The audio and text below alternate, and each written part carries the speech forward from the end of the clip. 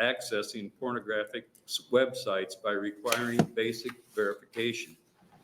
There are different ways a website could go about this, but mechanisms are already in place. A digital copy of a state ID could be submitted.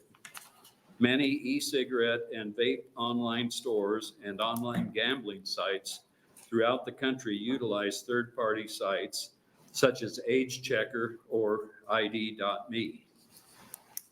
The Age Verification Procedures or Providers Association lists 12 possible forms of third-party age verification options on their website. Because of this, the bill recognizes a website could utilize a different commercially reasonable method. If an online platform fails to put these reasonable guidelines in place and a minor does access pornography, that platform could be held liable by the minor or their parents or guardians.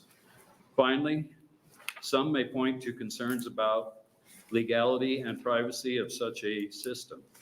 When the big pornography industries challenged the Utah and Louisiana laws, both times the judge dismissed the case. Some might also be concerned about the idea of a company saving user data when they go through verification. This is also taken care of as the bill requires sites to not retain the identifying information and allows for recovery of damages if the websites do not follow this requirement.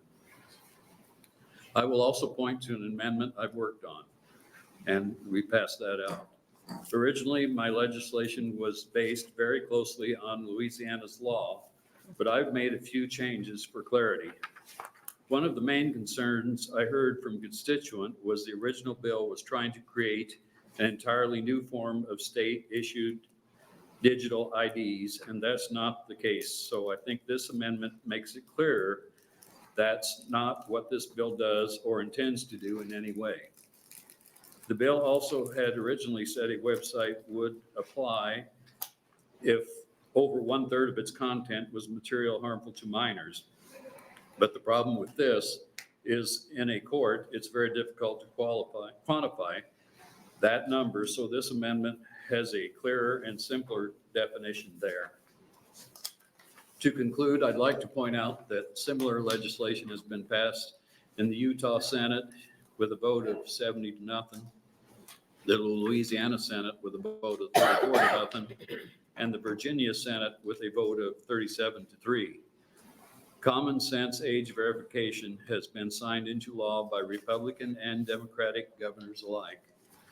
This movement is growing not just in America, as just yesterday, I saw an article that age verification passed in the Canadian Senate and has passed the first 2 votes in the House of Commons. Politico magazine in 2023 wrote that age verification laws have become perhaps the most bipartisan policy in the country, and they are creating havoc in a porn industry that many had considered all but impossible to actually regulate. I hope this committee will simply recognize the uncontroversial and nonpartisan nature of this bill and advance it. Thank you, and I'm happy to answer any questions you might have. Thank you, Senator Murman. Are there questions from the committee? Senator Blood. Thank you, Vice Chair DeBoer. And thank you, Senator Murman, for coming in. This is definitely an important issue. I am going to ask questions on the initial bill that you gave us.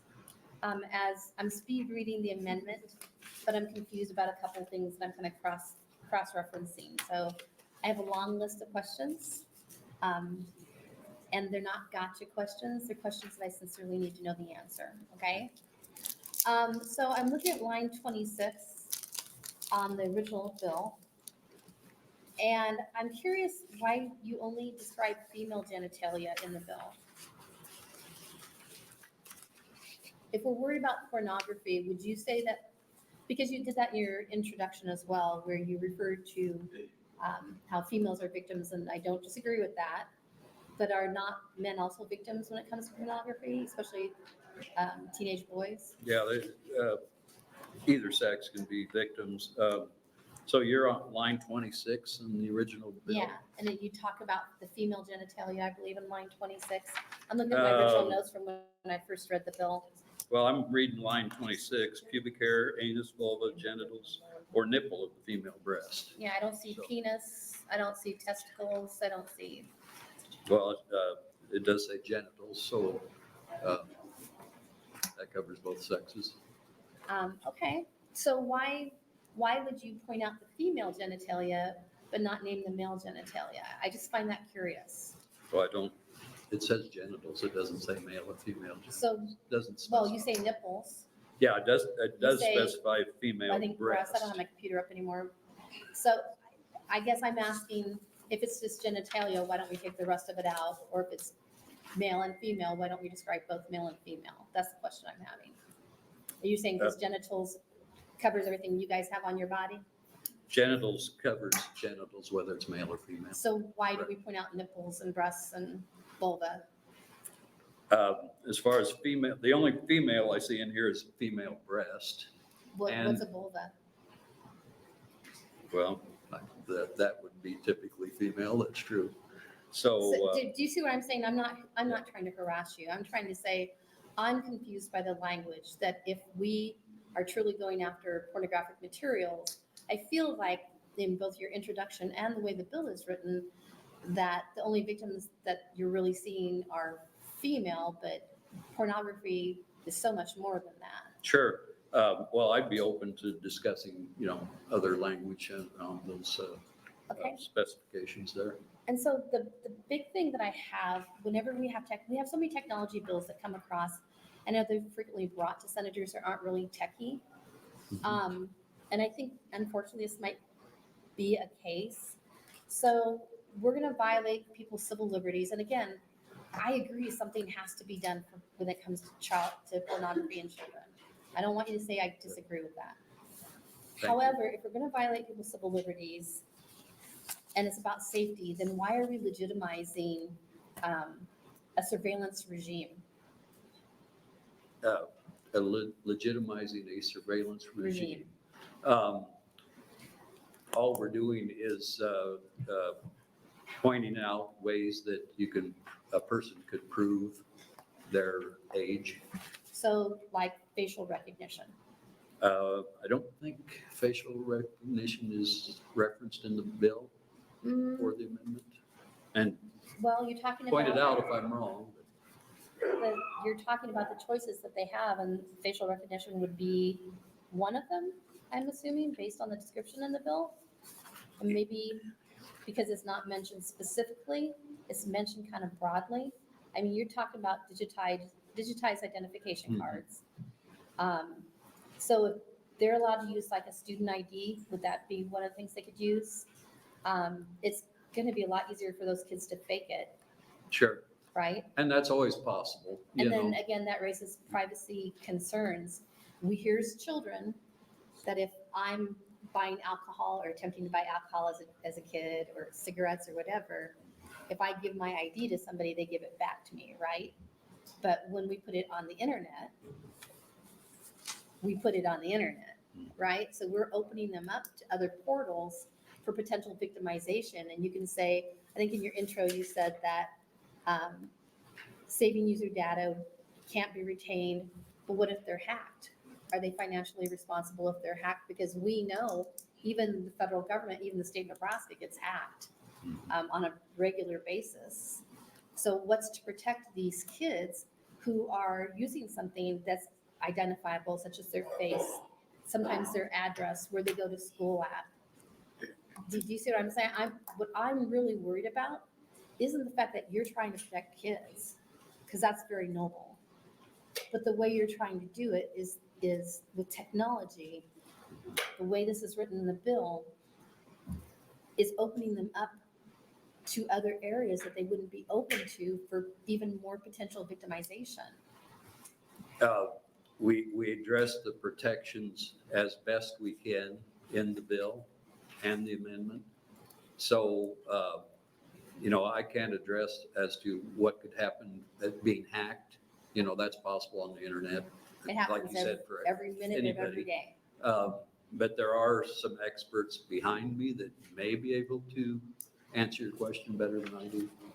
So face-based technology won't be used according to this bill? I can't say that for sure one way or another, and some behind me might be able to answer. So on face-based technology, isn't it true that usually they're just trying to figure out whether you're over 18 or not? I think there's others behind me that can maybe Okay. better answer that. So how, I mean, I know you're saying that it's gonna be a crime, which I'm not sure how you do that. But how do these companies, like, really, how are they gonna prevent this biometric data from being stolen from bad actors? We, like I said, we addressed the protections, the IDs won't be used. So. So if the IDs won't be used and then you say your face print, Won't be that's, saved and won't be saved. to do it, yeah. But say they do the face print, that's as identifiable as your fingerprint, right? And so we're putting that out. I mean, I'm sure there's people in this room who have had their checking accounts hacked, who've had their credit cards hacked, who've had their identity stolen. I want to protect the children, but I don't think this bill is constitutionally sound. I don't care that other states have done it or not done it. What I worry about is the fact that we are opening children up to technology that is known to have been hacked for potentially something much worse. We have had many people come in here and talk about trafficking. If we expose children's locations as to where they go to school with a school ID, or where they live with some other kind of picture ID, be it for like honor society or whatever, we're opening this up to potentially let bad guys who are really smart with technology, and we know bad guys are really smart with technology because we have the dark web, right? And so my concern is not only that, and I know you say I have to talk to the experts, but I just really want to get this on record, because we need to talk about these things. Because we so often push bills forward because we're so engrossed in the cause, we forgot to actually look at what the bill does. And based on the description, you know, there's some sexual health or resources for LGBTQ youth in Nebraska that might be included as pornography. And how do we better describe that to make sure that that doesn't happen? And how do we know that if they do use facial recognition, because usually it's multi-factor, maybe it'll be a picture ID and something else. If it's really gonna be a safe site, as you've seen many other things do, how do we make sure that people of color or trans kids, that it works for them, because we know statistically that doesn't work for them. Like how, sorry, Senator Murman, I have so many questions. How do we make sure that it is truly safe, that nobody falls through the cracks, and we don't add to the victimization? Yes, we have protections in place that the age is verified through a third-party administrator and it's deleted instantly. So as far as I know, that's the best protections you can have for anything that you might use the internet for. So Do you really believe that it's deleted instantly and it's on the internet and it's gone forever? yes, Do you believe that? that is included in the bill, and it's been used in several other states, been passed in several other states, as I mentioned. So I don't think there's ever been an issue with what you're talking about in the other states. So we do have a track record. And by the way, there are I people beg to behind me differ, that but are that's more internet savvy that could maybe answer your question better than I can. I mean, you know, like when you're on your state computer, even if you delete it, that if they're constantly backing something up, that your information's in the state computer system, right?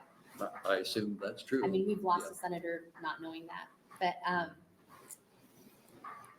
I'm going to listen to the experts, who I assume are also selling these materials. Pardon me? Are the experts also selling these materials? I still didn't know. The experts that you have on this issue, when it comes to like the digitization and how the software works, how these websites are going to work, are they also selling these materials? Are they from companies that sell these things? No, I don't know who's testifying on, all the testifiers. Oh, you don't? But as far Oh, as I okay. know, no, They're just people. there's no one selling the Yeah, they don't recognize, they don't, the they porn on aren't the from any of internet, these if that's companies what that you're provide asking. these services. Pardon me? They're not from any of these companies that provide these services. No, not that I know of. Okay, fair, that's fair. All right. I have more questions, but those were the ones that I was really concerned about, so thank you. Appreciate the questions. Are there other questions for Senator Murman? Senator Ibach? Thank you, Madam Chair. I just have, you've answered with the amendment, you've answered a couple of my questions. They were with regards to Section 3 and Section 4, so I appreciate that. I think you outlined some of those. My other question, though, is with regard to VPNs or virtual networks. So currently, a user is and maybe a techie person behind you can answer this too. Currently, a user is able to encrypt an internet address and use it. So my concern is, what if that happens and it looks like I'm accessing these websites from another state or another country when actually I'm right here in Nebraska? So the VPN part of it is kind of a concern to me. And if there's somebody with technological savvy behind you, I would be interested in their application as well. Yes, and I know what you're saying is a possibility. And I can't answer it, but I think there could be people behind me that could answer that. But I have to say, whatever we can do to prevent access from underage people that are less than 18, it's not going to be perfect. There's probably going to be a way to get around it, just like buying alcohol was brought up.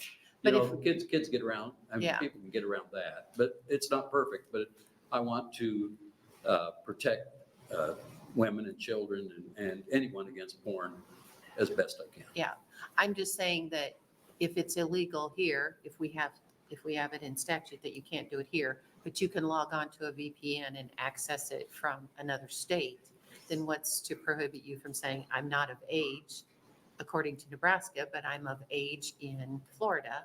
So you hack into a VPN and then you can access it from another state. I know that sounds, and I am not a techie person either. I don't think that I have the answer.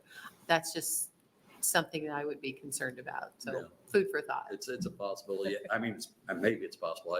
Like, as you said, I'm not a techie person either, so We'll figure maybe it out. someone behind me can answer We'll that. figure it out. Thank you. Okay. Thank you, Madam Chair. Thank you, Senator Ibach. Any other questions from the committee? I have just a couple of clarifying questions. You said that the Utah Senate, the Louisiana Senate, and the Virginia Senate, have those bills become law, or they just passed one house but not the other?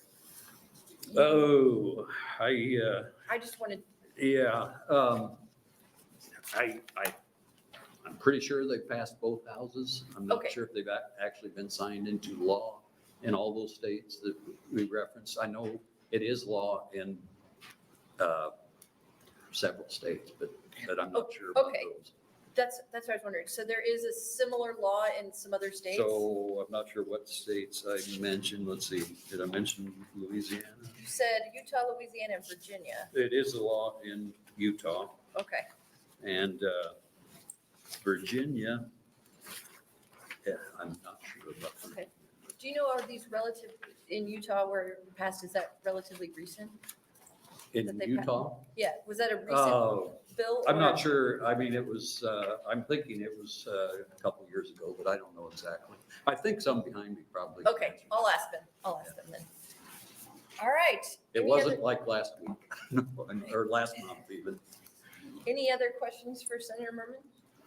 All right, thank you for being here. You sticking around for closing? Sure, I will, but because I know they've been tested in courts in some other states. Oh, okay. Including, so it hasn't been very recent.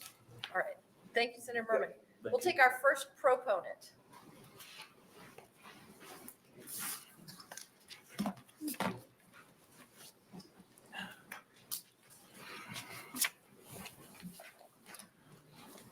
Well, good afternoon, Vice Chair and members of the committee. My name is Joseph Cohn, spelled K-O-H-M. I'm an attorney and the Director of Public Policy for Family Policy Alliance. We are a nonprofit organization based in Colorado Springs, which focuses on advancing family values through legislation across the nation and federally. The bill presented today, LB 1092, prevents minors from encountering inappropriate material through age verification requirements, and I'm asking you to vote to support it. With the rise of technology, children currently have nearly unlimited access to adult websites, many of which contain inappropriate and pornographic material. Studies show that by the age of 17, about 75% of adolescents have been exposed to pornography. The statistic is really alarming and is made possible by the fact that many of these websites are accessible without parental permission or age verification. Now, parents have the ultimate right and responsibility of directing the upbringing of their children. As a result, age verification requirements for adult websites are necessary to help prevent adolescents from accessing inappropriate and pornographic material. These bills help put parents back in their rightful place of controlling whether and how their children engage with dangerous pornographic material online. Research has proven that pornography harms children. Studies show that over 88% of pornographic videos depict sexual violence, while over 48% of the same videos include some kind of verbal abuse. Furthermore, studies show that 53% of male adolescents and 39% of female adolescents actually believe the lie that pornography is an accurate portrayal of sex. Thus, adolescents are learning about sexuality from a perspective which portrays sex as physical abuse instead of receiving age-appropriate sex education from a parent or guardian. In addition, studies reveal that out of those individuals who have been exposed to pornography, 58% access to material unintentionally. As a result, adolescents are becoming addicted to pornography through interaction with certain websites that parental involvement could have prevented. Therefore, age verification requirements in the bill before you today are necessary to prevent minors from encountering inappropriate and pornographic material and to empower parents to protect their kids from such exposure. Finally, right now, the average age of first exposure to pornography is between the ages of 7 and 13 years old. Therefore, it is essential for legislation to restore parental rights to protect their children from pornography. And not only does pornography harm children's mental well-being, there's also a strong correlation between pornography, human trafficking, and sexual abuse. In fact, research reveals that it is impossible to determine whether pornographic videos portray consensual sex, as many adult sites contain explicit videos and images of adults and minors who have not consented to filming such content. Sex trafficking is the supply side of the pornography industry. Therefore, age verification requirements are crucial to preventing such abuse by limiting the access of pornography and explicit material to minors, thereby curbing the demand for that supply. Nebraska is not the first state to propose such age verification bills. 7 states across the country, including Virginia and Louisiana, passed similar legislation last year. Most of these bills have been bipartisan efforts, and in each of these states, Pornhub, the world's largest supplier of pornography, removed their service from the state. Rather than comply with the industry standard verification requirements these laws establish, Pornhub has instead demonstrated they are I'm sorry, your red light's gonna have to, Oh, I'm so just, sorry. there's a large room and I don't want us to run out of time and not everyone get a chance. Thank you, If Vice you Chair. just want to finish up real quick, one sentence. I'll just say parental rights are the backbone of the family, and one of parental rights is to protect their children's innocence, and this bill does that. So I ask that you support it. Okay, I'm happy to take let's see questions. if there are questions. We'll start with Senator Blood and then go to Senator Kay. Thank you, Senator DeBoer. Thank you for coming in, Joe. Is it correct that your organization promotes public policy to protect our most vulnerable? Yes. That's what it says on your website. Mhm. So you keep talking about protecting parental rights. Why do we need legislation put into place to protect parental rights? The question I have is, why aren't we encouraging parents to turn the damn computers off? Well, I think we are, but the state should partner with parents to protect and empower them and enforce their rights. By crafting what we think they need to do as parents? This is not giving guidance to parents. It's simply making sure that parents are the ones to expose their children to any loss of their sexual innocence. So I go back to, why are we not encouraging?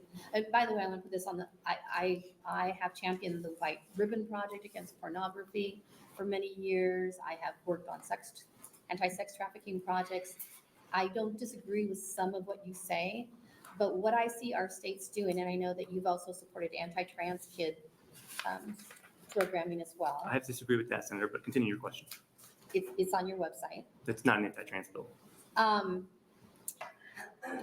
My concern is, and I see this not just with this bill, with many other bills, I need you to give me something besides we're doing this to guide, to protect parental rights.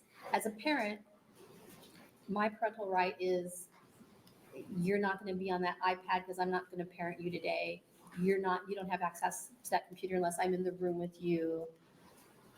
The government should not be telling me that they should have access, or the internet should have access to my child's face, to my child's picture ID, and opening my child up to potentially more ways that someone could abuse my child.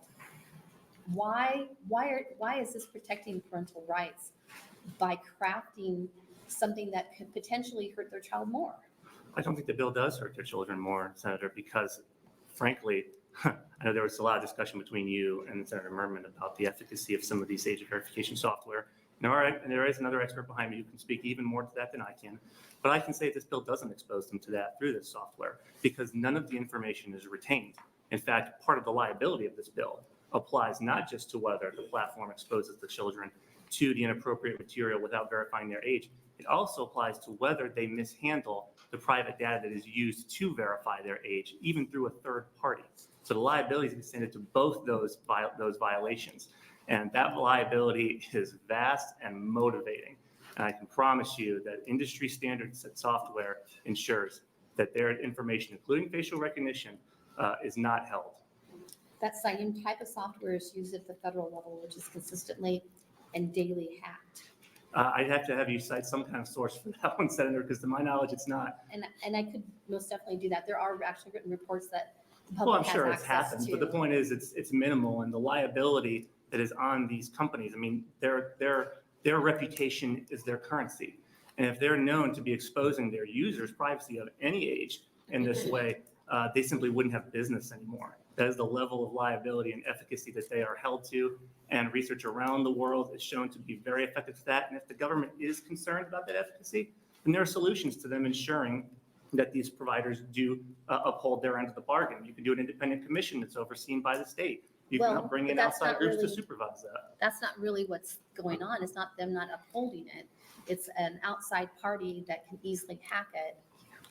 And there's really nothing that exists that is not hackable. Well, I think that'd be quite a sophisticated hack, Senator Blood, and I say that because the way these age verification software works is it happens in an instant.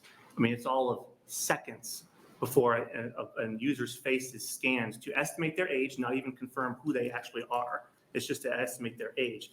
That happens through a third-party software instantaneously as soon as the age is estimated, which it does correctly, and 99.9% of the time, the image is immediately destroyed. This happens in a matter of seconds. If someone could hack that program to steal that image in the second or less that it's held by this third party, that'd be quite a sophisticated hack. Which they can do. Very So few again, actors in this world can do that. We'll have to have discussions sometime outside of this room. I'm open to it.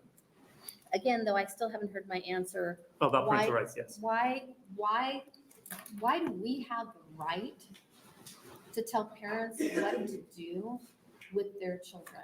Unless they are abusing them, unless they are trying to sell them into human trafficking. When it comes to things like books and computers, or where they worship, I know that's not part of this, but why is it our job to do that? And I already know about pornography, and I already know about all of the dangers. Why is it our job to tell parents how to parent? Well, first of all, I appreciate that question. I think it is an important one to ask, but respectfully, actually, the way the bill reads to me, I don't think it applies here because the bill is not telling parents what to do. If a parent wants to expose their children to pornography, they're free to do that. The porn website can verify the parent's age. And if the parents want to show it to their kid, they can. But the bill doesn't tell them whether to or not. All it ensures is that we protect the minor from accessing it without the parental knowledge and involvement. And I think that's something, no matter what your views are on sexuality, any parent would support. Just make sure I'm involved and help me ensure I'm involved in the process, that my child is not being exposed to something that's as harmful as a hard drug without my even knowledge or involvement. I'm sorry, all I keep hearing you say is there's a lot of bad parents that are unwilling to parent. and I've said we feel no like we such have to thing. step in. I'm sorry, Senator, I have to take issue with that. You misrepresented my comments. All this bill wants to do is ensure parental involvement, which regardless of how those parents want to be involved is up to them. But right now, too many kids are being exposed to a substance that is incredibly harmful to them with zero parental involvement. I have no other questions. Senator Decay. Thank you, Senator DeBoer. It was listed in here in Senator Murman's opening, 3 states, Utah, Louisiana, and Virginia. And there was up to 7 states that have enacted laws such as these. That's correct. And how long ago were those first states enacted those laws? It's a good question. I didn't have time to address that fully. 7 states passed this law or version, a similar law to this last year. Utah is in the process of passing it right now. So with these 7 states that passed it, has this law been tested in court yet? In some of them, yes. In almost all of them, it's been upheld. It's been upheld. Okay, thank you. You're welcome. Thank you, Senator. Thank you, Senator Decay. Any other questions? Senator Bozick. Thank you. Thank you for being here. I just have a question sort of based off the questions that were asked. It seems that a lot of those questions were directed at taking images of children's faces and having someone hack and use those or have those lost in the ether. Either I'm confused or someone's confused. My understanding of this is the age is the photo and the identification is only for someone who purports to be 18 and up. Mm-hmm. So are you taking pictures of children in this bill that I don't see? So that came up in the context of the method of age verification. Now, the bill prescribes that a reasonable method that's been accepted as an industry standard in national and international law or to the international standards can be used. There are multiple ways to do this. One of them is facial recognition. What it does is it estimates age and it gets it very correct. Other methods are through state ID. Even when you do that, though, your webcam takes a picture of the state ID that you hold up, verifies it in a second, deletes it in the next second. There are other ways to do that, and like I said, I'm an attorney. I'm not one of the techies. I know at least this much, so I can hopefully at least dispel that general concern. Thank you. You're welcome. Thank you, Senator Bozick. Any other questions? Can I ask you, and you may say that you don't know this, that the techie, whatever you called it, will know that. Do you know, now can parental controls, I don't know how these work in terms of what they can and cannot filter. Is it possible for a parent to set up parental controls on a computer that would filter this information out so that kids couldn't access it? That's a good question, Vice Chair. And like I said, like you said, I'm not the technical person here. I can answer at a general level at least, and then lead you on a little bit further. Different operating systems have different levels of parental controls and filtering. And I can't get into the efficacy of that because that's the most I can say about it from a technical standpoint. What I can say is that the efficacy of filtering and protecting children from exposure to material like this has proven to be a failure, whereas age verification has proven to be very successful in other parts of the world, especially Europe. Can you say more about why you think that the parental controls have proven to be a failure? Just elaborate on that idea. Yes, I think it's because there are a lot of barriers to parents actually wielding them as a tool. For some, it's simply a financial barrier. For others, it's time and an even understanding barrier. I mean, we're all sitting here talking about tech matters, and none of us have at least admitted or claimed to the role of techie. I think most parents are probably in that situation. I know one parent in my church who's a great technical person. He produces media for us, and he knows the ins and outs of these things, but he stands out. And most parents are not like that. So I think that's why a method of age verification that's independent of parental involvement, at least at that stage, is necessary to putting parents back in this driver's seat. Because then if you have to verify a minor's age to even access it independent of parents, that makes sure parents are involved over whether their kids even come into contact with this material. I'm not I'm not sure that it puts a parent back in charge, right? I think it sort of, I'm not arguing against it by this, but I'm saying, unless I'm missing something, what it does is it takes the question out of the parent's hand, because they don't have to do anything, it's already done. Not Is that necessarily. right? Well, not necessarily. So a minor could still access this material if the parent decides to show it to them, because presumably the website in question would verify the parent's age and then allow access to parent presumably being over 18. And the parent could theoretically show it to the child, which, you know, we don't have to debate the efficacy of that level of parenting at this point. But the point is, it makes parents the decision makers over whether their children are exposed to it, and prevents children from, as I said, usually happens, them just stumbling across this by accident on the internet. And then their parent has no idea their children has just been exposed to something that could have the same level of damage to their brain function as heroin. So I think I understand your argument better with that, although I would argue that anyone over whatever the age of majority was, since we're weird here, I don't know if it's 18 or 19, would be able to show them. So presumably a 20-year-old on the street, it's kind of like how would that work with respect to, is there like a contributing to the delinquency of a minor Yeah. So analogy? I'll be the first to say my law license is not in Nebraska, but I know there are other states where there are statutes just like that, contributing to the delinquency of a minor, that would include exposing them to this kind of material. And I can't speak to whether they fully encompass the rise of online pornography or not, but I would assume a well-written one would be, because that is the primary mode by which people consume pornography now. Would then a parent who showed their child be subject to prosecution under that? Not necessarily, because parents, have rights, unlike your average 20-year-old in the park who's pulling up Pornhub on his iPhone.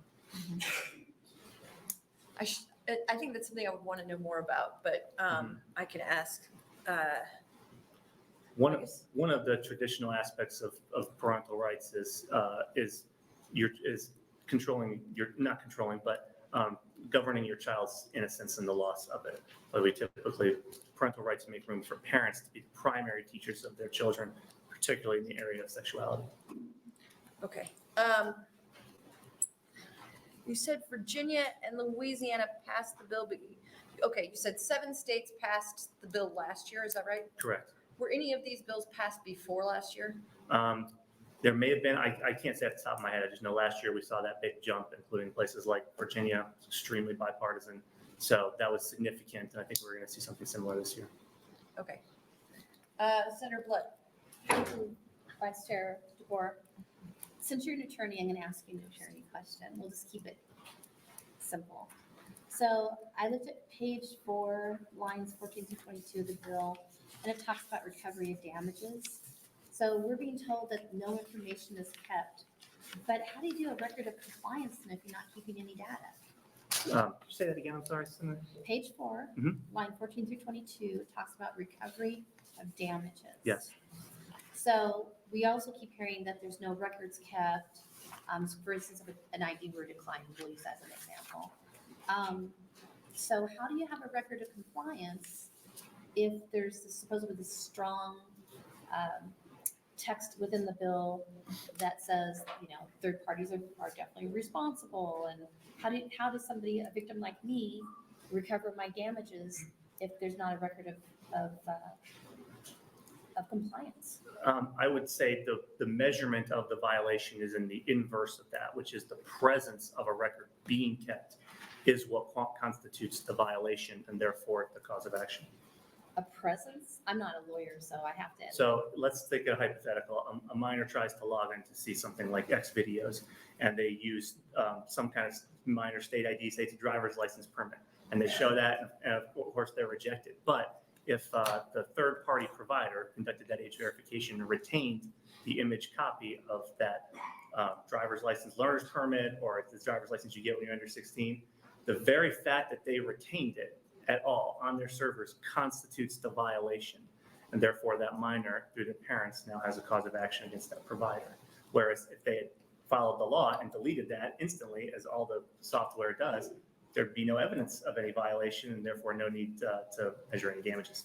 So you're saying if somebody violates it, then they can be open to people holding on to their data? That's what you just told me. right? Well, yes, but that's exactly what the bill prevents, under threat of liability and sue. Okay, I'm not seeing what you're seeing.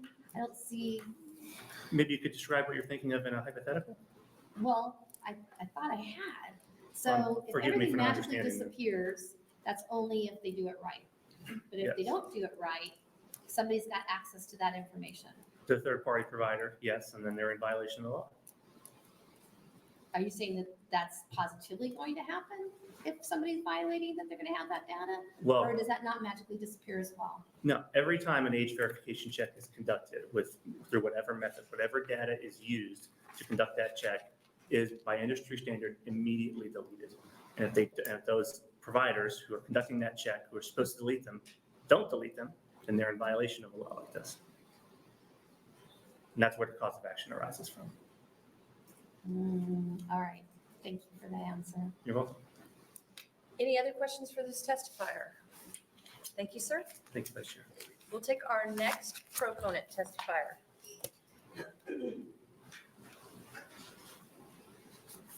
Welcome. Thank you. Good afternoon, members of the committee. My name is Michael Toscano, Toscano. I'm here in support of LB 1092. In October 2023, the New York Times published a story on how the policy ideas of my organization, the Institute for Family Studies, have inspired, quote, laws targeting online pornography and social media, close quote, across the country. LB 1092 is by several degrees of separation modeled after our work. Politico recently described these age verification laws as, quote, perhaps the most bipartisan policy in the country, close quote, having been signed into law by Democrat and Republican governors alike. Our polling confirms this overwhelmingly. In a national poll we commissioned with YouGov in late 2022, 86% of parents agreed that it is, quote, too easy for kids to access pornography online, with large majorities of Democrats, Republicans, and independents. A conservative estimate of the average age that an adolescent first encounters pornography on their smart devices is 12 years old. A child addicted to pornography is more likely to suffer from mental health problems. A 2020 study of more than 1,000 college-age students found that compulsory pornography use significantly exacerbated levels of depression, anxiety, and stress. And worse, pornography sites are exposing children to nothing less than moral horrors. A 2022 expose on Pornhub in the New York Times found that, quote, the site is infested with rape videos. It monetizes child rapes, revenge pornography, spy cam videos of women showering, racist and misogynistic content, and footage of women being asphyxiated in plastic bags. A search for, quote, girls under 18 or 14YO, 14 years old, leads in each case to more than 100,000 videos. Most aren't of children being assaulted, but too many are, close quote. The porn industry argues that free speech requires that American adults get their porn without delay, no matter the effect on little kids. But the porn industry is not actually about speech, it's about money. As the Times put it, quote, Pornhub attracts 3.5 billion visits a month, more than Netflix, Yahoo, or Amazon. Pornhub rakes in money from almost 3 billion ad impressions a day, close quote. Age verification works. In May 2023, a spokesperson for Pornhub told CNN that after Louisiana raised its age gate, traffic to the site fell by 80%. The porn industry will try to argue that these laws will be found unconstitutional. They are wrong and are being proven wrong already, as has already been addressed.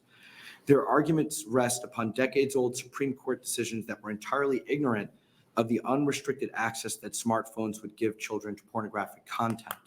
And they knew nothing of technological advances that allow for age verification to be conducted entirely anonymously. No one has ever had a free speech right to Sir. knowingly expose children to pornography. Sir, I'm sorry. Support this bill. If you got one more point to make real quickly. you That's can- it. Support Okay, the bill. okay. Yeah. Are there questions? Senator Decay has a question Yes. for you. Thank you. back to what I asked before about 7 states enacted law. One more question going forward. Are there other states besides Nebraska now trying to pass these same laws besides the 7 states that are already on the books? Yeah, if we focus in on age verification for pornography sites, well, the answer is yes. But if we expand it to social media, which I know that's not this bill, then we can include other states as well.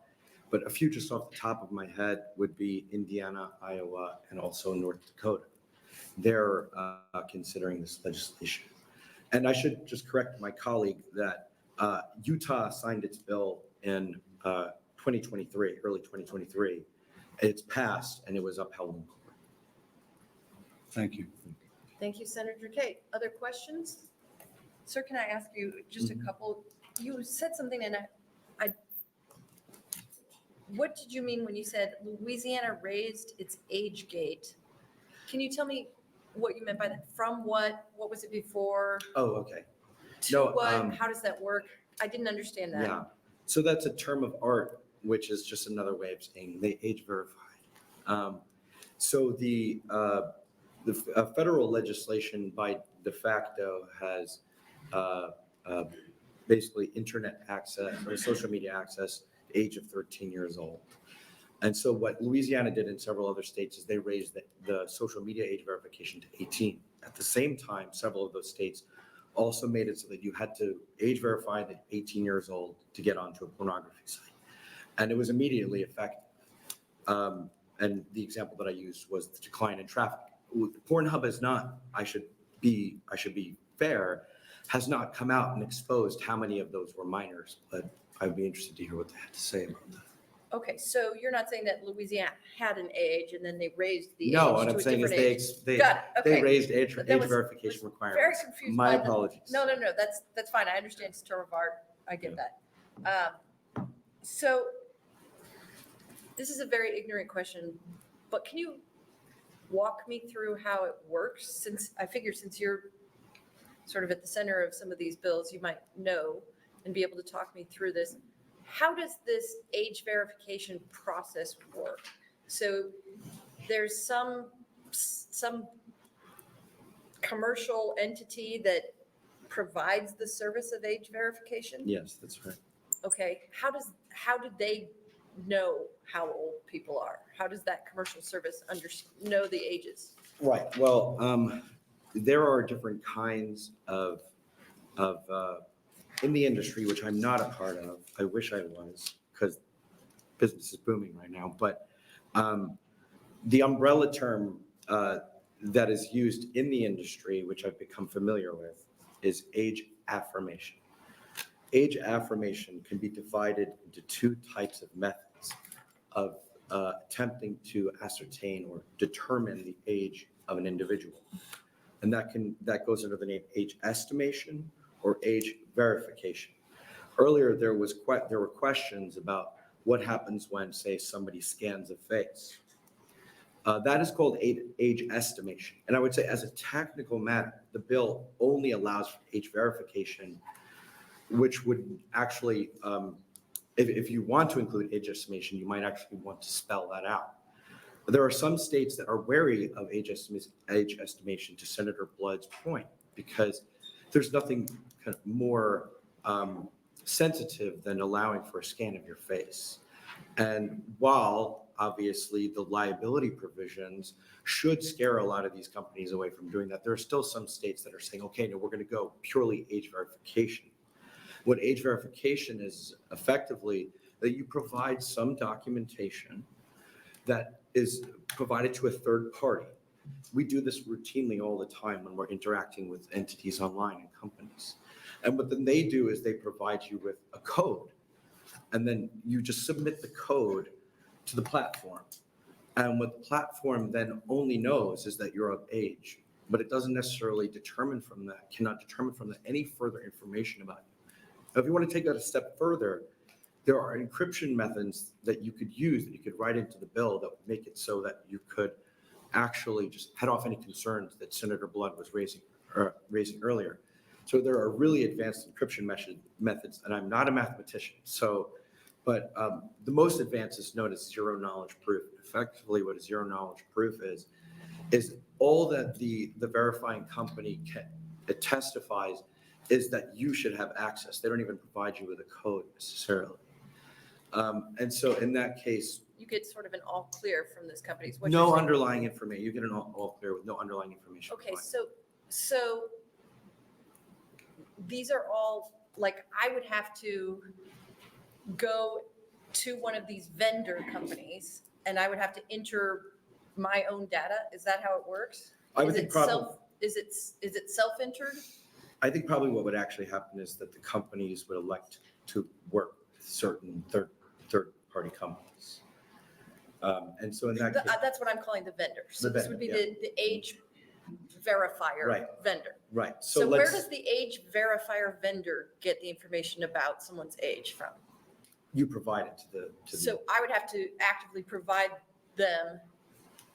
So essentially, one of these porn sites could do their own work instead of outsourcing it to a vendor, and they could somehow try to verify your ID themselves. You could stipulate in the bill that it only be done by a third party if you want. But they would have to procure a company in order to do that because as far as I know, companies like Pornhub are not developing their own age verification systems, technologies. So they would have to use this vendor. And the vendor gets its information not from the government, not from some list somewhere, but from you individually. Mhm.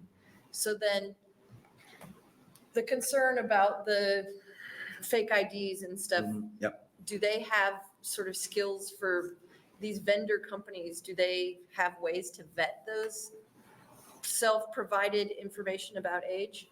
Yeah, I mean, I think the standard, so this gets into the VPN question. So if you don't mind, I'm going to pivot and include that in my comments.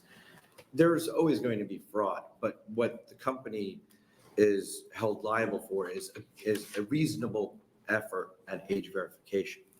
Now, I mean, I personally am a little bit wary of almost too competent AI that could potentially evaluate the image that you put forward and detect in it some kind of fraudulence. So there's no reason why the bill should have to provide for something like that if you don't want to.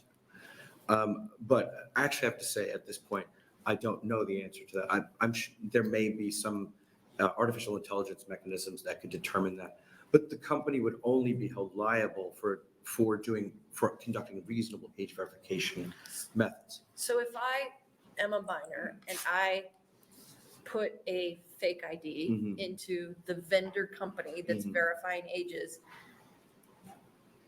and the vendor company, do they have some sort of liability for not having some check on? I mean, my ID says I'm 16 all over it. The vendor company just says, we've seen the ID. And I mean, what's the vendor company's responsibility in terms of liability for making sure that they are accurately assessing the age of the folks who are using it? So the question would be then, why should Pornhub work with one company versus another? Well, no, I mean, I understand your argument is if you're better at it than another, then maybe, but actually Pornhub or whatever would arguably want a less good, less reliable, lets more people through Right. with fake IDs. Right. Because that gets more people to their site. Right.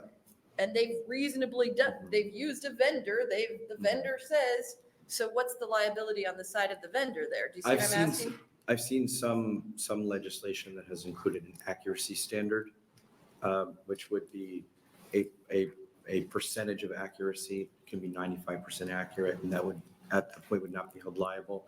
There are companies that are audited, say in Europe, to demonstrate their accuracy, and oftentimes age verification companies are based in the UK and in the EU, where they do have independent auditing evaluations which demonstrate their effectiveness.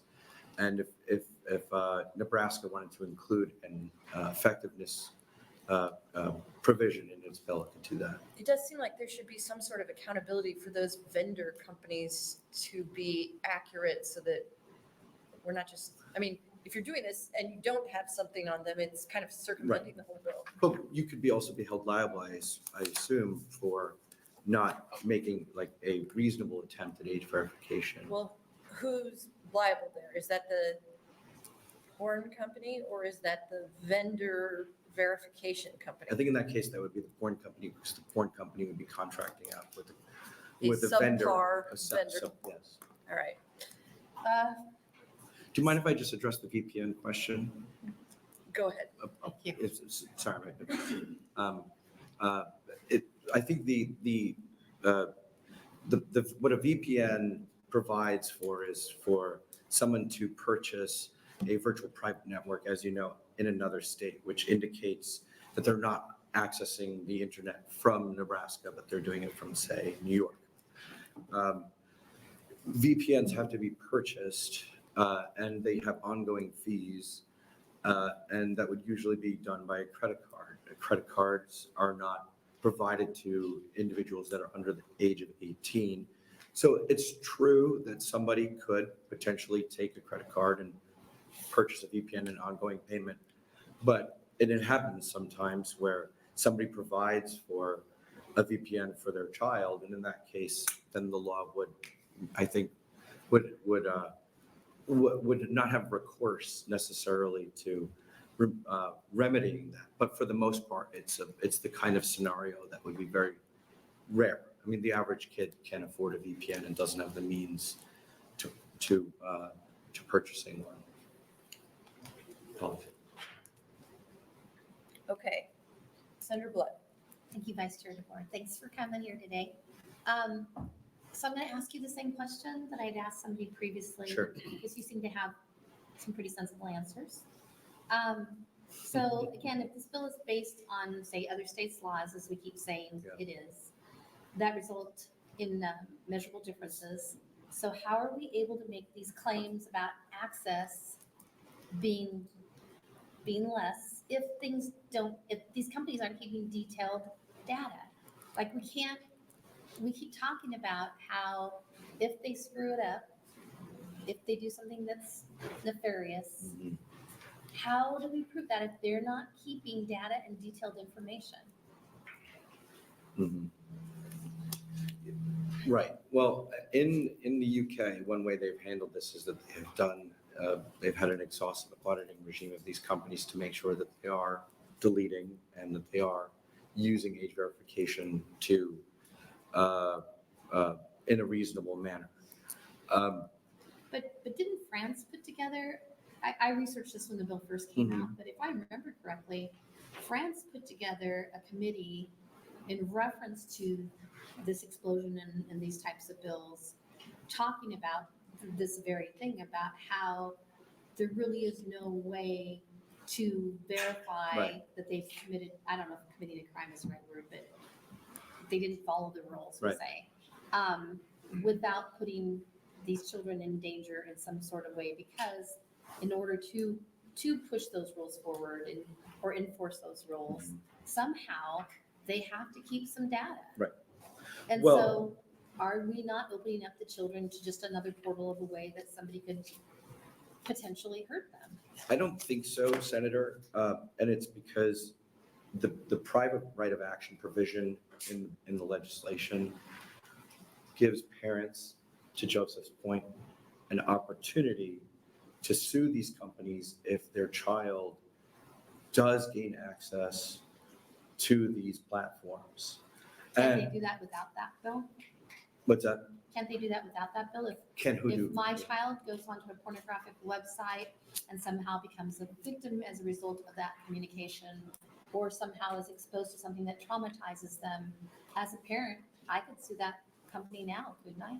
But in this case, the parent would be provided with a kind of would be provided with explicit damages that they could receive, but also that the presumption would fall on the pornography company. So in that case, they're strongly incentivized in doing their due diligence to make sure as many minors as possible are off.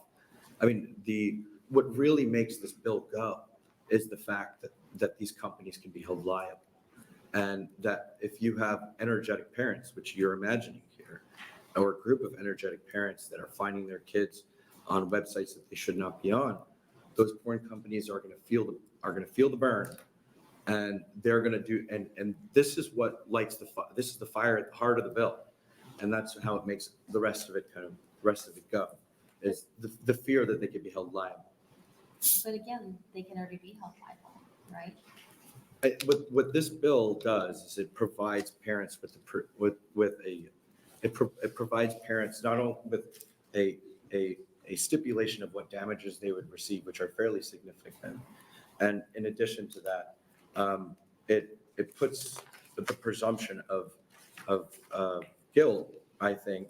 I mean, although it's not spelled out, but it effectively puts the presumption that these companies are bad actors in this case on the table, which I think they would be something they would want to avoid by, again, strongly working to age verify. So in order for the parents to have this privilege beyond what they already have, if you don't pass. I'm not this familiar with Nebraska law in this case, so I shouldn't say. Well, I think federal law also kind of comes into it.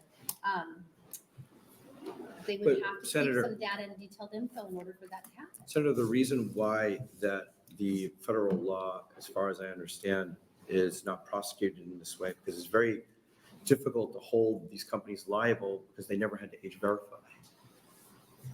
And the age verification, which is basically their duty of care to show that they're doing their best to keep young people off of these platforms that have no right to this material, it's damaging to them. There's no age verification requirement of them on the federal level. And so therefore, I think it would be very difficult to hold them liable for that, because a kid can just get on a smartphone and just can go right over. But don't we already do this type of thing with alcohol delivery and the kids are bypassing that? Yeah, probably in some cases, but not in many. So, do you hear what I'm saying though? Like, we've already done government overreach on many things that we don't want kids exposed to, and I understand why we do that. I don't think we take the place of parents, and I think that Nebraska's starting to become a nanny government. I'm concerned about that. But when I look at things like you do age verification to have home delivery for alcohol, and we all know that kids are consistently getting through that age verification.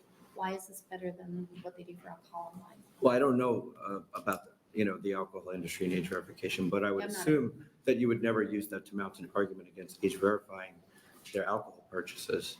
So I'm curious why pornography is kind of excluded from this general approach that we take.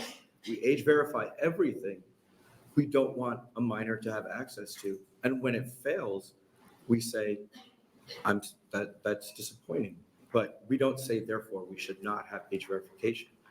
The uniqueness of this is something that I'm consistently puzzled by, honestly. And I think that's fair, but we also know that the federal government has been working on a bill. Why do we want to create a patchwork of bills? Which bill? The federal government has been working on one for several years. Are you talking about an age I mean, verification? just age verification and pornography. Why do we want to create a patchwork of laws, knowing that we could have something that is nationally?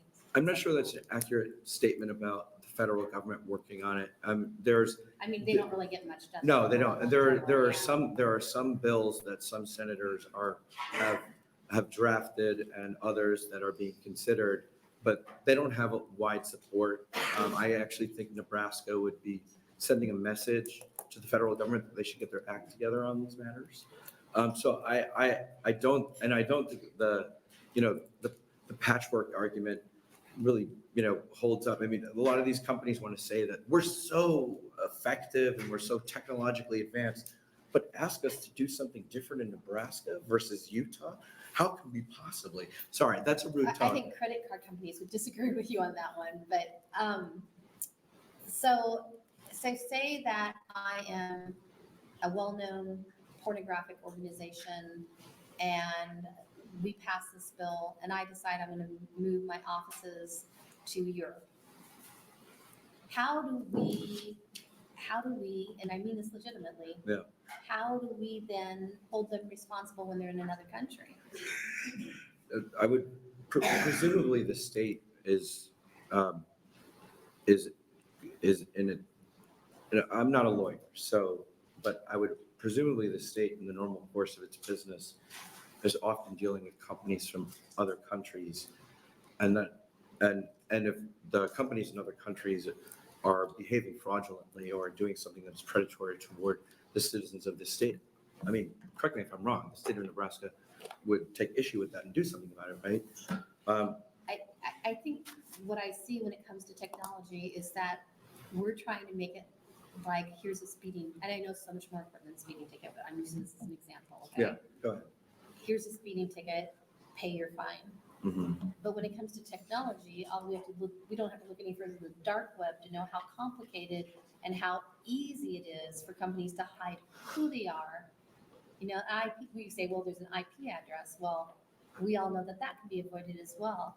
I feel like you're going to play whack-a-mole, that you're never going to resolve what you truly want to resolve with bills like this. It's also like so many of our trafficking bills. Like, if you put the word sex trafficking, pornography, or dog in any bill, no matter whether it's really a useful bill or not, it's unfortunately usually going to get passed in most legislatures. And I question sometimes whether we're doing actually something good or whether we're just trending with what the cause is at the time. And my concern with this is that how do we know we're not playing? I am getting to the question, I promise. Right. I think out loud is a horrible habit. I do the same. How do we know we're not playing whack-a-mole? Like, I don't want to hear, well, we're moving the needle or we got to do something, but we do have to do something. Well, why is it not more comprehensive? So I would say that we're trending towards something good is the way that I would describe it. There are other pieces of legislation that conceivably companionate pieces of legislation that could make these kinds of protections even more robust. My organization, for instance, has been evaluating device level regulation, for instance, something that I know Meta really wants to see done. But anyway, be that as it may, I mean, there are multiple methods potentially that a state could take up in order to provide for strong but not impervious protections. But what I'm not arguing is that that this is going to completely eradicate the problem. I think it's going to have robust protections for kids. And then I would say, pass this bill, and then in 2025, let's do a device level legislation. It'll make it even stronger. See, the thing that I'm seeing is that they're passing bills, and I've seen what Europe does. I saw what France did. Yeah. And I'm not seeing true metrics that they've really stopped anything. And I'm not seeing metrics where they say they haven't kept data, because if you put in enforcement, somebody's got to be keeping data, otherwise there's nothing to enforce. Well, I would just say that Pornhub has given us some data, and the data is that 80% traffic fell by 80% when Louisiana raised up its age verification requirements. And that's the reason why they're withdrawing from these states.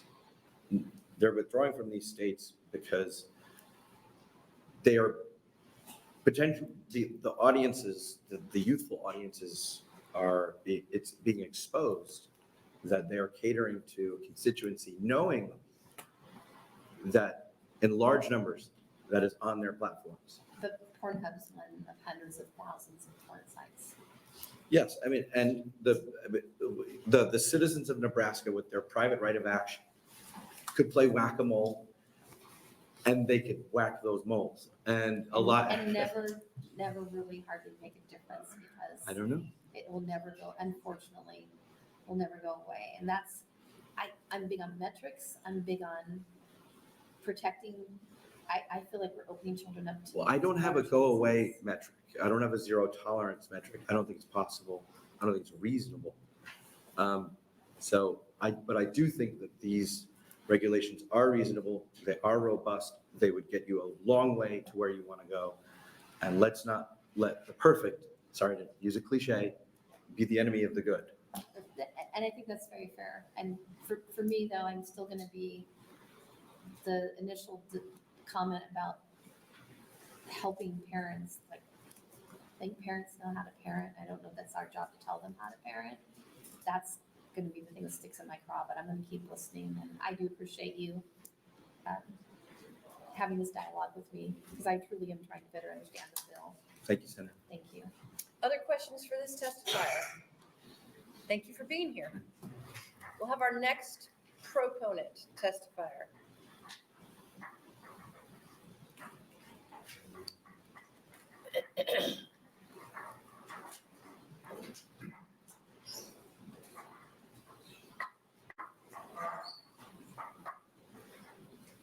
Hello, members of the Judiciary Committee, Senator DeBoer.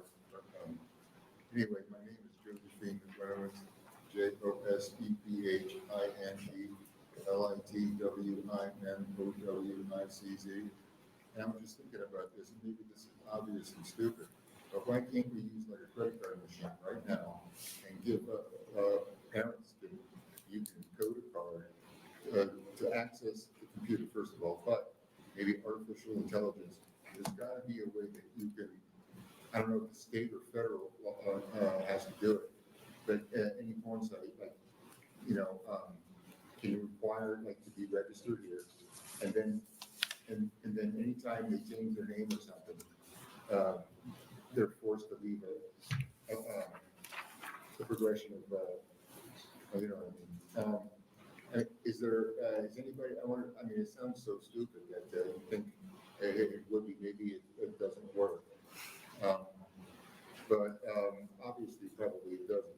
But there should be a way, there's not a zero, we're not gonna have it get rid of all of this, it's never gonna happen.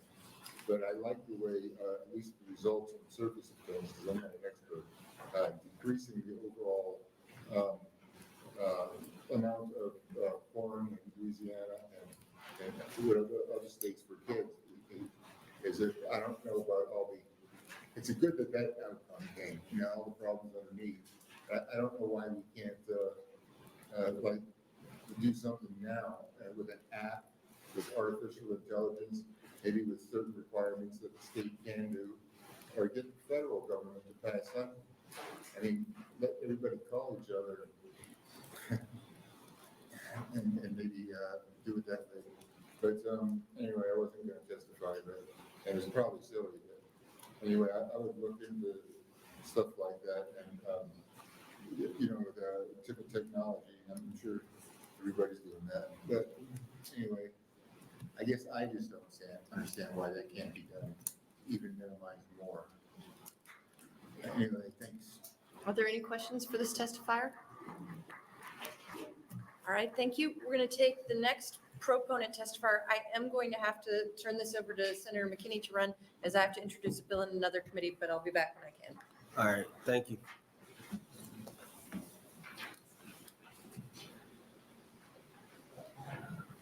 Good afternoon, members of the committee.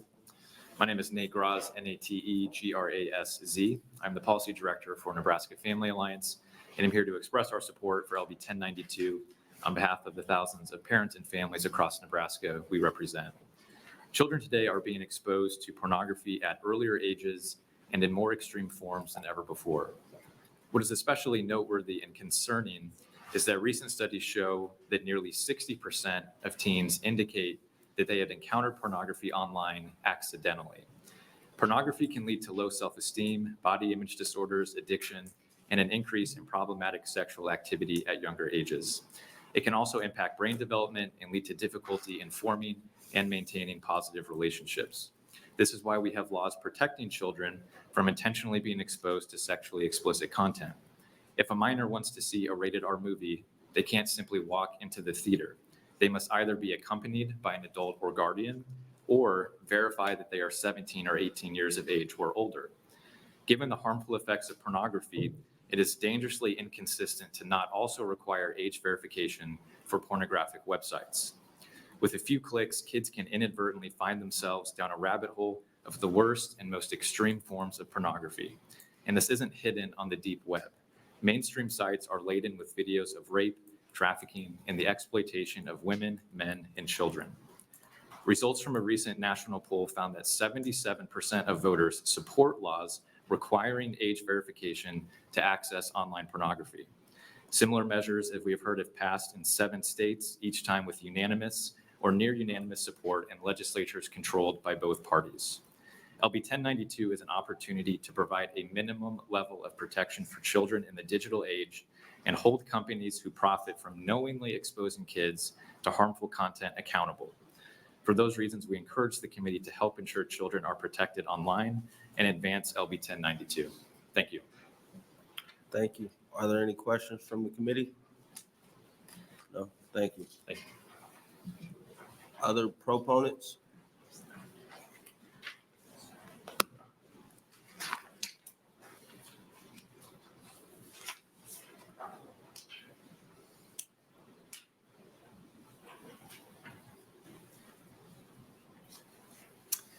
Good afternoon, members of the Judiciary Committee. My name is Marion Miner, M-A-R-I-O-N, M-I-N-E-R, and I'm here on behalf of the Nebraska Catholic Conference, which advocates for the public policy interests of the Catholic Church and advances the gospel of life through engaging, educating, and empowering public officials, Catholic laity, and the general public. The conference supports LB 1092, which would require that an internet publisher of material harmful to minors verify the age of persons attempting to access that material. It would also create a civil right of action for a person who is aggrieved by the publisher's failure to do so. In its teaching on the family and society, the Catechism of the Catholic Church states that, quote, the political community has a duty to honor the family, to assist it, and to ensure especially the protection of security and health, especially with respect to dangers, including pornography. It goes on to state that since pornography does grave injury to the dignity of its participants, actors, vendors, and the public, civil authorities should prevent its production and distribution. If these things are true for people in general, they are true in an even graver way for children. The duty of civil authorities to protect them is serious and urgent. LB 1092 as amended appears to be on firm constitutional ground as well. U.S. Supreme Court cases involving federal laws that classified online material harmful to minors as criminal speech are not applicable here. The conduct giving rise to a cause of action in LB 1092 is not engagement in or publishing of certain categories of so-called speech, but rather the failure to take reasonable steps to verify that the viewer of such material is at least 18 years of age. Last month, Pope Francis called on the world to defend love of the heart, mind, and body against that which would poison the bonds that exist between human beings, especially those bonds particular to present or future spousal relationships. Children, those whose minds and hearts are especially vulnerable, must be guarded particularly against those poisons, which can negatively affect them and their relationships for life. LB 1092 is a small thing to require purveyors of harm. And as we have seen, similar pieces of legislation in other states have been effective at driving them out of those markets. We respectfully ask you to advance this bill. Thank you. Thank you. Are there any questions from the committee? I got one. Yes. So let's say this passes and a kid or a family feels aggrieved. Who's going to pay for that? Pay for what? I'm sorry. The suit. Who's going to pay, like, the attorney's fees? Yes. So my recollection, I'd have to look at the bill specifically, is that it allows for the recovery of attorney's fees. Now, in terms of access to attorneys, that I guess that's a whole different issue that I don't necessarily have the answer to. But that's going to be an issue in any private right of action, right? In order to access those remedies, you're going to need access to an attorney. But I guess what I'm thinking is a lot of families, especially right now, don't have a lot of discretionary money to utilize. Right. So who's going to pay for these suits I think it's an important question to be answered, because if the money isn't there to pay for them, then is this even needed? Well, I think it's definitely needed, but I think the question that you're asking is a fair question, and it has to do with access to the remedy, right? Access to the attorney who's going to get you the remedy that you need. I guess my question would be, So if the Catholic Conference is advocating for the passage of this bill, would the Catholic Conference be also helping with assistance to families that are aggrieved? That, I don't know how that would be resolved. Here's what I would say, just off the top of my head. You've got, you do have some, organizations that exist that are created specifically for helping people access legal help, where you've got legal aid and societies like that. Those, it seems to me, would be the first people to go to answer the question that you're talking about. Yeah, but they got limited resources too. Sure. We're talking about a question that could be asked of any legal remedy that exists in True, statute. but I guess at the heart of it is you're advocating for a bill for a law change to allow for people to civilly sue these websites. These websites, a lot of them are kind of financially well off. Right. So who's gonna fight that fight with them? You're advocating for it, but you're not even offering to fight the fight with them in the courts. Okay. Well, I'll take that under advisement. Thanks for the question. All right, thank you. Any other questions? Thanks. Thank you.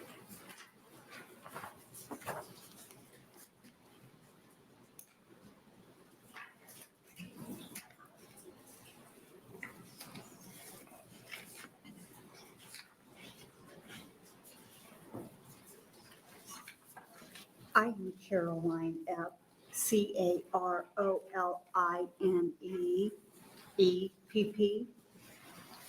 It is disheartening that this issue of needing to protect our children from pornography should ever have to arise.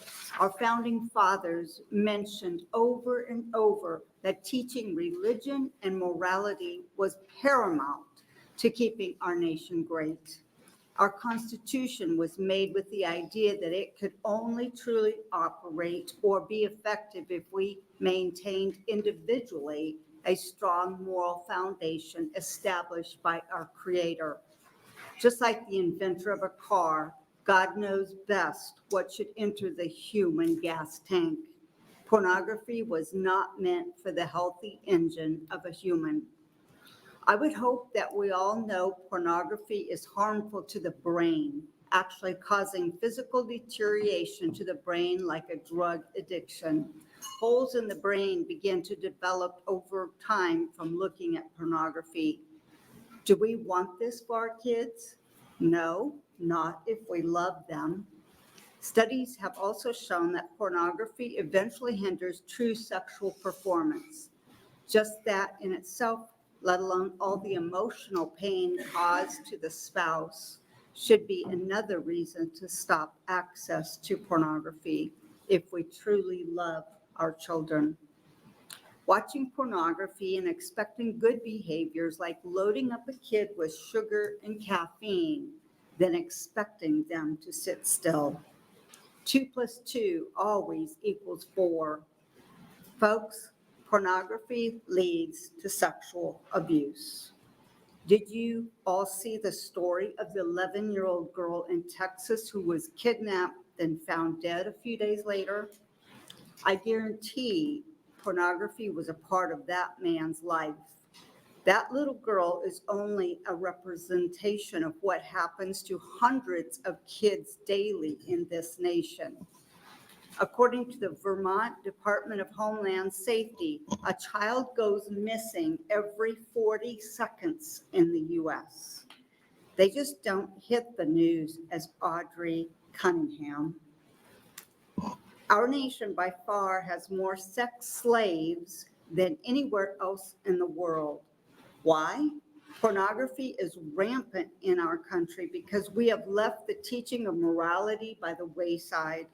We have turned from the only instruction book that leads our minds to function as they were designed. It is a crime that pornography is even allowed in our nation. Millions of children and women are being sexually abused every day in our nation. That's why pornography should stop. Thank you. Are there any questions from the committee? No? Thank you. Any other proponents?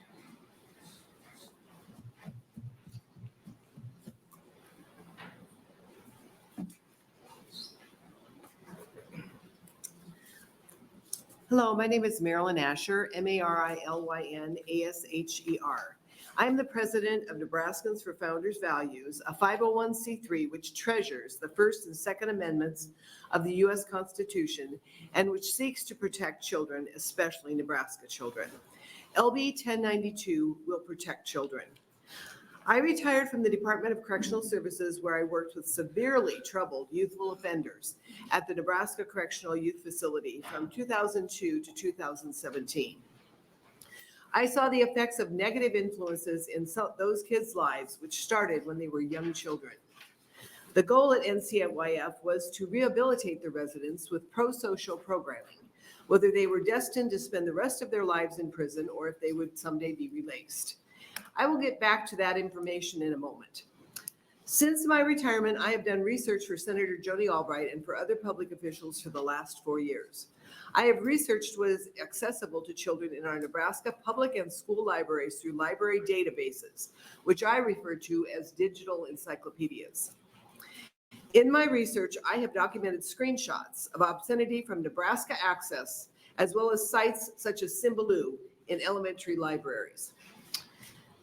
Taxpayers of Nebraska are unknowingly paying for materials in these libraries which are considered pornographic in any other context. With an innocent search of such topics as boys' food or girls' dolls, I have found astounding pornographic videos which lead vulnerable children into a world for which they are not prepared.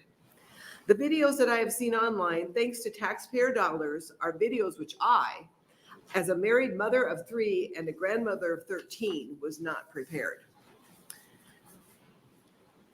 Adults in Nebraska are not allowed to legally expose themselves or show photos of pornography to children as they walk down the street in any of our cities. Children are not allowed to drink alcohol legally until they are 21, and children cannot buy a pack of cigarettes. And pornography is not allowed to be sent to Nebraska state prisons anymore because it is neither pro-social nor educational. It does not prepare youth for a productive future. Children are naturally curious about sex, which is a normal phenomenon, but Nebraska is allowing their views of sex to be distorted by disregarding their childhood innocence and by allowing them to view inappropriate materials that are curated into school and public library databases. It is also a fact that many children are seeing this material on their phones, something for which taxpayers are not responsible, but the effects of which could lead them into the very prisons where this material is not permitted. I am begging you to require age verification for sexually explicit materials.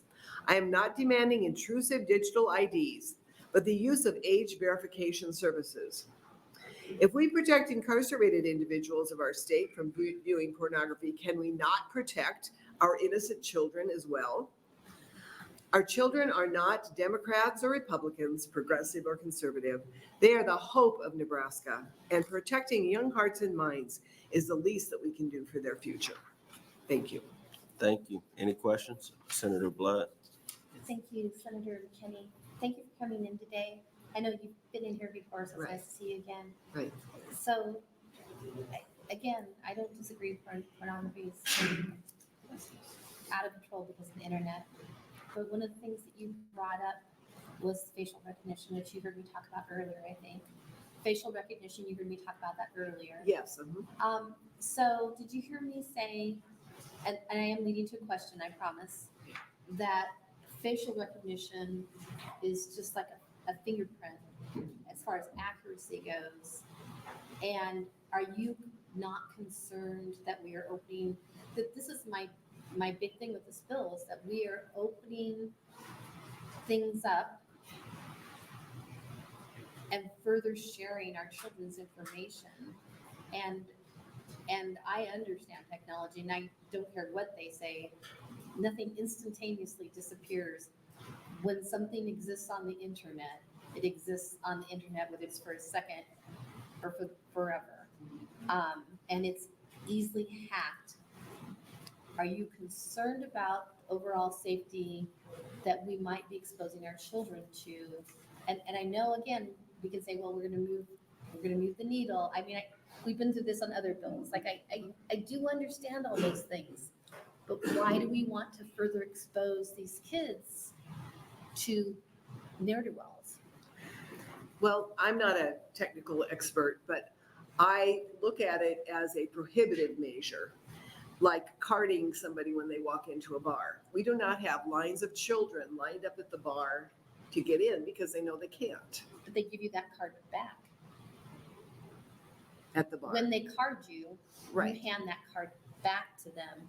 They're not keeping it. But what I'm saying is when children realize they cannot get into it because of the identification, I believe it'll be like prohibiting them from coming to a bar or to an adult bookstore. You don't see lines of children lined up at those places because they know they can't get in. How do the children get the alcohol and the cigarettes and what they get then? Well, sometimes it does come through the families. Sometimes. And if the parent is looking at porn, well, then that's on the parent. But I'm talking about stuff that they can find in the libraries at school and in the public libraries or on their phones themselves. You mean when they're on the computers at public libraries? Right.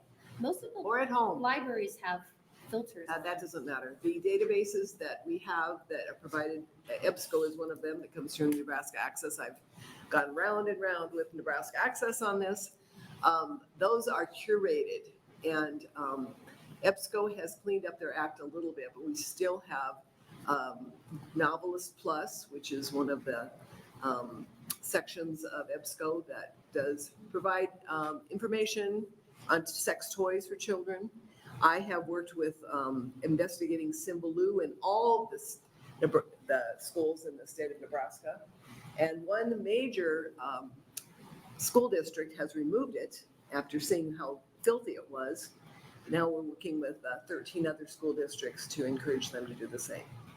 So, So I go back to my original question, knowing that they're going to be obtaining some pretty personal data from kids, are you not concerned about creating a secondary issue?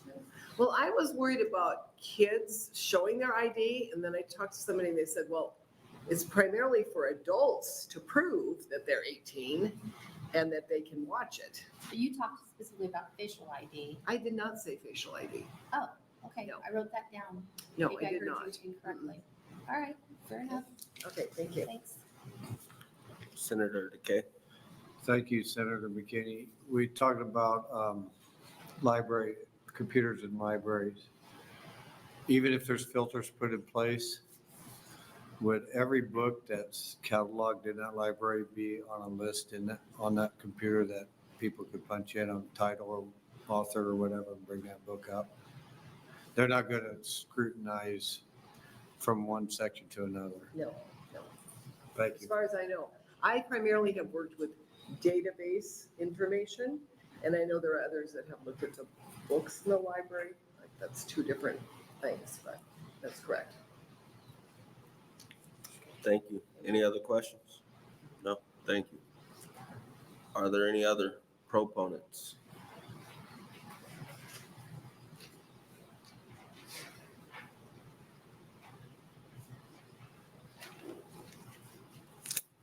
Members of the Judiciary Committee, my name is Leonard Stolman, Leonard Stolman, Stolman.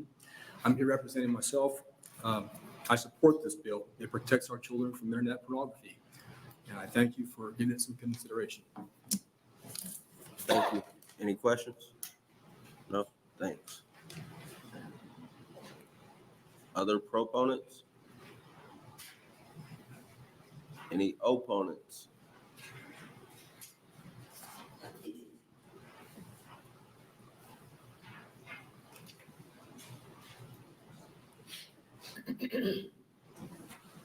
Good afternoon, Senator McKinney, members of the committee. For the record, my name is Corby Gilbertson. It's spelled Korbygilbertson, appearing today as a registered lobbyist on behalf of Media of Nebraska Incorporated in opposition to LB 1092 Media of Nebraska is not the broadcast section, but it is made up of both print and broadcast media that just focus on First Amendment issues and open meetings and public meetings, open records laws. We're opposed to LB 1092 on principle and some very specific reasons. Under the First Amendment, the government cannot regulate speech in a content-specific manner without showing that the proposed law is narrowly tailored enough so that it avoids infringing on expression more than necessary. Here in the bill, protecting children from pornography is important, but to advance this interest, the bill characterizes and seeks to define a certain type of expression on page 216, lines 16 through 21, and page 3, lines 1 through 3, that tries to define what is harmful to minors. In our opinion, this is not narrowly tailored. The age verification process contemplated in the legislation does not just do a age verification, but it actually makes you prove an age, which I think came up a little bit earlier in some discussions regarding access to alcohol websites and things like that, where you verify that you are over a certain age. You're not actually providing a piece of identification. There was discussion earlier about bills like this being adopted in other states. While I was sitting here, I went and looked. There are currently lawsuits going on in the Fifth Circuit. There's lawsuits going on. Utah, one of the proponents said was upheld in court. It was actually dismissed on technical grounds, and it's back in court as of January. Utah did adopt theirs back in March 2023. I wanted to clarify that. So it is an ongoing issue. It has not been upheld everywhere, as the proponents might say. We think that it opens up the state to immediate challenges constitutionally if this would pass. So with that, we are not trying to stop anyone from protecting children from pornography, but this bill is too broad as it is directed. Thank you. Any questions? Senator Blood? Thank you, Senator McKinney. So can you tell me again, so before I ask this question, so I know I'm asking a right source, what organization are you representing today? Media of Nebraska So would Incorporated. that include news gathering organizations? Yes. Okay. So one of the things I noticed when I first read the bill is that they describe what they believe is a legitimate source of news. And what I derive from that is media bias. And doesn't that violate First Amendment rights? To just give it. To create media bias and say, this is a legit news gathering organization, but maybe this fake news outlet says things that we like.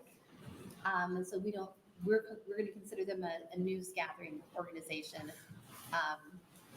under our guidelines because they never say anything that is offensive. I mean, when I read through the bill, what is the prurient?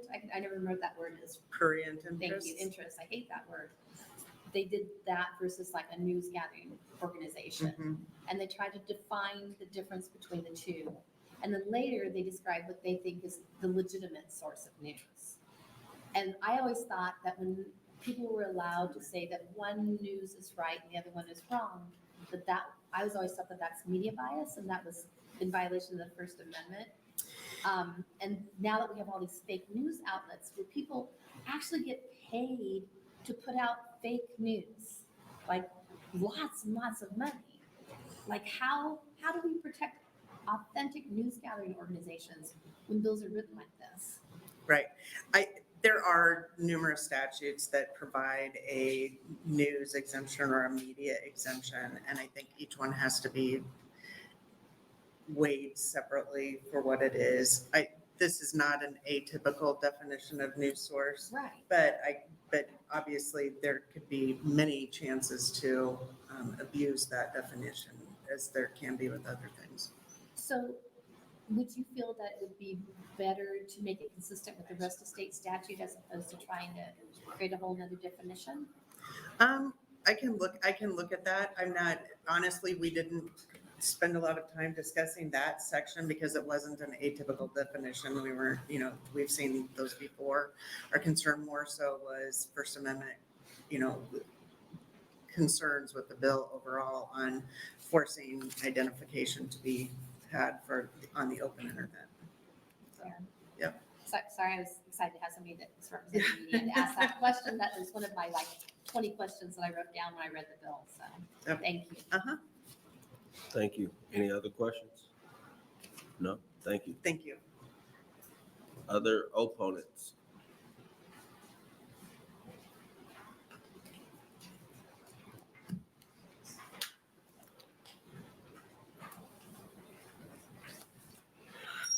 Good afternoon. My name is Jane Sue, Janeseu. I'm a legal and policy counsel at the ACLU of Nebraska.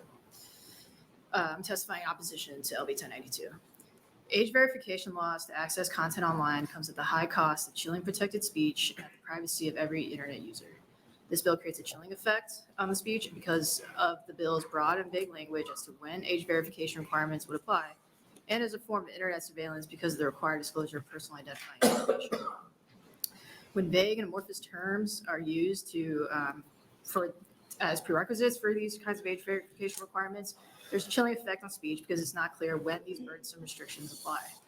Courts have found that these policies are unconstitutional because there are less restrictive means to advance interest in internet safety without placing blanket burdens on all internet users and exposing their private information and identities.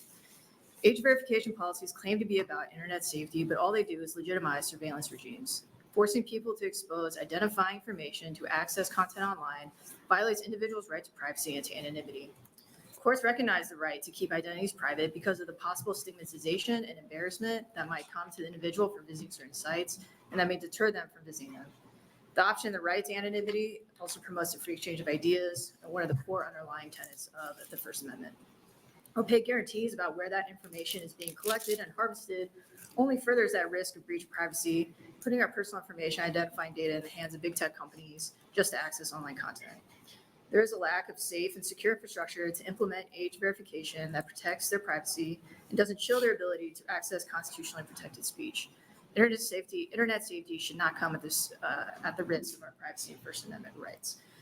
And just the last thing is, we're against the bill, obviously, on all those principles. Just as a practical matter, though, due to financial or socioeconomic barriers, not everyone has a government-issued ID, so that should also not be a barrier to them being able to exercise their First Amendment rights. And with that, we urge the committee to definitely postpone the bill. Thank you. Any questions from the committee? No? Thank you. Other opponents? Is there anyone here testifying in neutral? Senator Murman, you're welcome to come up. And for the record, there was 252 letters. There was 228 in support, 11 in opposition, and 13 neutral. Okay, I've got an answer to quite a few of the questions that were brought up. First of all, the federal government does protect children from pornography, and pornography is not, so in other words, pornography is not protected speech constitutionally. Utah, Louisiana, Montana, and Virginia do have this in law, and I think that question was answered. Iowa and Indiana have the bill there this year, a very similar bill. As far as protecting children, right now we do protect children, have to be a certain age to drive, purchase alcohol, serve in the military, get vapes, online gambling, and that's online, and go to movies. Some of those were mentioned.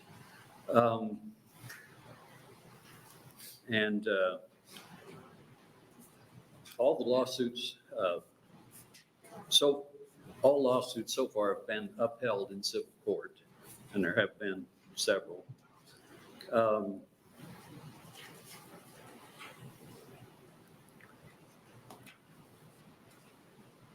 Pornhub went out of business or moved out of the state, I guess, I think definitely at least one other state where a similar bill to this has passed.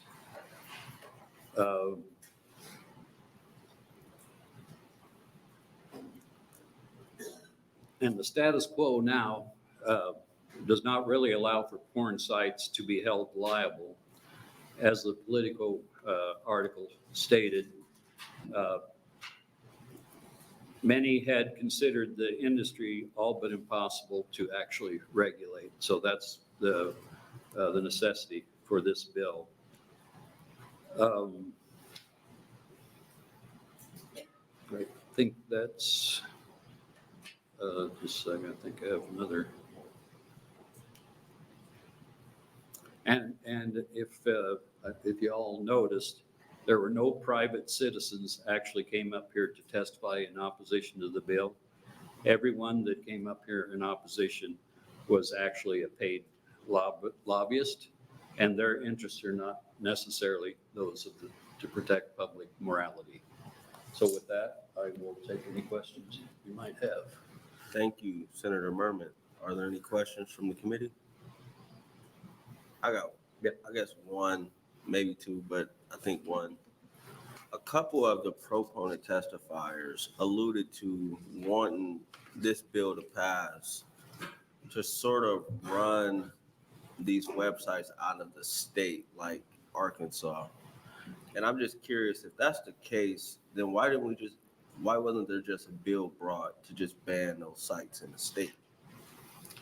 Well, something like that, I think, would be questionable on free speech grounds. But all I'm trying to do with this bill is to protect children, those that are not 18. Okay. And I'm, to be honest with you, I don't think this type of pornography is good for anyone. But all I can do is protect children up to 18. All right. And since you brought up the question, that did remind me of another question you had. We did our best to allow for compensation when someone files a lawsuit, and a legitimate lawsuit. So any action that is taken, there is relief, equitable and declaratory relief that may be appropriate. And it's no matter what the lawsuit is, it's always much more difficult for someone that doesn't have financial means to file a lawsuit. But all we can do is make it possible to file a lawsuit so that those that do have the financial means can help to protect all children. Okay. And that brought another thought. I walked in the middle of his testimony, but one of the testifiers was mentioning VPNs and them needing to be paid for. And I guess I would say kind of working, I don't directly work inside of a school, but I do work with high school kids and kids, period. They have a lot of access to VPNs. And I say that to say, I know no one wants kids watching porn or anything like that, but there's so many loopholes that I don't even think passing this law could even stop. And so I think that's something to think about. Like you're creating, it's just like a black market essentially. It's like when there was prohibition on alcohol, there was more alcohol being sold in the United States than ever before. So I understand what you're trying to do, but what I'm trying to say is there's a lot of loopholes out there, and technology is advancing every day. Sure. And yeah, go ahead. I didn't mean to interrupt. But we can just do our best to protect children, and no matter what law we pass, there's ways of getting around it. And I think with this law, you know, as was illustrated by Pornhub moving out of a state that had already passed it, apparently they had a large number or probably a high percentage of people under 18 accessing their site, and their business went off enough that they just said, The forget it, I'm problem moving is- out of the state. Problem is Pornhub isn't the only site out Sure, there. there's So others. Yeah, it- I mean, I guess there is. I would ask, was there an increase in eyes on other sites as well?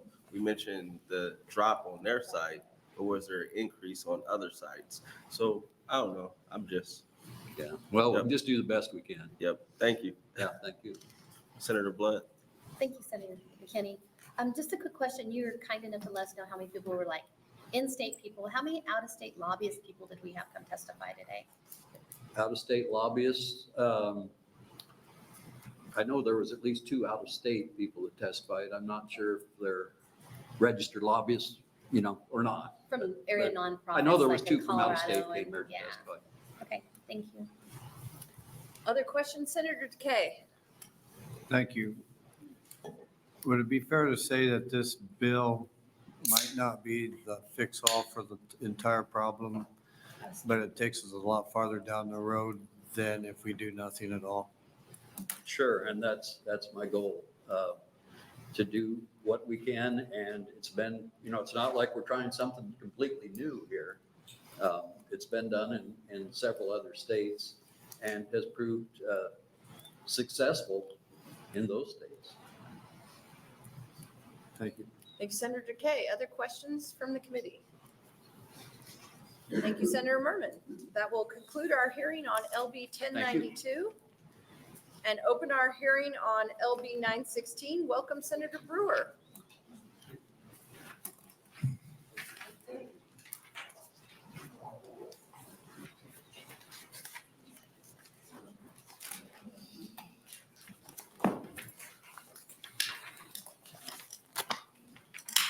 Let's give him a second, Senator Brewer, to kind of clean out here and reset. Can you gather your thoughts? I doubt I'll have enough time to do that. Okay, whenever you're ready. Good afternoon, Vice Chair DeBoer and members of the Judiciary Committee. I'm Senator Tom Brewer, that's Tombrewer, and I represent the 43rd Legislative District. I'm here today to introduce LB 916. This bill would make some changes to how we seize property from criminals in Nebraska. The idea behind this bill is simple. If the government is going to take someone's property, it should have proven that there was something committed that would justify it. Now, I'm not a lawyer, and some of the technical stuff with the bill is probably more of in line with what an attorney would want to understand and know, but we're going to try and work through how we came about the bill and why we think it's necessary. Just as some background, I spent a good share of my military career working with law enforcement. Spent 5 years as the commander of the Counter Narcotics Task Force that worked with Nebraska State Patrol. Spent 3 years in Afghanistan, being the commander of the Counter Narcotics Task Force there, and spent 2 years as the director of the Border Management Task Force. So through all of that, and along with spending a year in Washington, D.C. as the DEA fellow, I came to have an understanding and appreciation of how law enforcement worked. That, along with having a brother who's a sheriff, you get indoctrinated pretty well on issues. And it was brought to my attention, and I struggled with it when this first came up, because I've spent a lifetime working with law enforcement, and I didn't want to do something that hindered law enforcement. I wanted to figure out how we could fix the problem. I think it's essential that the actions of our law enforcement officers generate respect, and they're not doing things that causes a lack of trust or doubt within the community. So when the government takes property from a member of the public without proving that they've done anything wrong, the appearance is such that it brings questions that I don't think we want our law enforcement community to have. And if we look at some of the more recent articles that have been in the news, and most recently it's been with Seward County, that's kind of where we've been, is that there's questions about the process. Now, whatever Seward County is done or doing, I believe it's a product of what we as a state have set up. I'm not saying that they broke the law. What I'm saying is I think it's our responsibility within the legislature to make sure that what is being done is right. It looks right and it is right. And I think that we have to do some tweaks to get there. So let's take a little look at history here. The year before I came into the legislature, Senator Tommy Garrett passed LB 1106. Now, what 1106 tried to do is to provide some guardrails to the civil asset forfeiture process.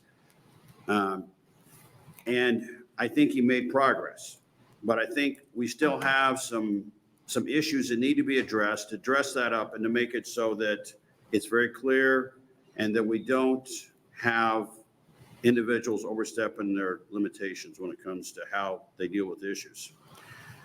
I know this bill's caused some heartache within the law enforcement community and with prosecutors. That was not my intent. My intent was simply to make sure that we get it right and we do something that helps them to be seen in a positive light. So what I would, I guess what I'd like to do now is to allow some folks that will follow me to kind of maybe explain in more detail some of the circumstances in the background. And with that, I'll be open for questions. Any questions from the committee? Seeing none, thank you for being here. I'll stick around for close.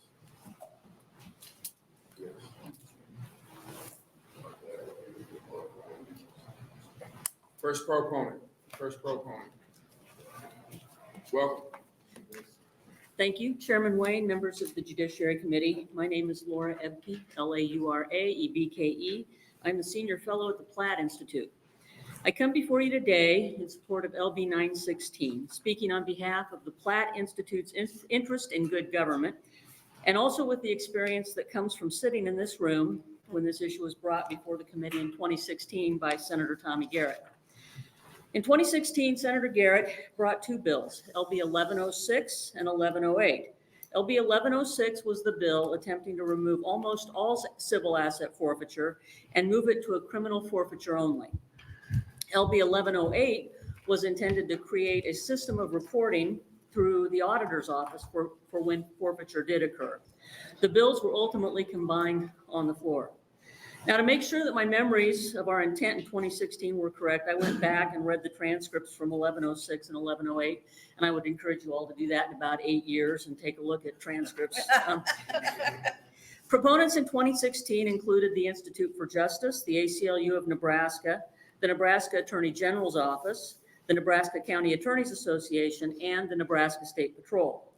In reading the testimony given and the questions asked, as well as the 8-0 vote from which LB 1106 exited the committee, it's clear that we meant to eliminate the civil asset forfeiture in Nebraska and have only a process of criminal forfeiture, whereby someone had to be charged and convicted of a crime in order to have property forfeited. Somewhere that intent got lost, as witnessed in the stories that Senator Brewer referred to in the Flatwater Free Press last summer. LB 916 would return us to the intent of LB 1106. It would take forfeiture without conviction out of the hands of law enforcement officers on the roadsides. Civil relinquishment of property could still happen, but only through executing a waiver agreed to by prosecutors. If you stop and think about it, the current practice where law enforcement officers can take cash or other property you might have in your possession when you've been stopped for a traffic infraction, just because they don't think you should have that much cash, That can really result in the public becoming increasingly skeptical about the role of law enforcement as protectors and enforcers of the law. Others have spoken or will speak in a few minutes to some of the legal details and requirements for seizures and forfeiture of property.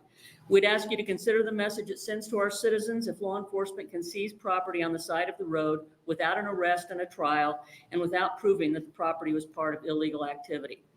You can't incarcerate someone without following process, and you shouldn't be able to take property without doing the same. Admittedly, in some cases, that'll mean that some of those who have done wrong will not be punished, but it also means that those who have done no wrong will not be punished. It rests with the state through the courts to prove guilt, and we shouldn't depend on roadside intimidation to grab property from people. We encourage your swift advancement of LB 916 to general file, and we would encourage you as well to find a place for it as an amendment in another package of bills if necessary. Put this practice to an end and finish what we tried to accomplish 8 years ago. Thank you. Any questions from the committee? Senator Bosler. Thank you. Ms. Epke, can you tell me, are there any other counties where this has been reported to be a problem outside of Seward County? I can't speak to it. There are a number of counties where they do these forfeitures, roadside forfeitures. Seward is apparently one that does the most. And so there are a number along the interstate. They're primarily along the interstate. Okay, so you don't have any other examples beyond the Seward one that you and Senator Brewer referenced? No, those are the big ones. Okay, thank you. Senator Holcroft, followed by Senator DeBoer. Thank you, Chairman Wayne. Thank you, Senator Epke, for coming to testify. Happy to be here. So why shouldn't we let law enforcement take cash away from drug dealers? Well, if we can prove that somebody is a drug dealer, I say take everything, okay? But as it stands, just because you have cash, cash is not illegal. In fact, if I take a $20 bill out of my pocket and look at it, it says legal tender.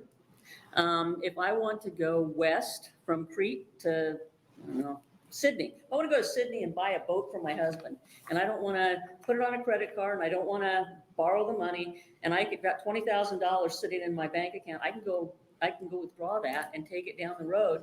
I shouldn't be stopped and have my cash taken because somebody doesn't think I should have that money. So we definitely want to, convict drug offenders and others who are carrying large amounts of cash, but we want to make sure that we do it properly through criminal process, not through just civil process. Thank you. Thank you. Yeah, Senator DeBoer. I just wanted to clarify, thank you for being here. Sure. Good to see you again. Thanks. Wanted to clarify something in your testimony. You said in 2016's hearings in this room, did you say all of those positive testifiers, proponents? Those were all positive testifiers, yes. Were Proponents. those for 1106 proponents? 1106, yes. Okay, thank you. Sure. Any other questions from the committee? Let me frame the question differently. If Seward was the only county, is that still enough reason to pass this bill? Yes. Thank you. Seeing no other questions, thank you for being here. Next, proponent.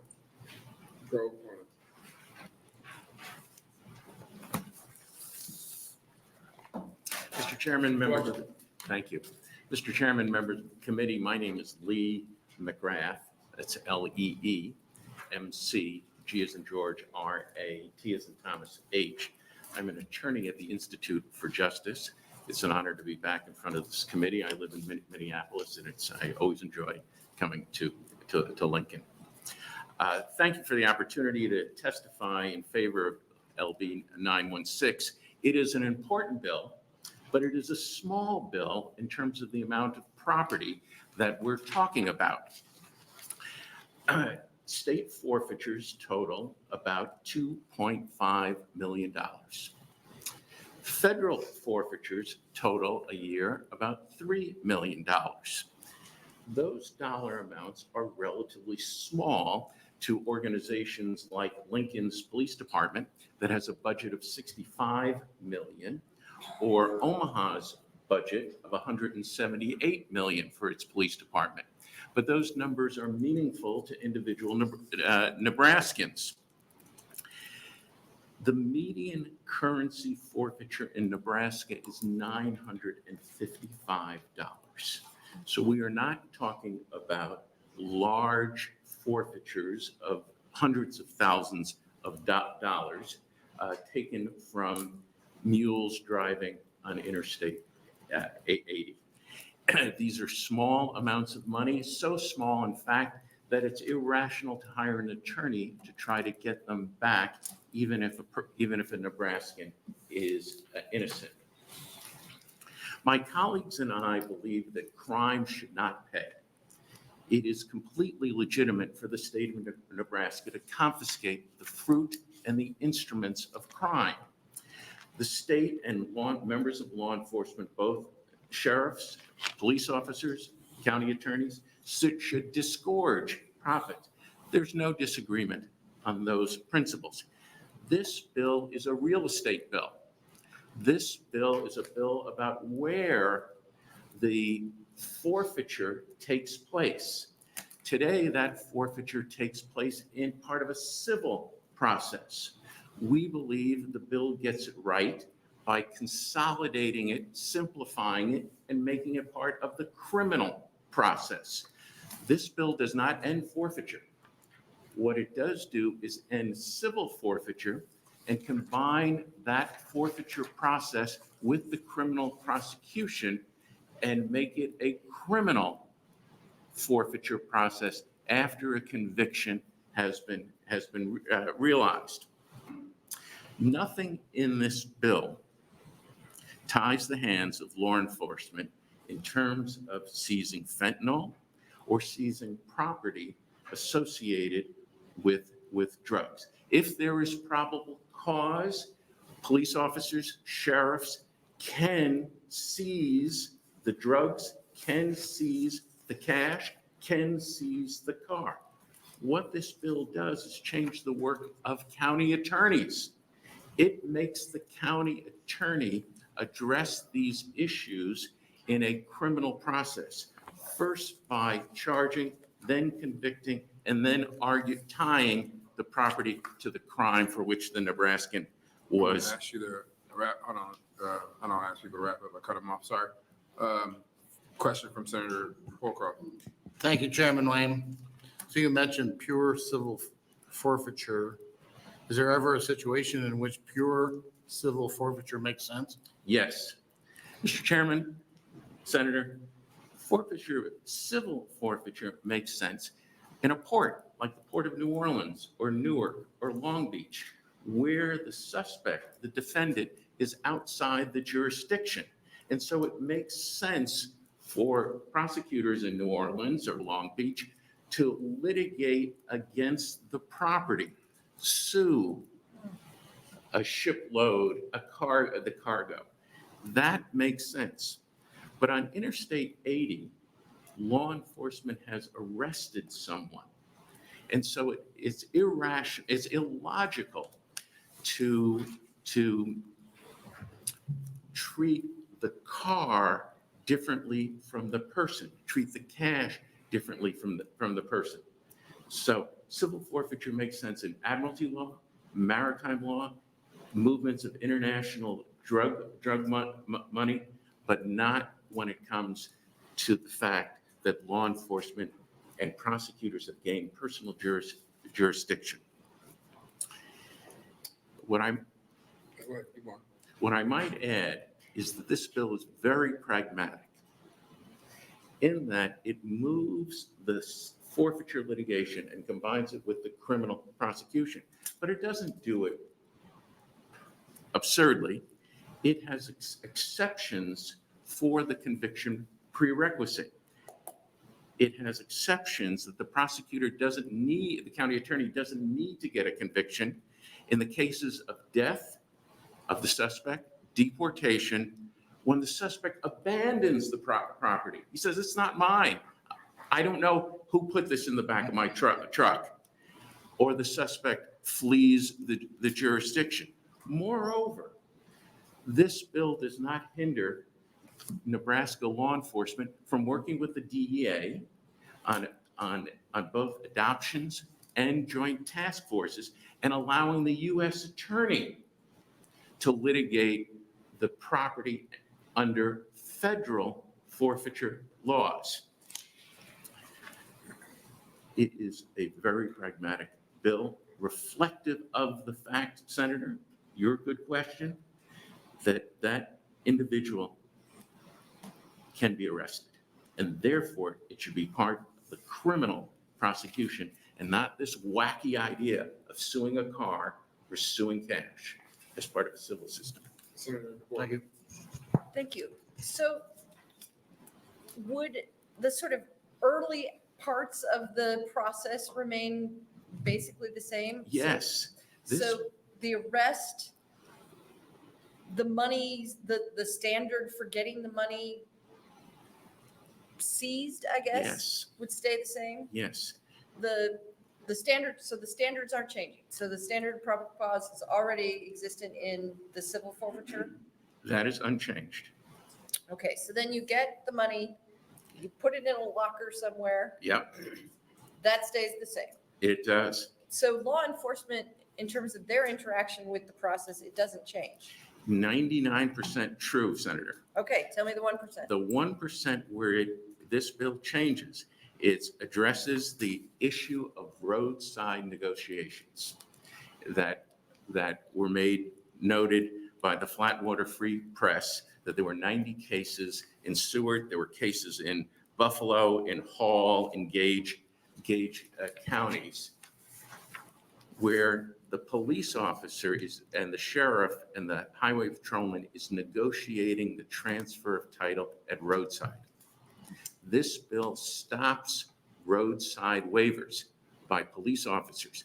It allows waivers to be negotiated with the county attorney. So other than that 1% process change, seizure is unchanged. Can you, for the record, say what a roadside waiver or roadside negotiation is? Roadside negotiation is where a police officer says to a driver that he has the option of waiving any future claims to the property. And he can sign a form saying it's not his property, he doesn't want to pursue it, it can be seized, and there will be no follow-up. Now, there is some suggestion that if he came back, he might challenge what he signed. But in general, a roadside waiver is a negotiation on the side of the highway. And why would a person negotiate or waive away their right to their own property? Senator, in Nebraska, the median currency forfeiture is $955. And so if you are faced with having to come back to if you're driving somewhere, having to come back, or hiring an attorney, or feeling intimidated, a host of reasons, you might say, it just makes more sense for me not to get engaged. I'll give up the $955 or less. Okay. So my understanding is, other than that one small instance that you outlined, the process remains the same for the arresting officer. Yes, Senator, this is not a seizure bill, other than that 1%. This is a county attorney bill. This is changing the place where the county attorney litigates the transfer of title, the transfer of ownership from the property owner to the state, and it happens, this bill moves it to the criminal prosecution. Okay, so now what is the process for that? So now I would, I seize the money, it's in a locker somewhere, county attorney files the case, we have the case, the outcome is guilty. How does the money get brought back into that case? This is a very good question, and let me pull it back just 2 steps. Okay. What happens today is you're driving on Interstate 80 and you get stopped. Your person goes into the criminal justice system. Your car and your cash go into the civil system. Right. A civil lawsuit is filed against your car and your cash. And over 80% of the time, you do something rational. You default. You do not engage in the civil litigation. You walk away. And there are many reasons that you might walk away. Some of them legitimate, some of them not so much so. But the majority, because this is in civil court, you could not be charged in criminal court. You could be acquitted in criminal court.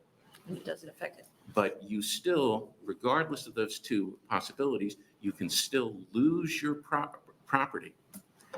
So basically then, what happens in the case where you are convicted, is that part of that same original case in which you get the conviction to dispense with the forfeiture? No, they remain two processes. And so if I am convicted, then the question is was that property part of the civil case? But it is likely, since 95% of these cases are pled out, that the property title transfers. So, sorry. Under the bill,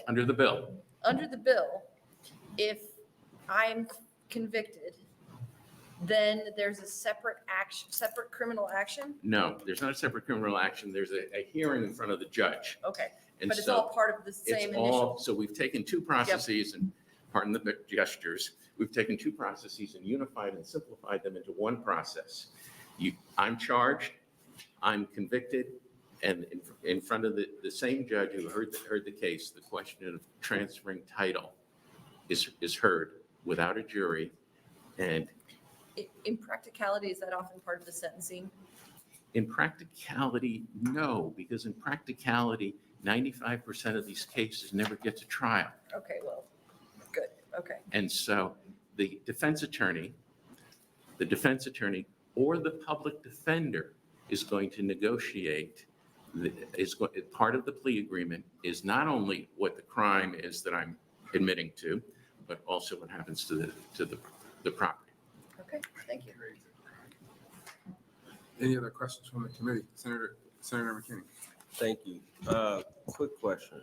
So if somebody gets pulled over and they have $20,000 in cash and they haven't committed a crime, what happens? If the officer... Today, in the very rare situation in which someone is stopped and $20,000 can be seized, as long as the police officer has probable cause that money is associated with a possible crime. So it's a very low standard, unchanged today, unchanged tomorrow, as to the seizure. So under this bill, what happens? Under this bill, nothing changes as it relates to the seizure, other than that 1% issue of roadside waivers and negotiations. But still, all the police officer needs is probable cause that the $20,000, the $955 was associated with a crime. So could I still not be in violation of a crime and still lose my $20,000? Not tomorrow.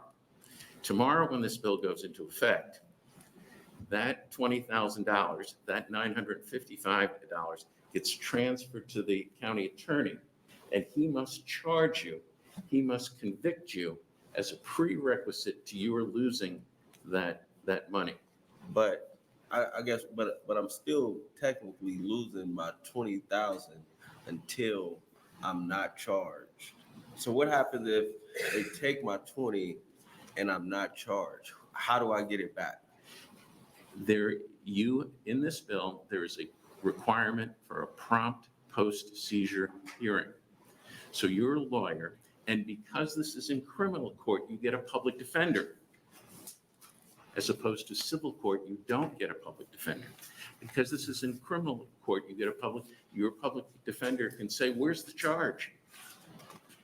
And ask that the money be returned to you. And that's a case that was. So you're still inconvenienced, just not as inconvenienced. Probable cause is a real standard. That police officer is well-trained. He understands what probable cause really means. He knows that a good public defender or a good criminal defense lawyer is going to claim that the seizure was the stop and the seizure were unconstitutional. So he's not going to seize any money unless you shouldn't seize any money unless there is probable cause. So if I'm speeding with $20,000 and I get stopped, is that enough probable? No, because speeding is not an offense that includes the punishment of forfeiture of property. All right, thank you. My pleasure. Mr. Chairman, thank you, members. Next opponent.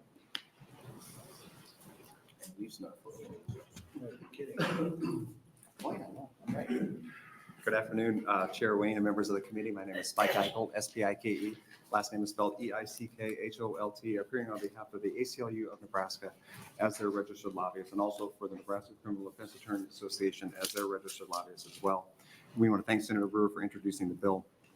I'm having passed out my testimony and also an article from Forbes magazine that summarizes the bill that was passed in 2016 that a couple of testifiers have referenced earlier.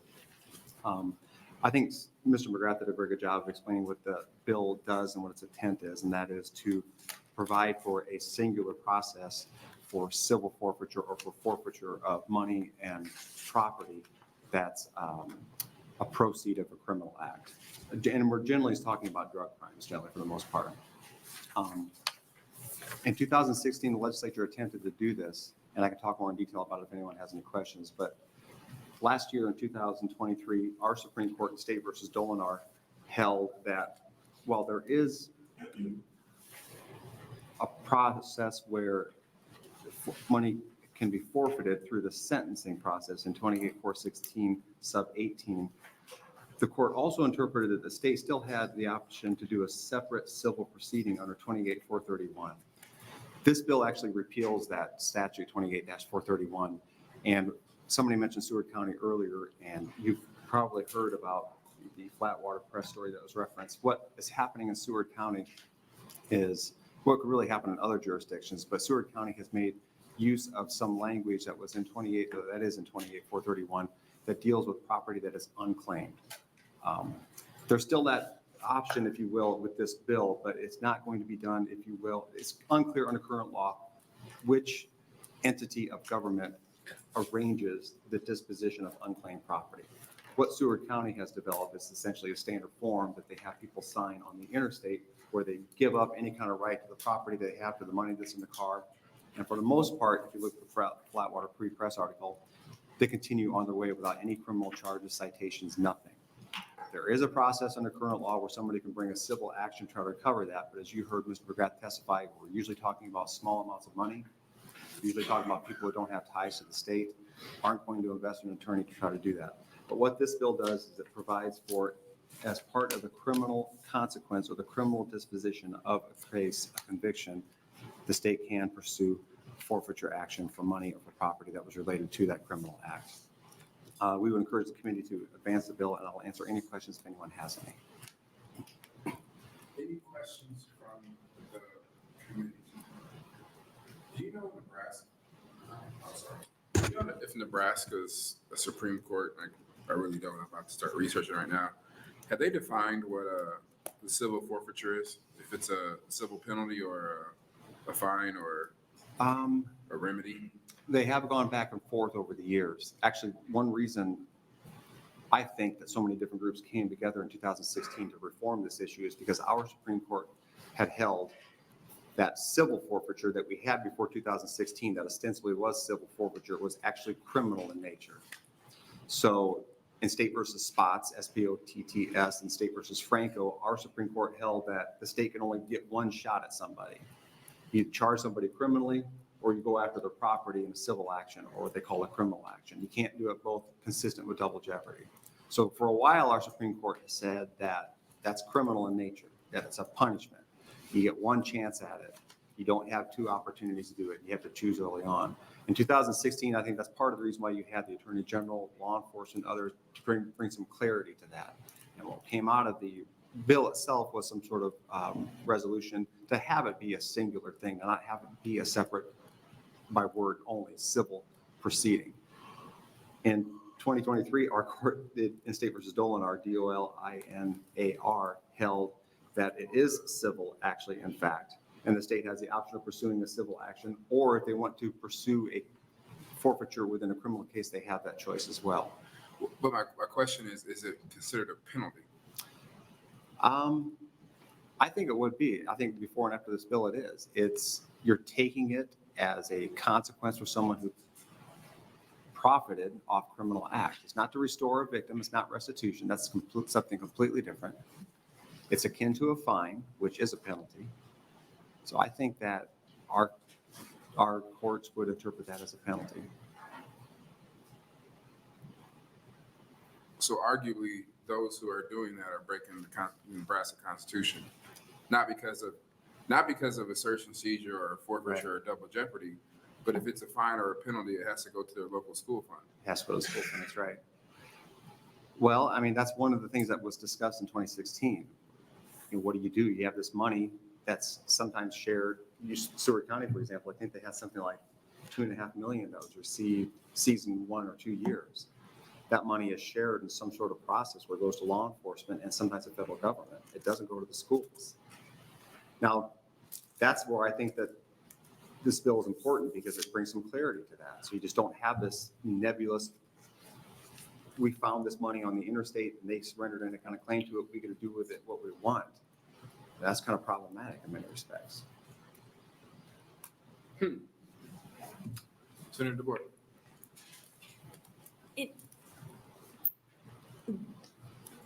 It is a little troubling to me to think that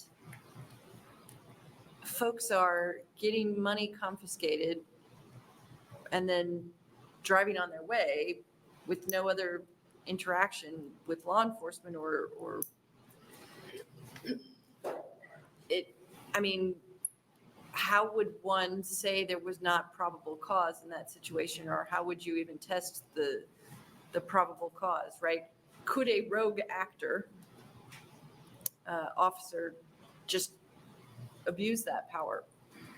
Well, I don't want to speak ill of law enforcement, but you're right. If money is seized on the interstate and a person is not cited or charged, there's not going to be a criminal case. So you're never going to test the issue of whether the stop was legitimate, whether there's probable cause for the stop, whether there was probable cause for the search that identified the money. You're just not going to have that come up because there's not a criminal case. You raise that as a defense of the criminal charge. And if there's not a criminal case because someone is not found with anything other than some money, whether it's $955 or $20,000 or whatever it might be, there's not going to be a criminal case from that.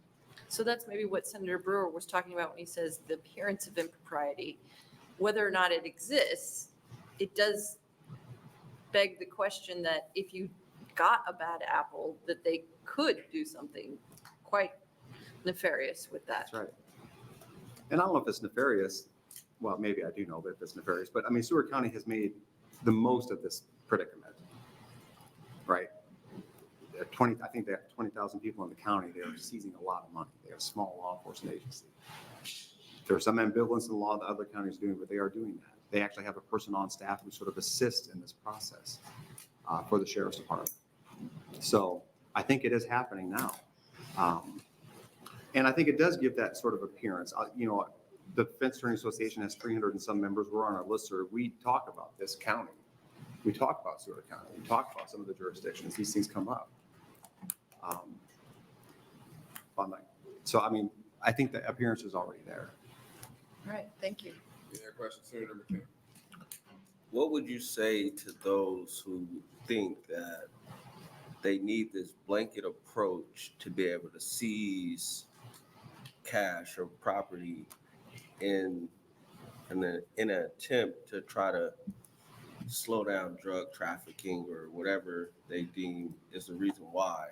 Do you think that's enough of a reason to just have this blanket approach to seizing this property?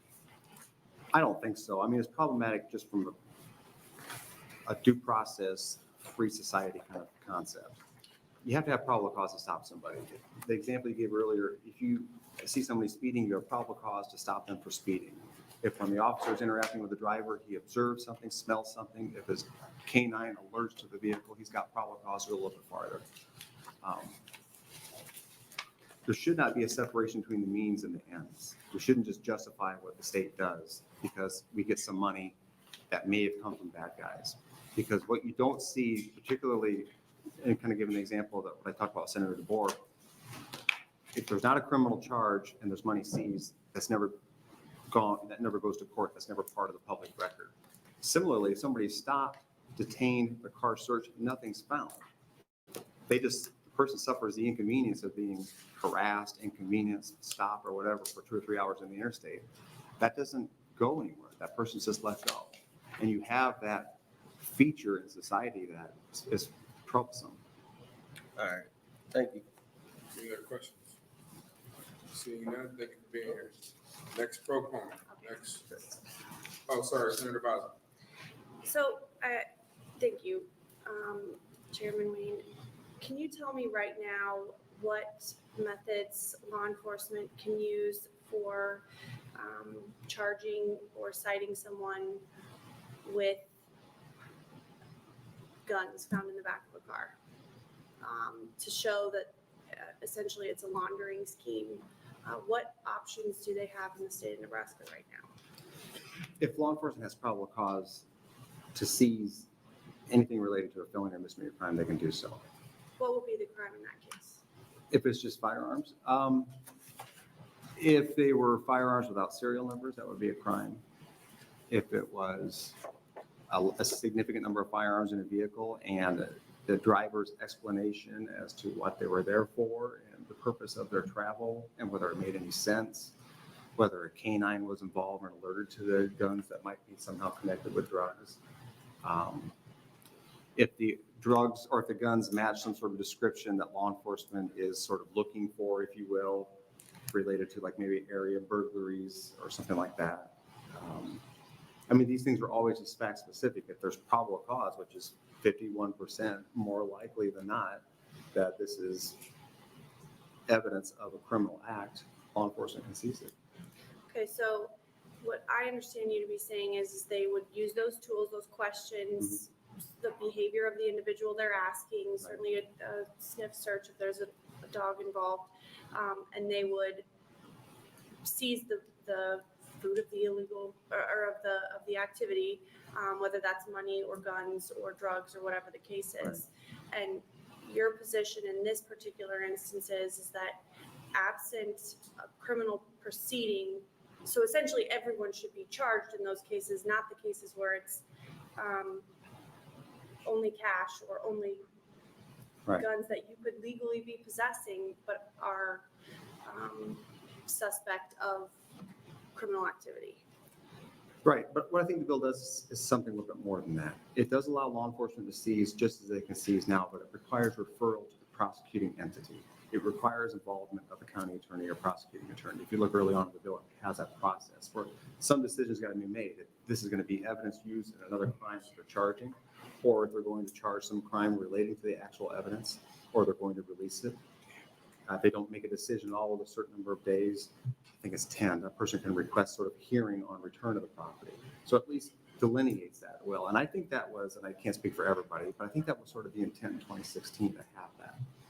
There was an issue in 2016, what do you do with, everyone says, that money's not mine, right? What do you do in those situations where it truly is unclaimed? Or you find an abandoned car with cash in it. The state just can't keep this money, right? You got to have some way that they can process it. And I think that was the original intent for some of the provisions of the bill. That's in 28.431 now. And I think that because it's not clear how that works, the number of days, which sort of entity of the state can act on it versus law enforcement versus county attorney. That's why I think you have the scenario that you have now in Surrey County and other jurisdictions.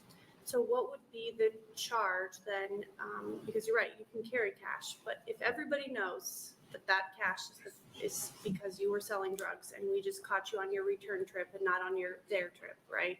Right. Which is what happens a lot on I-80, excuse me. And so they're coming back with the proceeds of the delivery of drugs. What would, in your fact pattern, the only change is now the county attorney has to review it and file it. what would be their charge? We all know it's drug money. I think it's possession of money while violating 28-416 or whatever that statute is. What would be the underlying delivery? We don't have the drugs. I mean, you have a conspiracy type theory. I mean, they've committed a crime, or they're profiting off a felony. It's 28, I think it's 28201. There's a general statute that says that if you receive proceeds of felony, that's a separate felony offense. That's the crime. So it's, okay. So it's your position that I'm gonna look it up because I know there's a felony crime. I think it's 28201, or it's one of the there is inchoate one that offenses. involves possessing money, but There's I one- guess where I'm maybe wrong is that there has to be some illegal evidence there. I mean, there has to be some drugs in the car. There would have to be something. Respectfully, I don't think so. I Okay, think that then, and maybe I'm possessing wrong. proceeds of a felony offense is a separate felony offense. And I'm listening to you. I'm not speaking on my phone, but I remember that there's an inchoate crime in the general sort of series of statutes that provide for it. It's a felony offense, accessory to a felony, aid in the consummation of a felony. Those crimes are separate felony offenses. Now, you're right. You might have it difficult to show because it's not against the law to have a lot of money in a car, right? But people admit sometimes when they're being questioned, where the money come from. I'm driving back from New York, results and stuff. That happens. Okay. I have a question for you then. Underneath that scenario, I think the critical assumption is that the money is involved in the crime. Right. That is the purpose of probable cause arrest, is you have to somehow prove something. That's right. And Right? that's, You shouldn't you just just allow get people it. to take money. You wouldn't allow people to take somebody's car just because they're driving a car. There has to be more than just that, driving a car, right? I mean, and the concept of a free society is not the burden's not on the citizen to prove their innocence, or that it's the state. makes sense to me. Okay. Any other questions? Seeing none, thank you for being here. Next, proponent. Moving on to opponents.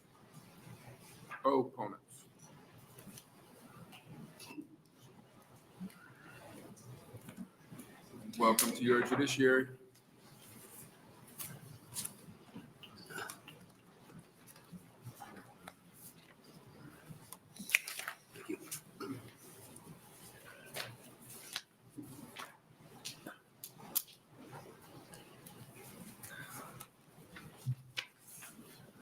Good afternoon, Senator McKinney and members of Judiciary. My name is Terry Wagner, W-A-G-N-E-R. I am the Sheriff of Lancaster County, and I'm here today to oppose LB 916 on behalf of my office and the Nebraska Sheriff's Association. The Sheriff's Office in Lincoln have been a part of the Homeland Security Investigations Criminal Interdiction Task Force for well over a decade. Members of our unit are recognized expert in drug interdiction on both state and federal court level. I-80 is the longest continuous highway in the United States, stretching from San Francisco to New York, with the most commercial traffic in the U.S. When the Sheriff's Office entered into this task force, I was aware of the negative news reports about agencies making purchases outside of the federal guidelines or not following through to show the assets being seized for proceeds of criminal activity. Illegal activity must be investigated as any other crime, and any asset from those crimes should be seized. Our policy was drafted, so the main emphasis is on dismantling the criminal enterprise. Investigative follow-up after the arrest or seizure is of the highest priority. The unit has received numerous national awards for their efforts in not only making the initial contact, but in determining the source and destination of the assets. They have provided training to thousands of officers across our nation on how we conduct interdiction cases. I was asked to present the work of our criminal interdiction unit at the International Association of Chiefs of Police to show how our unit is structured and administered and how criminal organizations are impacted by the unit. I've also had 2 articles on the subject published in law enforcement magazines. A number of years ago, the Nebraska Supreme Court ruled that seizing a person's assets and prosecuting that person was constituted double jeopardy. And I think we discussed last year that was changed. But it's not right to seize assets and without prosecuting the offender. Conversely, it's not right to prosecute an individual for a crime and then return the fruits of that crime to him or her. The vast majority of our cases are prosecuted through the United States Attorney's Office. Any assets are seized through Homeland Security investigations with the Department of Treasury guidelines. LB 916 specifies any assets seized may be transferred to the Department of Justice, but doesn't mention the Treasury Department. As an example, in a 2016 case, a deputy stopped an RV containing $2.5 million on I-80. The ensuing investigation determined these proceeds were from a multi-million-dollar marijuana distribution network based out of Chicago, extending into Iowa. Our federal partners conducted much of the work in Chicago, dismantling the network based upon the information from our deputies. In addition to the money seized in Nebraska, several delivery vans, buildings, and additional cash were seized. We put in about 375 man-hours in making that case. This is but an example of a complete investigation where seized assets dismantled criminal in organization. Nebraska is the only state without a money laundering statute. LB 916 focuses on criminal. I would just ask that you could review the rest of my testimony and not advance LB 916 to the floor. I'd be glad to answer any questions you might have. Any questions from the committee, Senator DeBoer? Thank you, Senator Wayne. So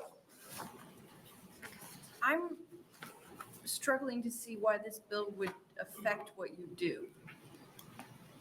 Can you clarify for me how the passage of this bill would affect your ability to, because you said it's not right to return the fruits of, so if somebody does Well, something. for example, you have to charge somebody and convict them before you can seize their assets. That's part of this bill. No, my understanding is, then that's why I asked before, my understanding of the bill is that you seize it, but you can't transfer title. You can't dispose of it, yes. You can't transfer title. Right. So in dependency of the criminal case against the person, you have to see what happens. Because if they are not found guilty, then you should return the money, right? So if a person has money, you think it's because they're a crime, they've committed a crime. The court case against them, the criminal case against them says, no crime committed. Are you suggesting you should keep the money despite the fact that? No. Okay, so. No, I mean, I'm sure there's negotiations between attorneys on plea deals and, I'm not sure how that all works, but I'm trying to think of an example that would answer your question. But when I was reviewing cases for my testimony today, I ran across a case where we seized $355,000 from a man. Okay. He was driving a pickup truck. He'd rented the truck in Chicago and was headed to LA. When the deputies started asking some questions about his travel plans, they didn't match up to his rental agreement and some of the other things. And this guy was a lawyer. When they looked around the car, they saw all kinds of fingerprints on the spare tire underneath the car, all kinds of fresh fingerprints and tool marks. They examined that tire, and that's where the cash was at. He said, I don't know how that cash got there. That's not mine. It must have been on the truck when I rented it. It's yours. And that's one example of a case where somebody wasn't convicted of a crime, but said, this is not, this isn't my money. I don't know where it came from. It pre-tested positive for THC, so we knew it was from drug use. Okay. All right, Does that answer your question? kind of, Okay. but we'll set that one aside. I mean, as a general premise, I suppose in that case, you would want to have, well, then shouldn't it just go to the public schools? Because it's not this man's if it's his cash. I think it's not under his cash. existing law, half of it goes to the county drug fund and half of it goes to public schools. Okay. It's not a fine per se. It's that civil forfeiture. It's like Isn't that right? unclaimed property. I mean, Can't figure it out myself. it's, what I'm saying is, it seems like in that case, it's essentially should be treated like unclaimed property, right? Because in that situation, if there's no crime that the man in front of you committed, But can we link that money to criminal activity? He may not have committed it, or may not be able to prove he committed it, but if we can link those assets to criminal can you activity. though? Because could it have taken place in Colorado? Like, I mean, this is insane, but could the money have been put in there in a state where THC was legal? Right? So you say there was THC on it, and that's your reason for knowing that it was some kind of I think illegal. there was evidence too that linked him to a drug organization as part of it, but we didn't have charges on him. So this is where I get concerned because I don't, Let's go back to the 2.5 million we seized. This was a man and wife driving an RV. that's where, Okay, and they had $2.5 million in cash. When we did they were lodged in jail for possessing money in violation of 28-416, which is in furtherance of the drug statute. We had found evidence that showed where the money had been collected from and where it was to be delivered to purchase marijuana on the West Coast. they've committed a crime then, and they can be convicted of that crime. Not yet they haven't. Well, Okay, just writing down. conspiracy to deliver, But they're not delivered in Nebraska. They're, okay, so bear with me here. They're picking it up in California, taking it back to Chicago. They really haven't committed a crime in Nebraska. Okay? So when we start doing more digging into the information that we obtained from them, we discovered that they were going back to a warehouse in Chicago. DEA drafted a warrant for that warehouse, seized a bunch of drugs, more cash, seized the warehouse, and they had a series of vans delivering that to all over Iowa and Illinois. they weren't delivering in Nebraska. No. So then, So why should Nebraska's drug fund get the money? Shouldn't Iowa's or something like that get the money? Because, they didn't find it. well, but, I mean, it's a good reason. Well, I mean, but on the other hand, like, if the purpose of putting in the drug fund is to try to help the victims of the crime of drug dealing that is happening here or whatever, shouldn't that go to the place where those crimes are being committed? And well, it's being committed in Chicago, in numerous cities in Illinois, in a number of Muscatine, Iowa, and the Quad Cities. I mean, Yeah, okay, okay, I mean, I think I understand. okay. Thank you. Any other questions from the committee? Senator Boswell. Thank you. Can you, I noted in your letter where you ran out of time, you were talking about, it's been used to investigate dozens of crimes not associated with drugs. Can you give me an example of a time where this tool has been used for something other than drugs or drug proceeds? Yeah, just recently, we stopped a car with three people in it, and they had hundreds of gift cards and an embosser and IDs to create credit cards, gift cards, all those kinds of things. And it's a pretty complex case. But a good example, when we stopped a van with about 2,000 catalytic converters in it. Now, possessing a catalytic converter is not illegal. But when it looks like they've been cut off with a Sawzall, that gives rise to suspicion, but we still couldn't tie it to a crime. We gathered the information from the passengers in that van and determined they were headed to New York City. We, with our partners on the federal system, did some work on New York City, and they found out this salvage yard processed catalytic converters. There's only 2 companies in the nation that process the precious metals and catalytic converters, and so we contacted them, and sure, these guys were customers in New York, in Wisconsin. They did $4.5 million in business in these precious metals from stolen catalytic converters.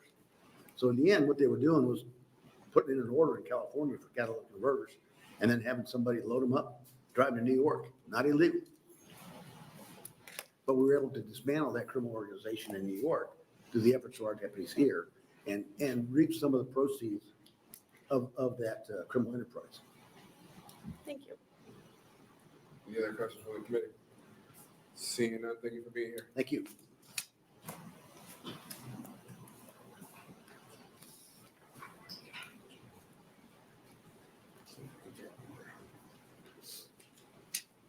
Welcome to your judiciary. Judiciary.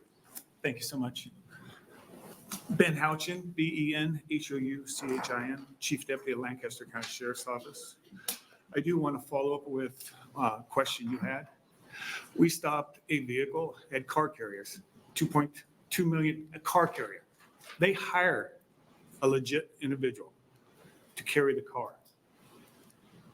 We stopped it. We gained probable cause because the money smelled of dope. We seized the money. Innocent man. Supposed to arrest? Am I supposed to arrest? We don't ask questions of the committee. No, but I'm asking on that, do we make the arrest on an individual who did no crime? Should we leave the money at that point? And that's what this bill is saying. We have to make an arrest on this to take the money. There's $2 million. Is it supposed to go down the road at that point in time? I don't think so. These guys do a lot of smart things and they go down through it. When we take it state, the county attorney has 10 days to file that. And they send a petition. The county attorney's already involved in this process. We're just making it a different way at this point in time. It doesn't, we have body cameras on us all the time.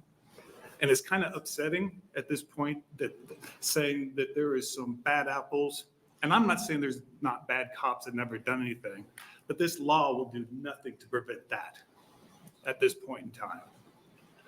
We are trying to hurt the drug dealers by taking their money. When a mule gets arrested for traveling with the dope or the money, does it really hurt the individuals who are actually running the organization? No, it's not. We want to be able to hurt these drug enterprises by taking their product and or their money. And I promise you, in interviewing them and doing all these things, taking their money hurts more. It also eliminates our ability to flip people.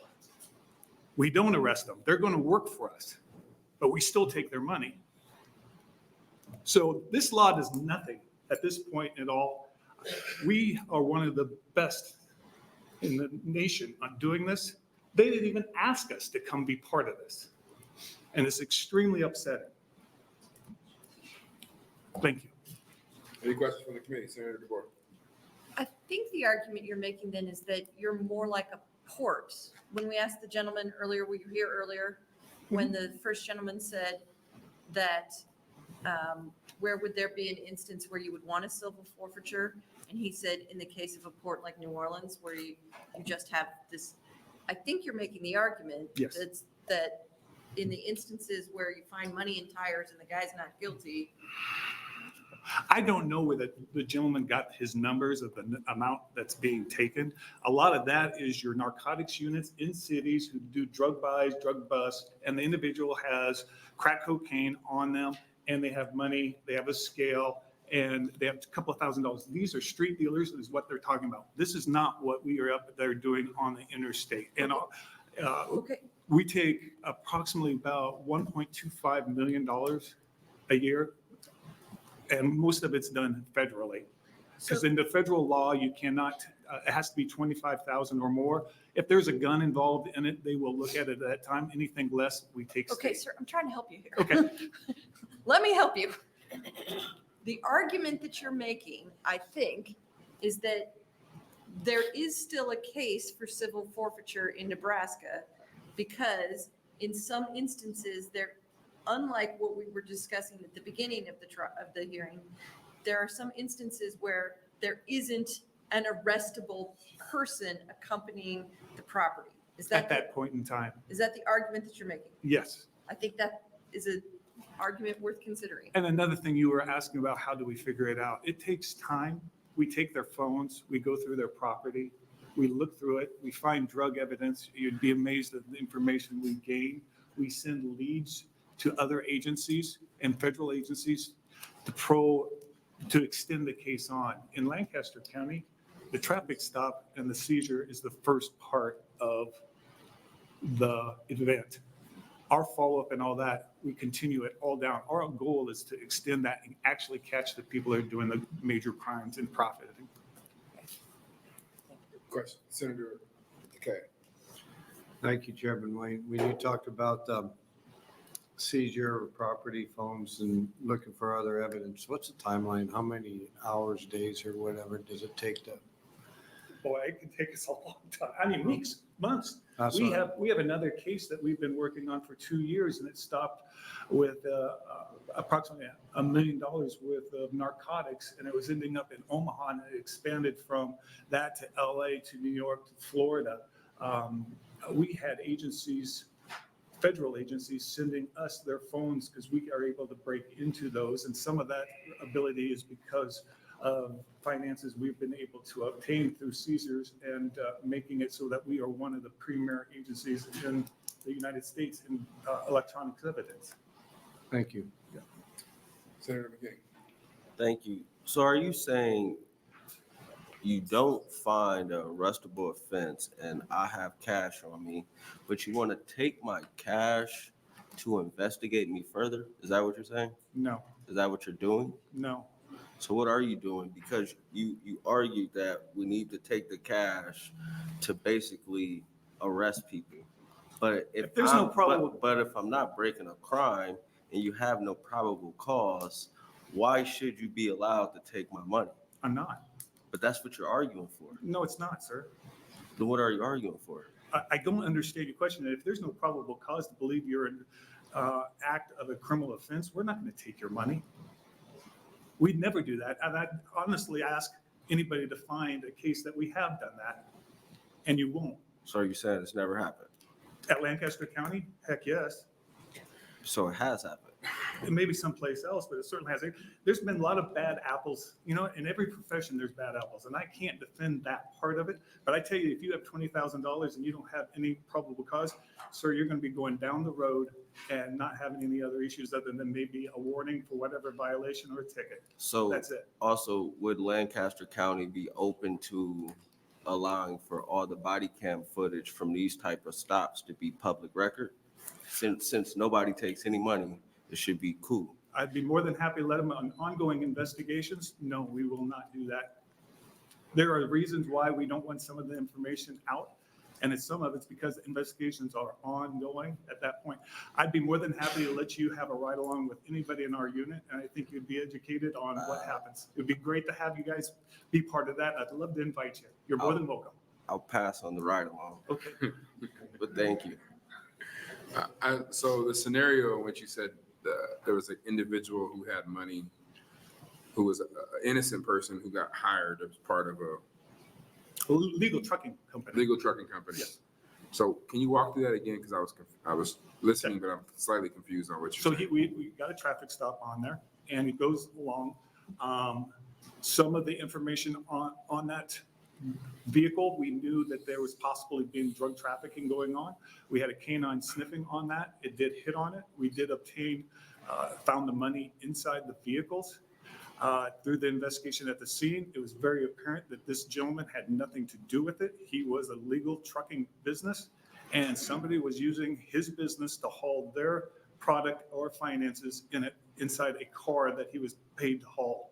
And so at that point in time, we're not going to arrest him. He didn't do anything wrong, but we're not going to leave the money and let it keep going down the road. Why not? One, it tested positive, I believe, for marijuana and cocaine, and he had no idea where it's at that point. Who, if it's not in a criminal realm, who puts $2 million in a car carrier and have it sent to somebody they don't even know who it is? No, I was just thinking you would let it keep going down so you could track where it's going and work with your federal to figure out who at the end is going to get that. The problem with that is sometimes people, when we're trying to work it so fast, it doesn't end up happening that way. We don't have all of the help that we can possibly get. There's times the federal agencies, we're begging for people to help us on cases, and they don't. So in that situation, But then we can also follow up with that and figure out where the car is going, who's it going to, and do some of the follow-up, which just plain takes time. But in that situation, we'll just go with your hypothetical. Section 18 still allows for forfeiture, because if a criminal conviction cannot be obtained, you can do an ex parte motion, the county attorney can, to still seize that. So it still doesn't stop a seizure. It just makes sure that, It's roadside, it says it can't. no, I can't take the money. if you think there's probable cause of a crime, which if they're There may or moving, may not be. I don't have anybody at this point in time. well, it tested positive. It's- You, it's you up believe to- after interviewing somebody that it's in the furtherance of a crime, else you wouldn't have took the money. We just know the driver is not involved. I understand that, but you believe that it's in furtherance of a crime, or you wouldn't have took the money, because you wouldn't have had probable cause to take the money if you didn't believe it was in furtherance of a crime.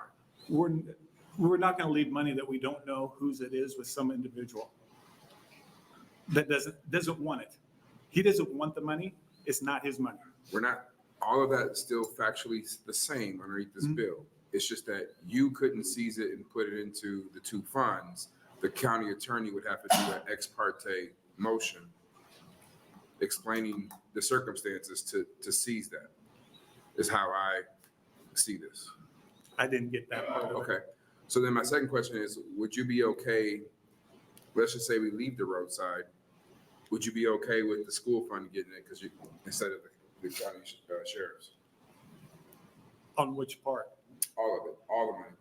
It depends on how we end up seizing the money. If we take it federal, because a lot of times we take it federal because it's not just the state of Nebraska being part of the crime, it's a federal crime and it's going across state lines and they will not be able to do what they need to do. It has to go federal for that case to be expanded upon. If you take it just state, you're working in the state of Nebraska and that case will die. If you take it federal, then you can go to these other states and start working it where the real criminals are. And I think that's really what we're after at this point in time. But you can still do all of that underneath the bill, that's why I'm confused. You can still do that underneath the bill, that's why I'm confusing your testimony. I'm not trying to. No, you're saying if you don't make a criminal arrest, you can't take the money. That's what the bill says. But the individual who had a legitimate trucking company, Mhm. who was in the furtherance of a crime, he's in a conspiracy. No, he didn't know. He's not in a conspiracy. That's not conspiracy. So then I think you gotta let him go, We did let him go. and you gotta let the money go. Oh, if that's what, okay. If that's what you think would be the best thing and continue letting crime be good, that's what we should do. Or is it continue letting crime be good, or continuing before a crime actually happens, taking money from people? I'm trying to figure out the balance here. I guess a lot of people put money in a car, $2 million, hire it and send it on its way to hide the drug money. That is what they're doing. We know that from training experience. And if that's what people want us to do, I guess that's the law that they need to make. But to me, that doesn't seem very wise.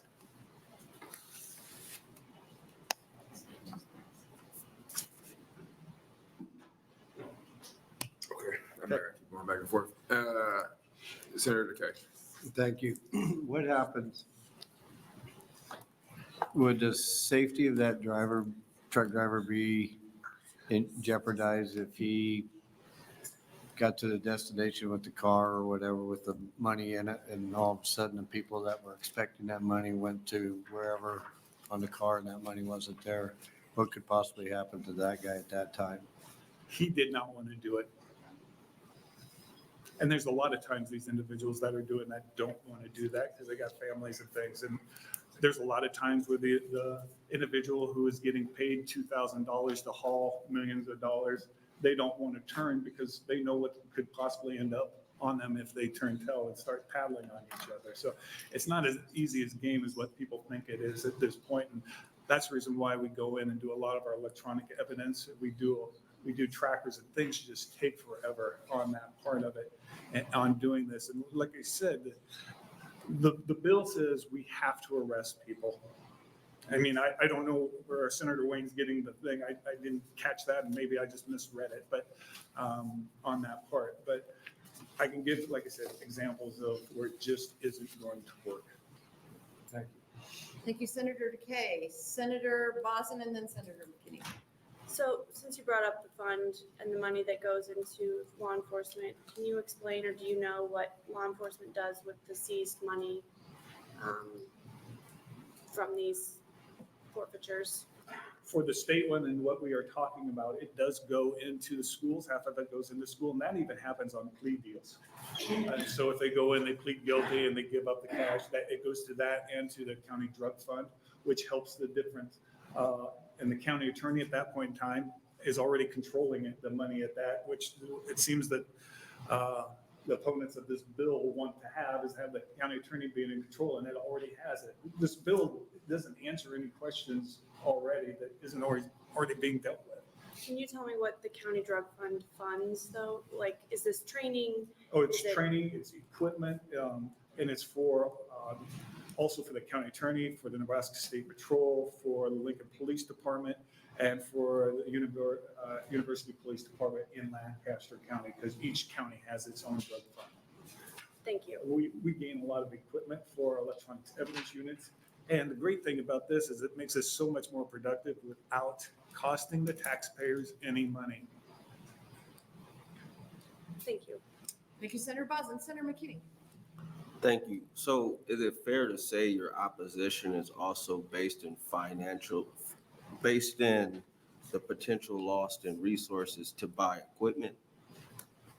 You know, I'd be more than happy if we want to take that away. It is a good source for law enforcement to help protect communities, which I think most people in the Nebraska Senate would want law enforcement and other first responders to have the best that they can do. I don't want it going back to the bad guys. And if it ends up needing to be burnt or whatever. I'm not saying have it go back, but it should probably just go all to the schools if we're just going to take the money. But my other question, and I was thinking about this, since your experience, what is your over and under on the amount of banks currently holding money that has drug residue on it? Yeah, I know, we did a test at our office and everybody grabbed their money out of it. We tested it and none of it tested positive. None of it. Nope. So, you And I can said, testify on that. you said your department. Everybody there grabbed money and put it out there and we wiped it down and didn't test. So I wanted us to be able to say that, because guess what? The defense attorney is going to ask us that question just in a heartbeat. Yeah, but I'm aware of studies that have shown that a lot of cash has drug residue on it. And to use that as a probable cause is potentially problematic when there's studies showing that a lot of cash that we use every day has some type of trace of a substance. If you got $250,000 and you start wiping about 5 or 6 different times and each one of them at different bundles has it, it begins to build your probable cause. Possibly not. It's not everything that rides on it, and that's not the only thing we're doing. It is one of the tools we use to build probable cause on making a conviction, and we do a lot more along that way. But The if last thing I want to do is take money from an innocent person, and we strive, if there's any doubt, we let the money go down the road. Well, then why don't you just be okay with this going through a criminal process and not I civil? just explained that, sir. Okay. All right. Thank you. Thank you, Senator McKinney. Other questions? I don't see any. Let's have our next opponent testifier. Next opponent. Is there anyone here to testify in the neutral capacity? As Senator Brewer is coming up, there were 8 letters, 3 in support, 4 in opposition, and 1 in the neutral capacity. Senator Brewer, to close. Thank you, Madam Vice Chair.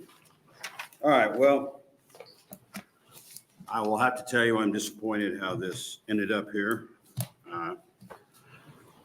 Part of the idea behind these hearings is to listen to the content of the bill, see if maybe there's parts of the bill that could be modified to make the bill better, and make sure that you hear both sides of it.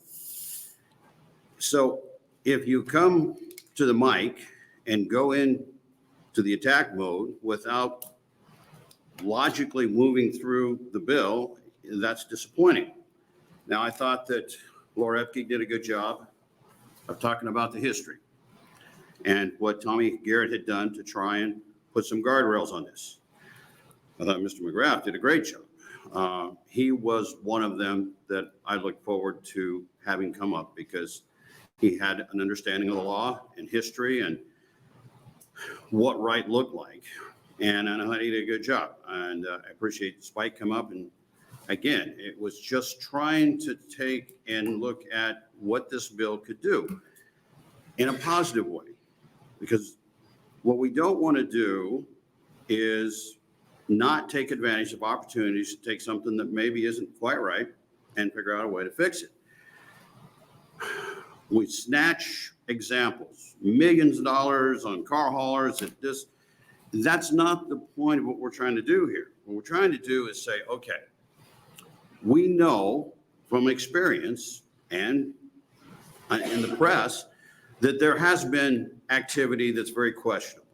Now, not saying what they did is illegal. What I'm saying is we need to take and define the law so that we're putting police in a good position where they're not being put into question.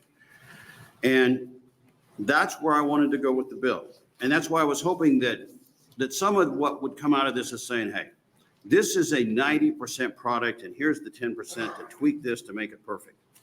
But instead, we went into a total attack mode that this is a horrible bill to put the end of time. And that's, I understand how assets are used.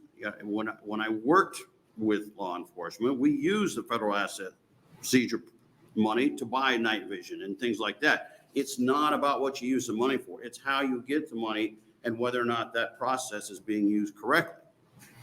So that's the part of the bill I'd like everyone to focus on. Can we take and find a way to take LB 916 and make it so that we help law enforcement and still have that appearance to the general public that we're doing things legally?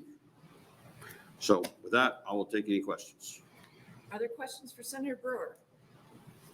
Senator Brewer, I will ask you a few questions. I was afraid of that. Uh-oh.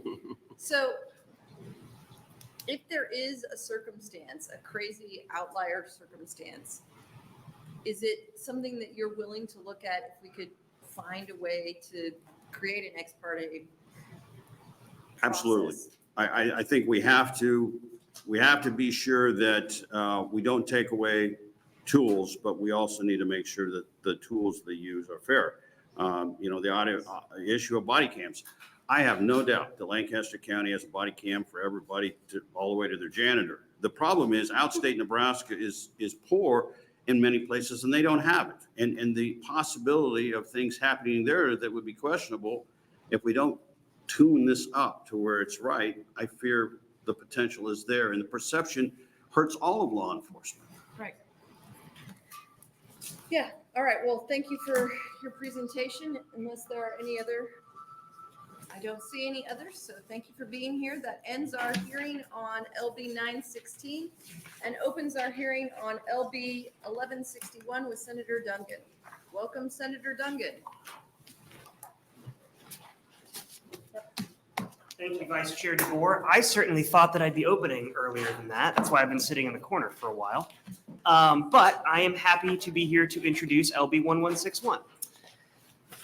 Good afternoon, almost evening, members of the Judiciary Committee. I am Senator George Dungan, George Dungan. I represent Legislative District 26 in Northeast Lincoln. Today I'm here to introduce LB 1161.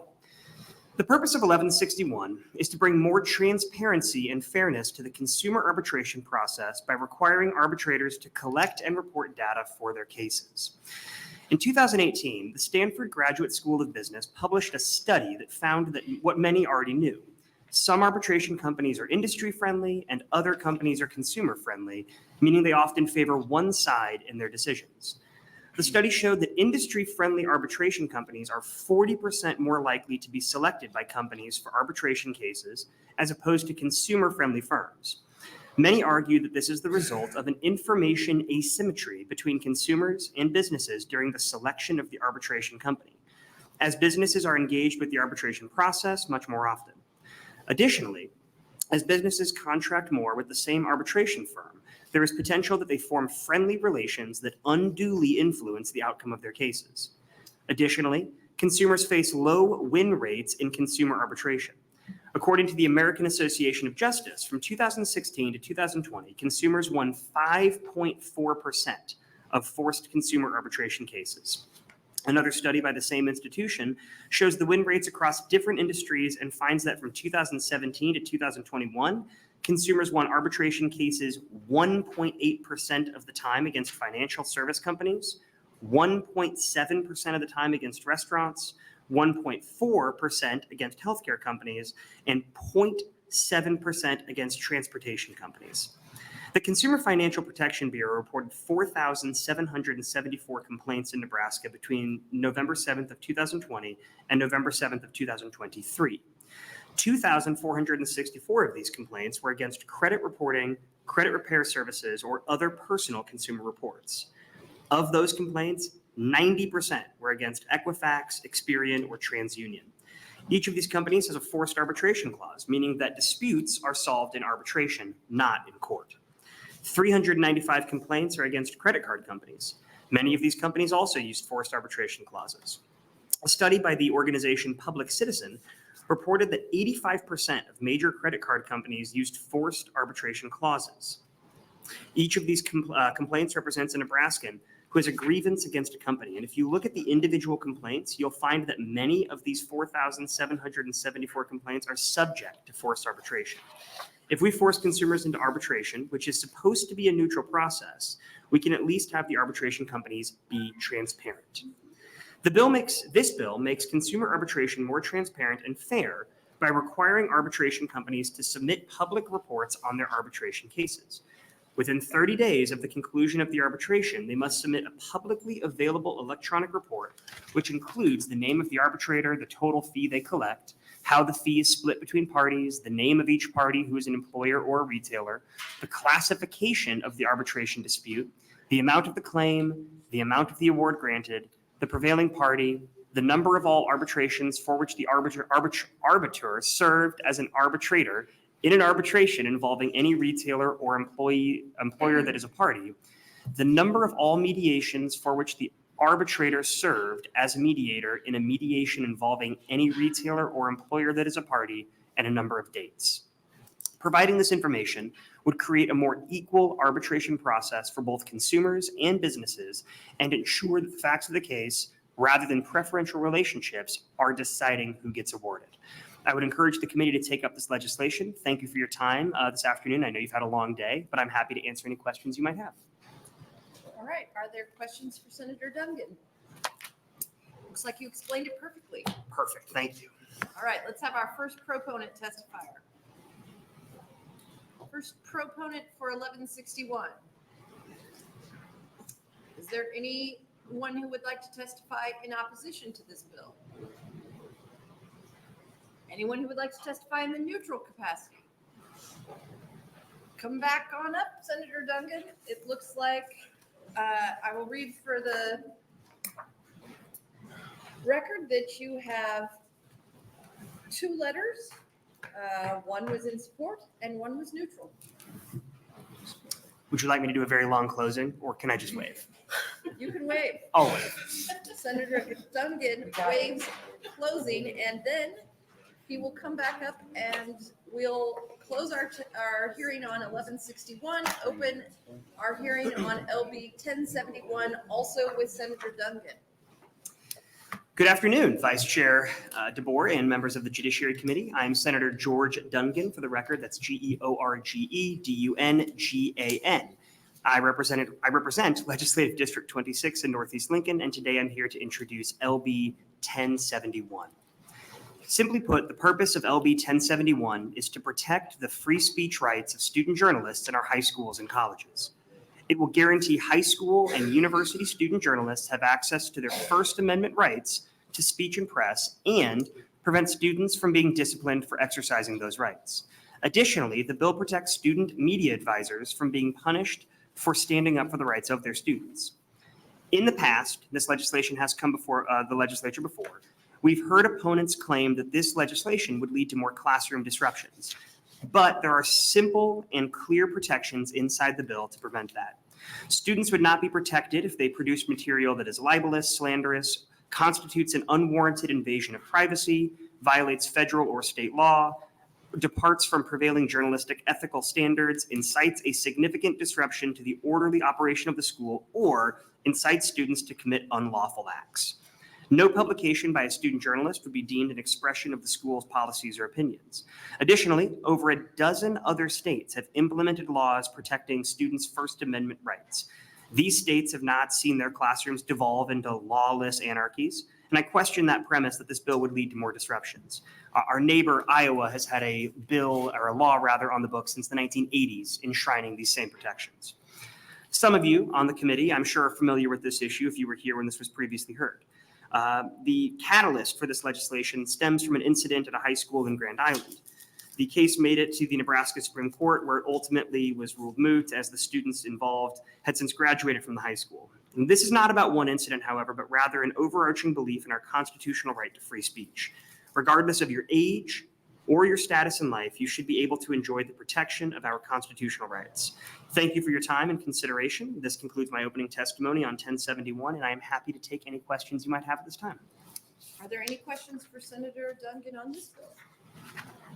Once again, Senator Dungan, no questions. We'll take our first proponent testifier. Welcome back. Thank you, members of the committee. My name is Josephine Litwinowic, JOSEPHINELITWINOWICZ, and I'm in favor. Thank you, Senator DeBoer, McKinney, whichever is controlling, and members of the committee. Yeah, I mean, this incident in Grand Island is nonsense. You know, partially why we, and there's a couple of reasons why we need to establish a protected class for transgender and sexual orientation.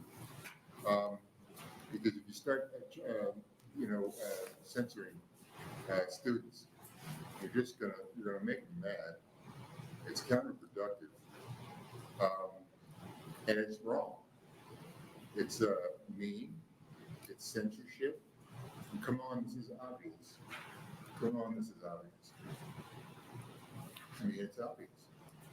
So anyway, my mind was wandering, and just a couple bills ago, why can't you have? I'm going to continue on, but why can't you have software recognize, AI learns porn on the screen, right on the screen, and it shuts it down.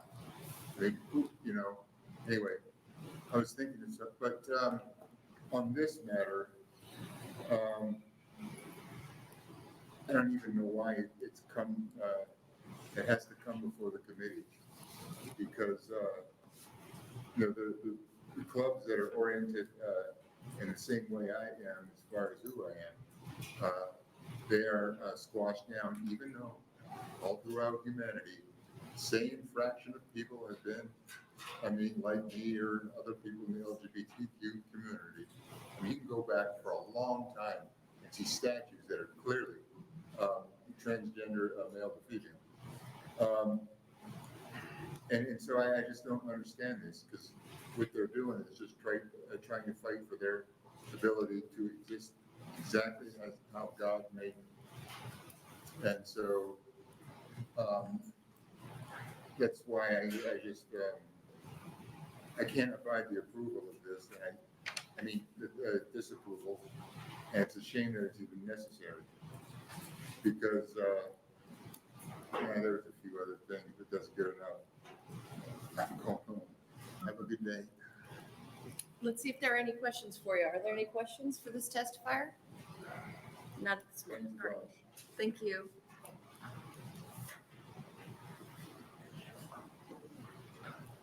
Sorry.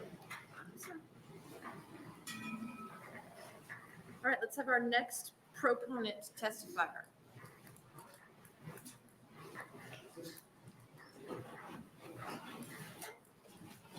Good evening, Senators. My name is Charlie Yale, spelled CharlieYale. And I'm here today to testify in support of LB 1071, which would codify protections for student journalists into law. holding people in positions of power accountable, reporting in depth on issues that matter to our community, highlighting populations and issues that are historically neglected by mainstream news media. These 3 items have all 2 things in common. They are essential pillars of journalism education, and student papers have been censored, defunded, and shuttered for doing them. Today, senators, you have a chance to make this thing a thing of the past in Nebraska. First, what we need to understand is that this bill doesn't address a liberal issue, and it doesn't address a conservative issue. What it addresses is a First Amendment issue, an issue pertaining to our sacred right of free speech. The censorship of our student publications by school administration across the state knows no political bounds. Run-of-the-mill stories about political issues representing viewpoints on every single side of the aisle have been censored. As it stands, I, as the editor-in-chief of the Omaha Central Register, have less free speech rights than my contemporaries. What LB 1071 does is restore my rights as a student journalist to make sure that I am on equal footing with the rest of the student body. LB 1071 also makes sure to protect school districts from liability, legally or in terms of reputation. By separating the message of the paper from the opinion of the district, LB 1071 accomplishes what should be a no-brainer protection for both students and administrators. That's why this bill is passed by nearly unanimous majorities in many of the 17 other states where it has been adopted. Wisconsin, North Dakota, Iowa, and Kansas all have laws similar to this one. And none of these states have caught on fire, and there is no reason to expect that they will in the future. The only feedback surrounding this legislation is that it has been a resounding success, and therefore you advance this legislation. And this is imperative because student media is an important route to addressing misinformation in our schools. What we need to realize is that conversations administrations often censor in the status quo happen on social media and between peers all of the time. The conversation happens because young people are inquisitive and figuring out their worldview. What this legislation does is it ensures that these conversations no longer happen in the depths of social media where young people can be susceptible to misinformation. Student journalists want to talk about the things that are important to students, and we do so transparently. We have a responsibility to work under the code of ethics of journalism to represent all viewpoints in our work. And by doing so, we spark dialogues that cannot happen on social media. You cannot stifle the young voices of today while expecting us to be the strong leaders of tomorrow. Send this bill through committee, allow the full chamber to vote, and enshrine First Amendment rights for generations of bright Nebraskans to come. I'm willing to address any and all questions from the committee, providing insight into the editorial process of my paper, The Register, and why student publications support this bill or anything of interest. To conclude, it is imperative that we maintain our rights as student journalists. Thank you for your time. Thank you very much for testifying. Are there any questions for this testifier? So you've given us an example of your paper here? Yeah, so we publish our paper 3 times per semester, 6 times per year. This is our first issue of our second semester. I wanted to provide the committee with an example of student journalism and some of the things that we bring to our community, because I think that's something that often is looked over in this conversation. And how does your teacher work with you, or how do you come to know what proper ethical journalism is? Yeah, absolutely. So before people can be on the newspaper staff, they take an introduction to journalism class at Central, at least, is how it works. And when you take this class, you learn the basics of writing a story. You learn how to structure it, but you also learn the ethical importance of codes of ethics in journalism. So we are taught the code of ethics that's sponsored by the Association of Professional Journalists. And that's something that's instilled into us from the moment that we step into the journalism classroom. It's we've got posters up on the wall and everything. But how the stories, in this paper specifically, how it works is a student comes up with an idea for a story. And then we go to an editor, one of our student editors, who approves that idea.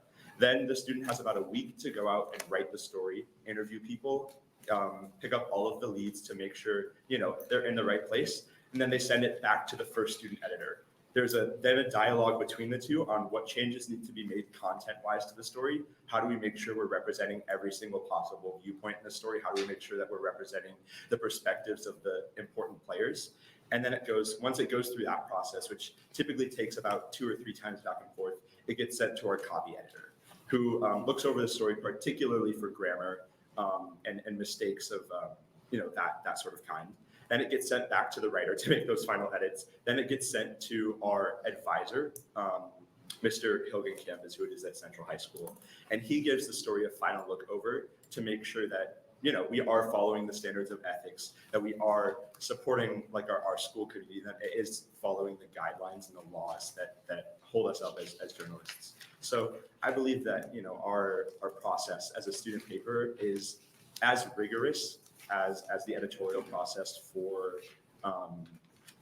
any other professional paper. We cover our track, or we don't cover our tracks.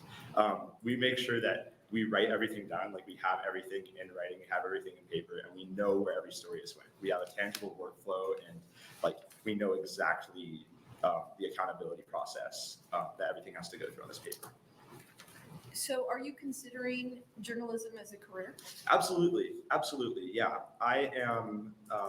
My two huge interests. I'm really interested in public health and journalism, and I would love to go into either journalism, reporting on public health, or public health with a background in journalism. I think communication is really important to both of these professions, and we need good communicators in both places and journalists with an understanding of science.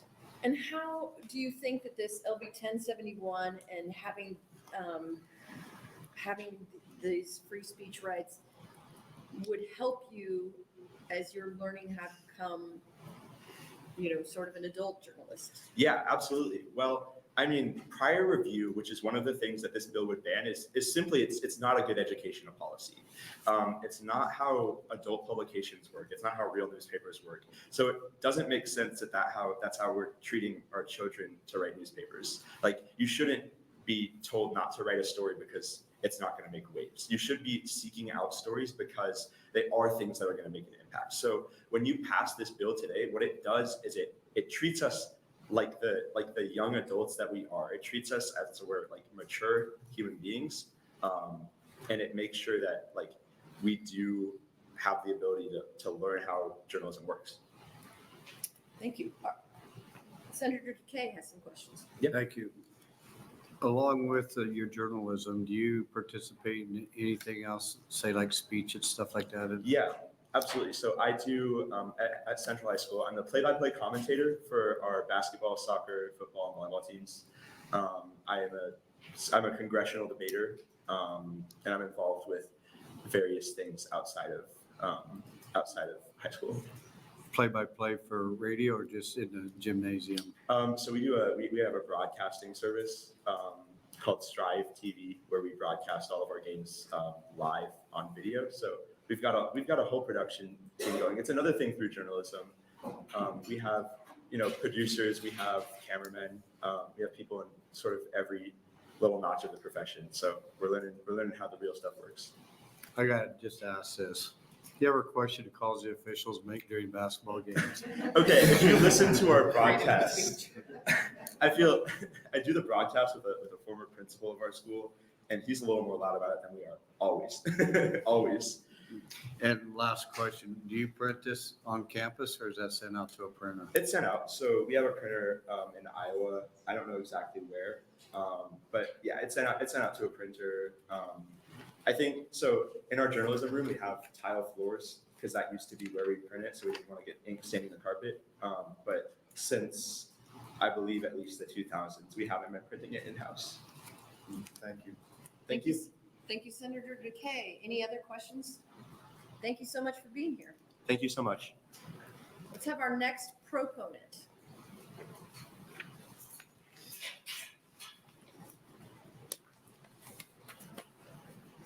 Welcome.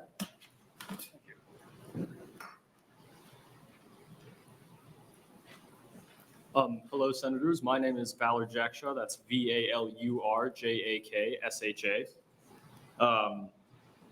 I am the Senior Class President of Omaha Central High, and I firmly believe that I speak for the interests of Central High School when I say that LB 1071 has my wholehearted support.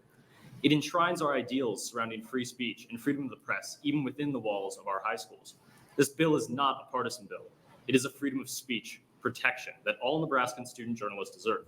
The success of similar legislation in other states and the lack of any legitimate threat of liability it poses to a school district tells our teachers, students, and parents that the only reason legislators would have to oppose this bill would be fear. Fear of what the flourishing young minds of our schools have to say, be that about themselves, their community, or their school. I encourage the committee members to consider the ideals they hold dearest and the values they wish to impart upon the students they represent. A number of Central High registers, our school paper, hang along the walls of my room at home. I hung them there because of the impact they had on me, or the impact they had within my school. These pieces of journalism represent the very heart of trust and integrity upon which meaningful education is built, and we have a vested interest in supporting LB 1071 as it protects that foundation. Without LB 1071, student journalists are governed by the Hazelwood Standard. The Supreme Court ruling of Hazelwood v. Kohlmeyer is a weak, vague precedent that we have seen bastardized and misappropriated in order to unlawfully censor the student press. I've been lucky enough to be spared this kind of authoritarian oppression within my own school. But it was very firmly luck and not law under which I have, for 4 years, freely consumed quality journalism, an increasingly rare asset that is central to democratization, education, and our freedoms. I come to you today as someone who believes very strongly in the freedom of student press and as somebody who wishes, above all else, to enshrine the opportunities I had, not as a producer, but as a consumer of student media. I remind you all that students, teachers, and parents are watching. Thank you. Are there any questions for this testifier? I don't see any. Thank you so much for being here. Thank you. We'll have our next proponent.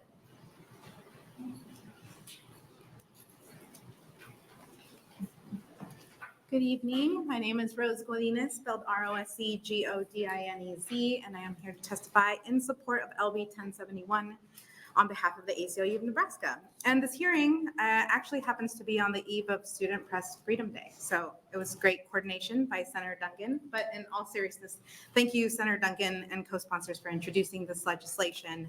The ACLU seeks to end classroom censorship and protect students' right to learn and receive information free from retaliation. Efforts to silence discussions about current events impacting students of color and LGBTQ students and validate the lived experiences of those students. It is the very discussion of those issues that equips students to process the world around them and to live in a multicultural and diverse society in the future.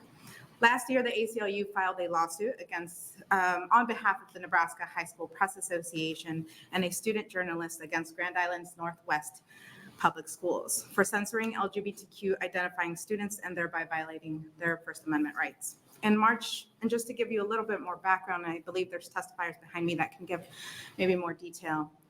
In March 2022, our client and others were told that they could not list their pronouns or choose their chosen names in author bylines.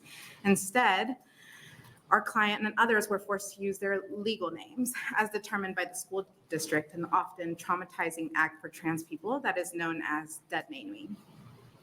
In the paper's June 2022 issue, our client and other students covered LGBTQ+ issues to mark Pride Month.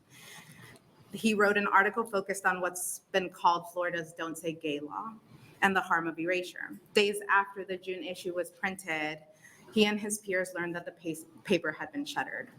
Although the school district has claimed the decision was unrelated to the June issue, a public comment from a school board official linked the decision directly to the paper's content.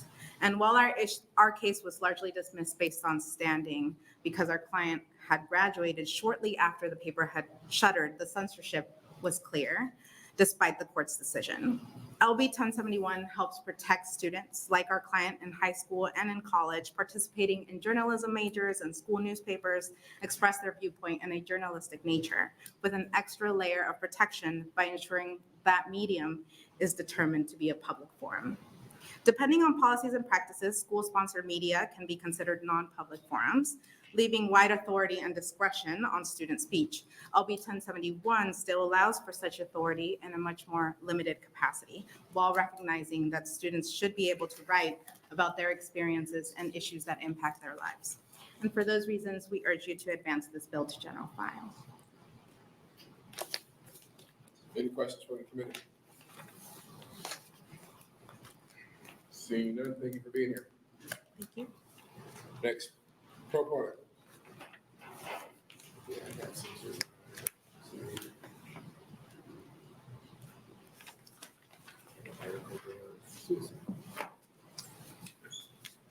My name is John Bender, Johnbender.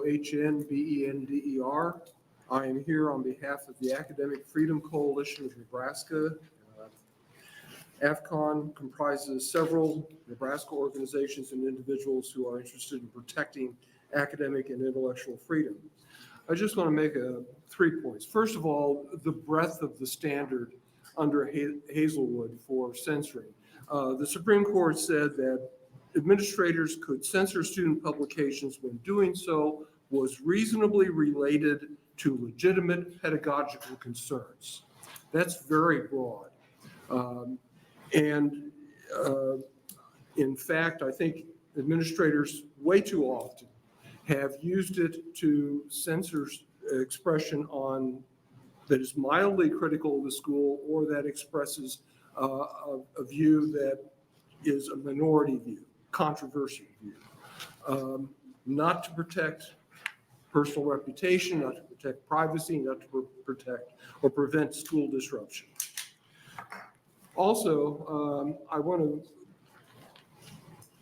bring up an argument that I think you're going to hear in opposition, and that is that when a school administrator is censoring a school publication, that administrator is doing nothing that an editor at a newspaper or producer at a TV station might do as well. There's a difference though. Editors and producers are not government officials. A school district is a governmental entity. A school administrator is a government official. They are exercising censorship. Editing is different from censorship. Censorship is what governments do. This would be akin, allowing administrators this power is akin to saying to the mayor, you have the power to censor the local newspaper. Giving them this power makes it possible to turn a school publication into a propaganda organ for the school district. Finally, LB 1071 does not mean that students will be unsupervised. What it means is that the supervision will be vested in the journalism advisor, a teacher who has experience and training in advising publications. I've worked with these people when I was a professor at UNL in College of Journalism and Mass Communications. They are trained, they are dedicated, they are capable of advising students to be good journalists. LB 1071 simply lets them do their job. Thank you. Any questions from the committee? Seeing none, thank you for being here. Thank you. Next, proponent.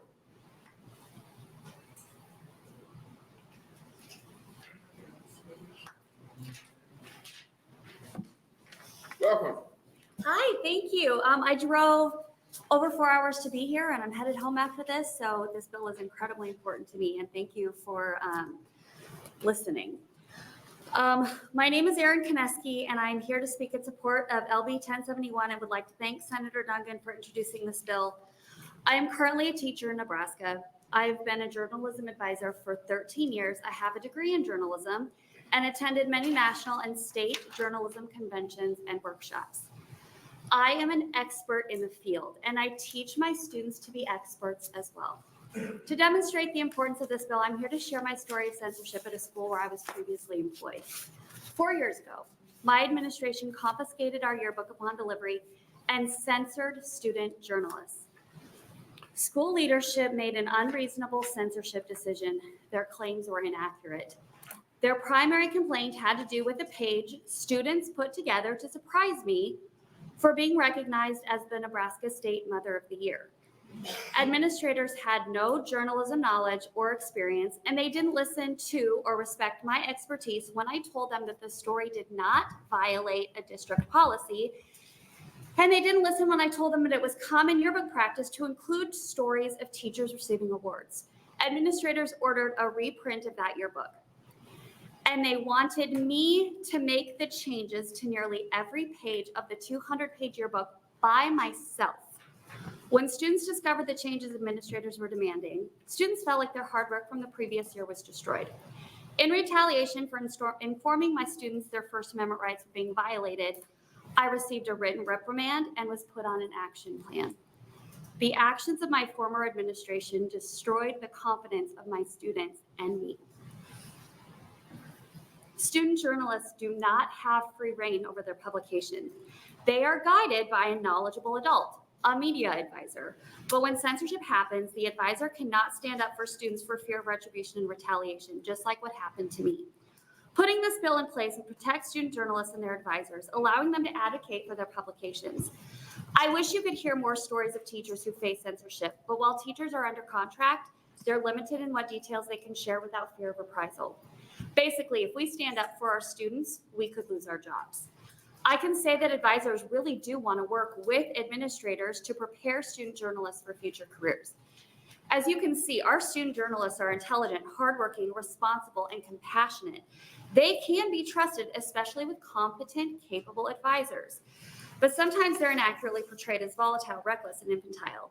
I urge you to vote in favor of LB 1071 and advance this so that Nebraska can hold on to respected advisors and student journalists can trust that all adults recognize their talent, their maturity, and their integrity. Thank you. Any questions from the committee? Senator Iba. Thank you, Mr. Chair. As a constituent of District 44, thank you for driving to Lincoln to testify and safe travel home. Thank you. Is there anything else you'd like to add? Oh, there's so much. I could talk about this forever. But I think really the students are the ones that you need to listen to. And I do think it's important that you know that the last time this bill was up, I wanted to testify and I couldn't. And even now I'm taking a huge risk being here. So this is very important. And so thank you guys for listening. I appreciate that. Can you spell your name for the record? Oh, I'm sorry. Konecky. ERIN. Thank you. Any other questions from the committee? Seeing none, thank you for coming down. Thank you. Next proponent.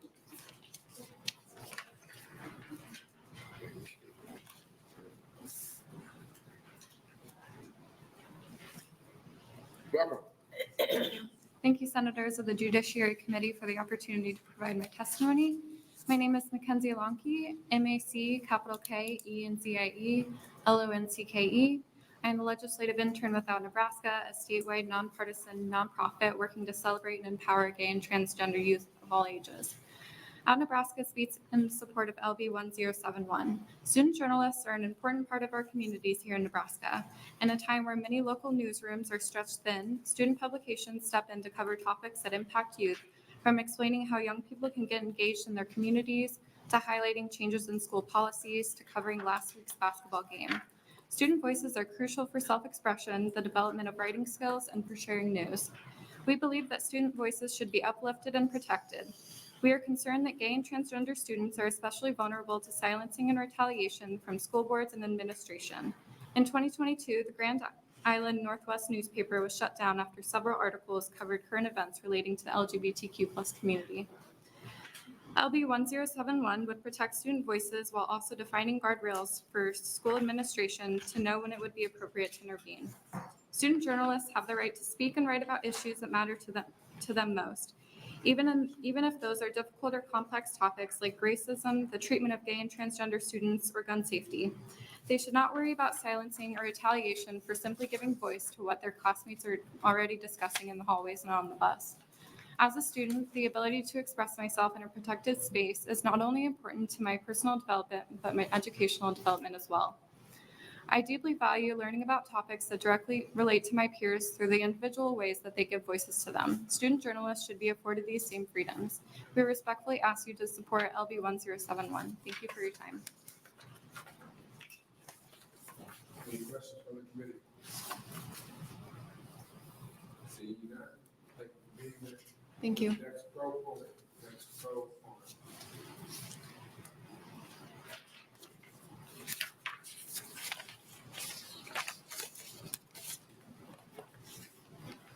Hello.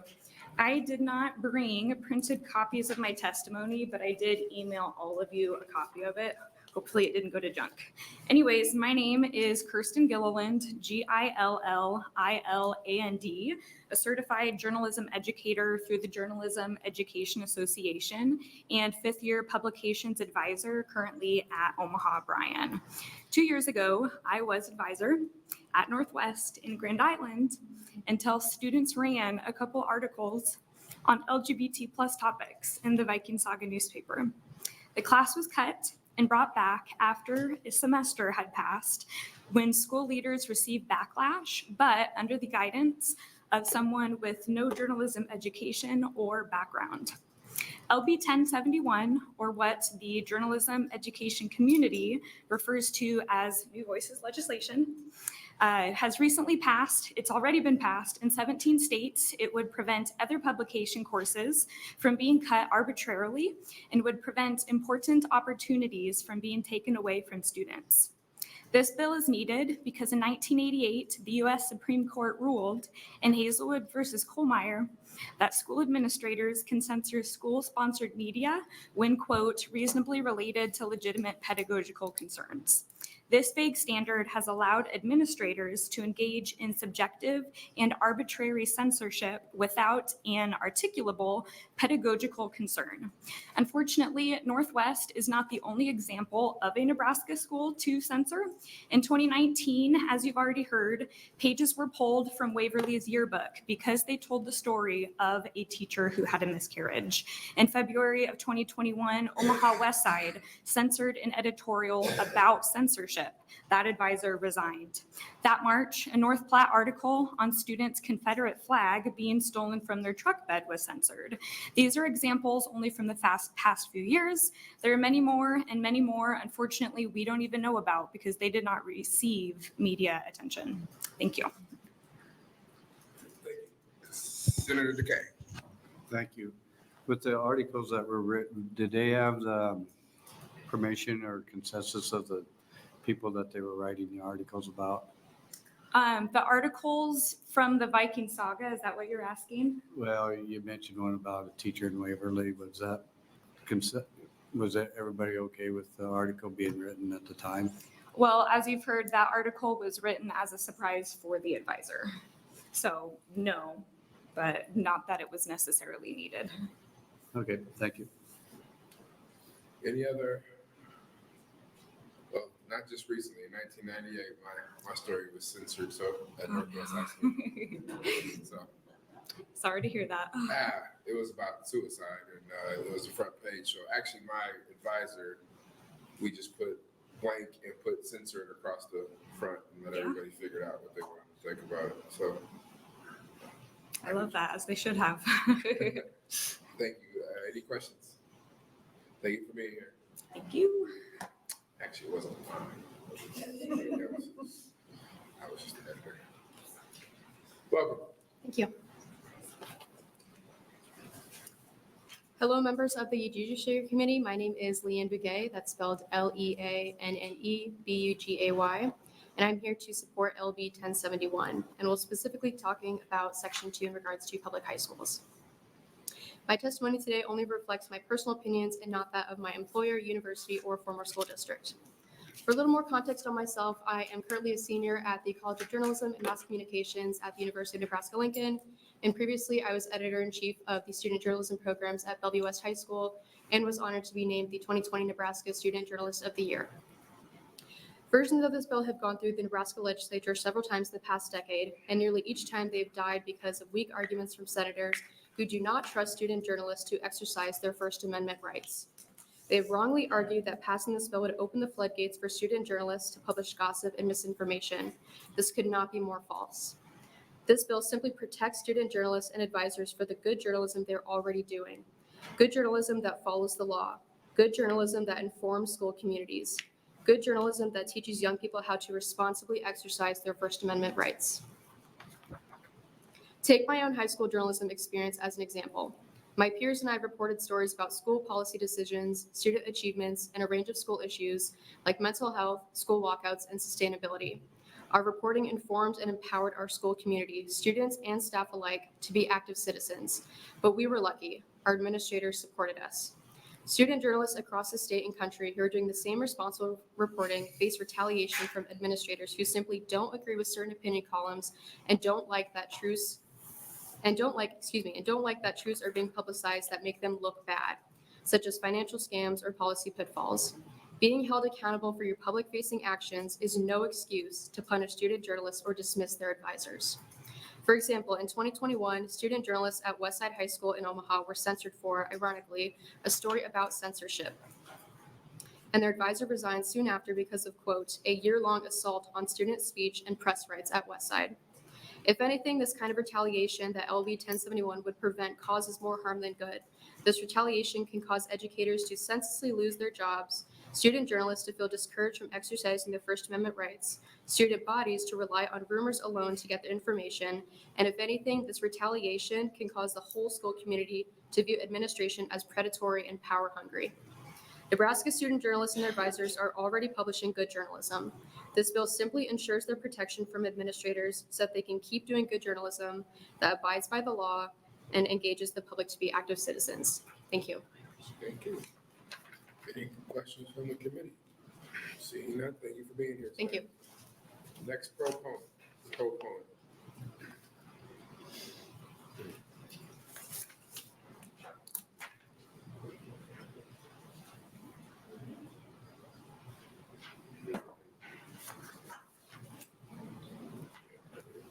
Welcome.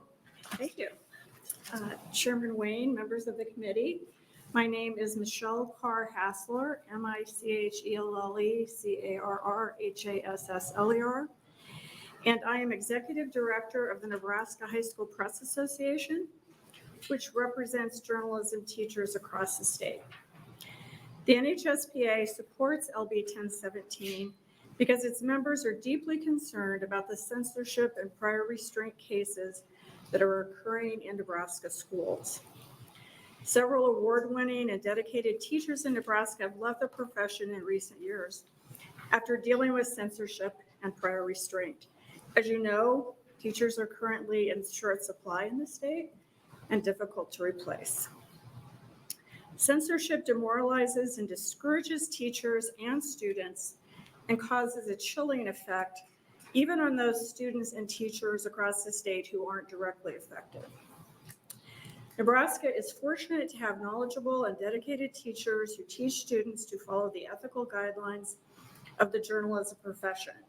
Students learn to seek truth and report it accurately, responsibly, independently, and in service to the public. They also learn to balance the public's need for information against potential harm. But censorship and prior restraint are in direct conflict with the journalism code and the accepted best practices for teaching journalism. Most censorship cases involve administrators who dictate what student journalists can cover. They often restrict publication of controversial stories or stories that might reflect badly on the school, despite their being true. That is contrary to the journalistic mission of seeking truth and reporting it in a responsible and ethical manner. When an administrator dictates coverage or censors a story, they prevent teachers from teaching and students from learning. Imagine if administrators told students in a chemistry lab they could not perform the final steps in a scientific experiment. When journalism students are told they can't pursue a story or that their story can't be published despite it being true, they are prevented from thinking critically and practicing journalism. Their learning is shut down and their work is disrespected and deemed unimportant. Now more than ever, communities in Nebraska desperately need well-trained and passionate journalists to seek truth and report it. News deserts in the state are growing. But like their teachers, high school students who deal with censorship often become disenchanted. The NHSPA supports LB 1071 because it ensures the First Amendment rights of journalism students and teachers and strengthens journalism education in the state. Thank you. Thank you. Any questions from the committee? Seeing none, thank you for being here. Next proponent.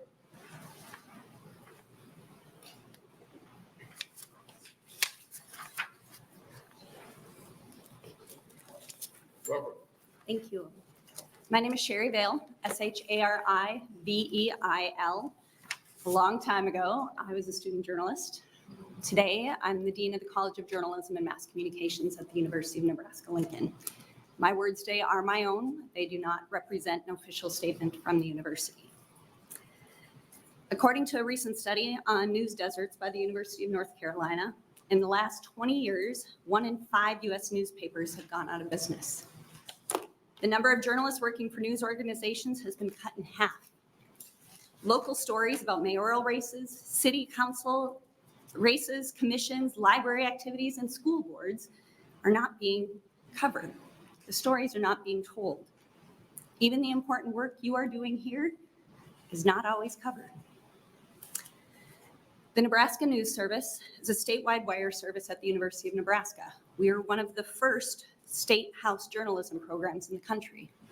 That number is growing, more than 20 now, with 17 more planned to get online through the Knight Foundation funds. They are covering the news here at the state capitol. They're reporting on the work that you are doing. They drove through horrendous weather to cover the Iowa caucuses. They are spending their evenings covering community events and sporting events in order to get that news out through our wire service to community journalism outfits across the state.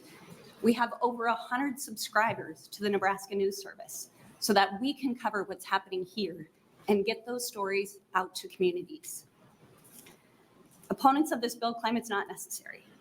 No one's really attempting to pressure journalists. And I admit at the college level, it doesn't happen that often.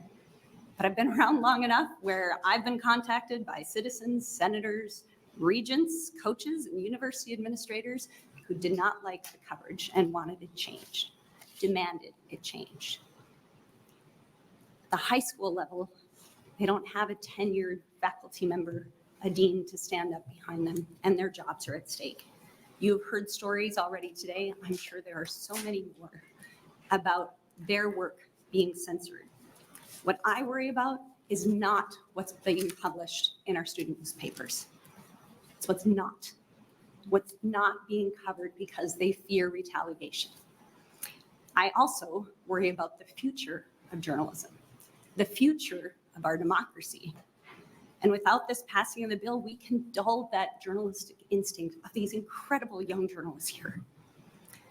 That they might come to college too afraid to chase down the story, to expose corruption, to uncover the unjust, to come here as part of the Nebraska News Service to cover the hard work you are doing and get that back out into our communities. I urge you to pass LB 1071, protect the future of journalism, the future of Nebraska's communities, and our democracy. Thank you. Any questions from the committee? Seeing none, thank you for being here.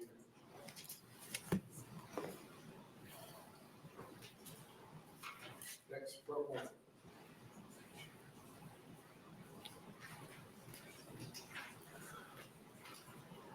Welcome. Thank you, Sir Wayne.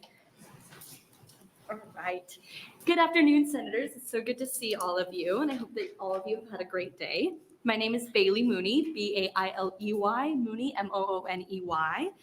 I visited the Capitol today because I really, really do support LB 1071. I am a college journalist reporter who does attend a private Christian college. So this bill doesn't apply to me in the same way that it applies to many people who are back here. But what I've learned as a journalist is that we are a team. And I think that that's such a beautiful aspect of journalism. Providing the opportunity for student journalists to express themselves through topics that are important to them is not only important, but it's freeing to them. And I think that that is so important.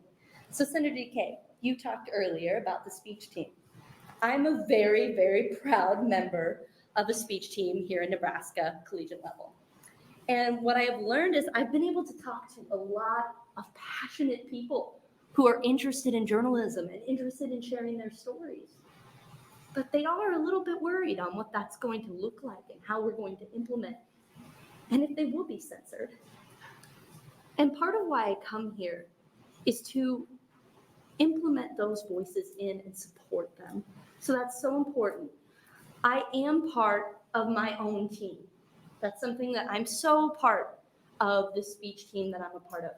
But I'm also so proud to be a forensic competitor in the Nebraska circuit. So many teams across Nebraska in speech and debate have really brought issues that have affected me as a journalist, who have taught me many things that I never would have expected to think about before. But it's such an important component of who I've become as a journalist. Aiding and protecting these voices is important. And Senator Wayne, I also wanted to mention about how your story was censored. So my story also talked about my best friend's suicide. I recently published an article about how that affected me. And I can't imagine not being able to share that story 4 years later. I shared it as a senior, and I'm so blessed to be able to share that story and his story and my journey going through that. And so I believe that this is so important. And I'm sorry I'm not very articulate today, but I'm so thankful that you guys are here. But I'd be happy to answer any questions that you have. Any questions from the committee? Seeing none, thank you for being. Thank you, guys. I appreciate you. Thank you. Next proponent. Next proponent.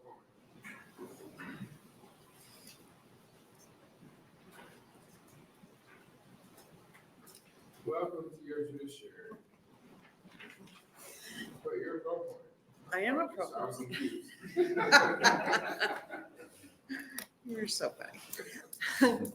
Good evening, I think now. My name is Corby Gilbertson. It's KORBY-GILBERTSON. I'm appearing today as a registered lobbyist on behalf of Media of Nebraska Incorporated in support of LB 1071. I'm happy to see that Senator Dungan has picked up the torch on this. Obviously, this is a perennial issue that we've dealt with for years and years and years. Those of you who haven't been around, it has been around for years. You heard a little bit about the Hazelwood Supreme Court case. There's an older case that's referred to as the Tinker case that had a little stricter. Hazelwood's considered usually the floor, more general restrictions on speech. Tinker said that student expression may only be regulated if it materially and substantially interfered with the school's ability to maintain order and discipline. In our opinion, 1071 gets a little closer to the Tinker standard, which we think protects student journalists, which is very important as they learn their craft. And also with the First Amendment, I think you heard from these students, the First Amendment isn't about protecting your speech. It's about protecting everyone's speech, and that includes speech that you're not comfortable hearing. And that these students can learn a lot by addressing issues that aren't always popular, and that's how they become better journalists in their adult lives. With all of that said, we also, after having been involved in this for years, recognize that there are certain issues that school districts have to deal with. This isn't all just administrators wanting to censor things they don't agree with. They deal with potentially litigious citizens or a school board that might not agree with what they're doing and might risk continuing journalism courses or papers.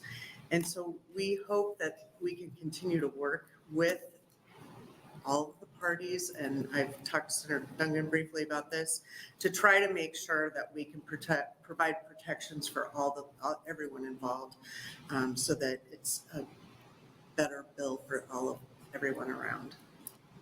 So I thought I'd be happy to answer any questions. Any questions from the committee? Seeing none, Thank you. any other proponents? Proponents. Seeing none, first opponent.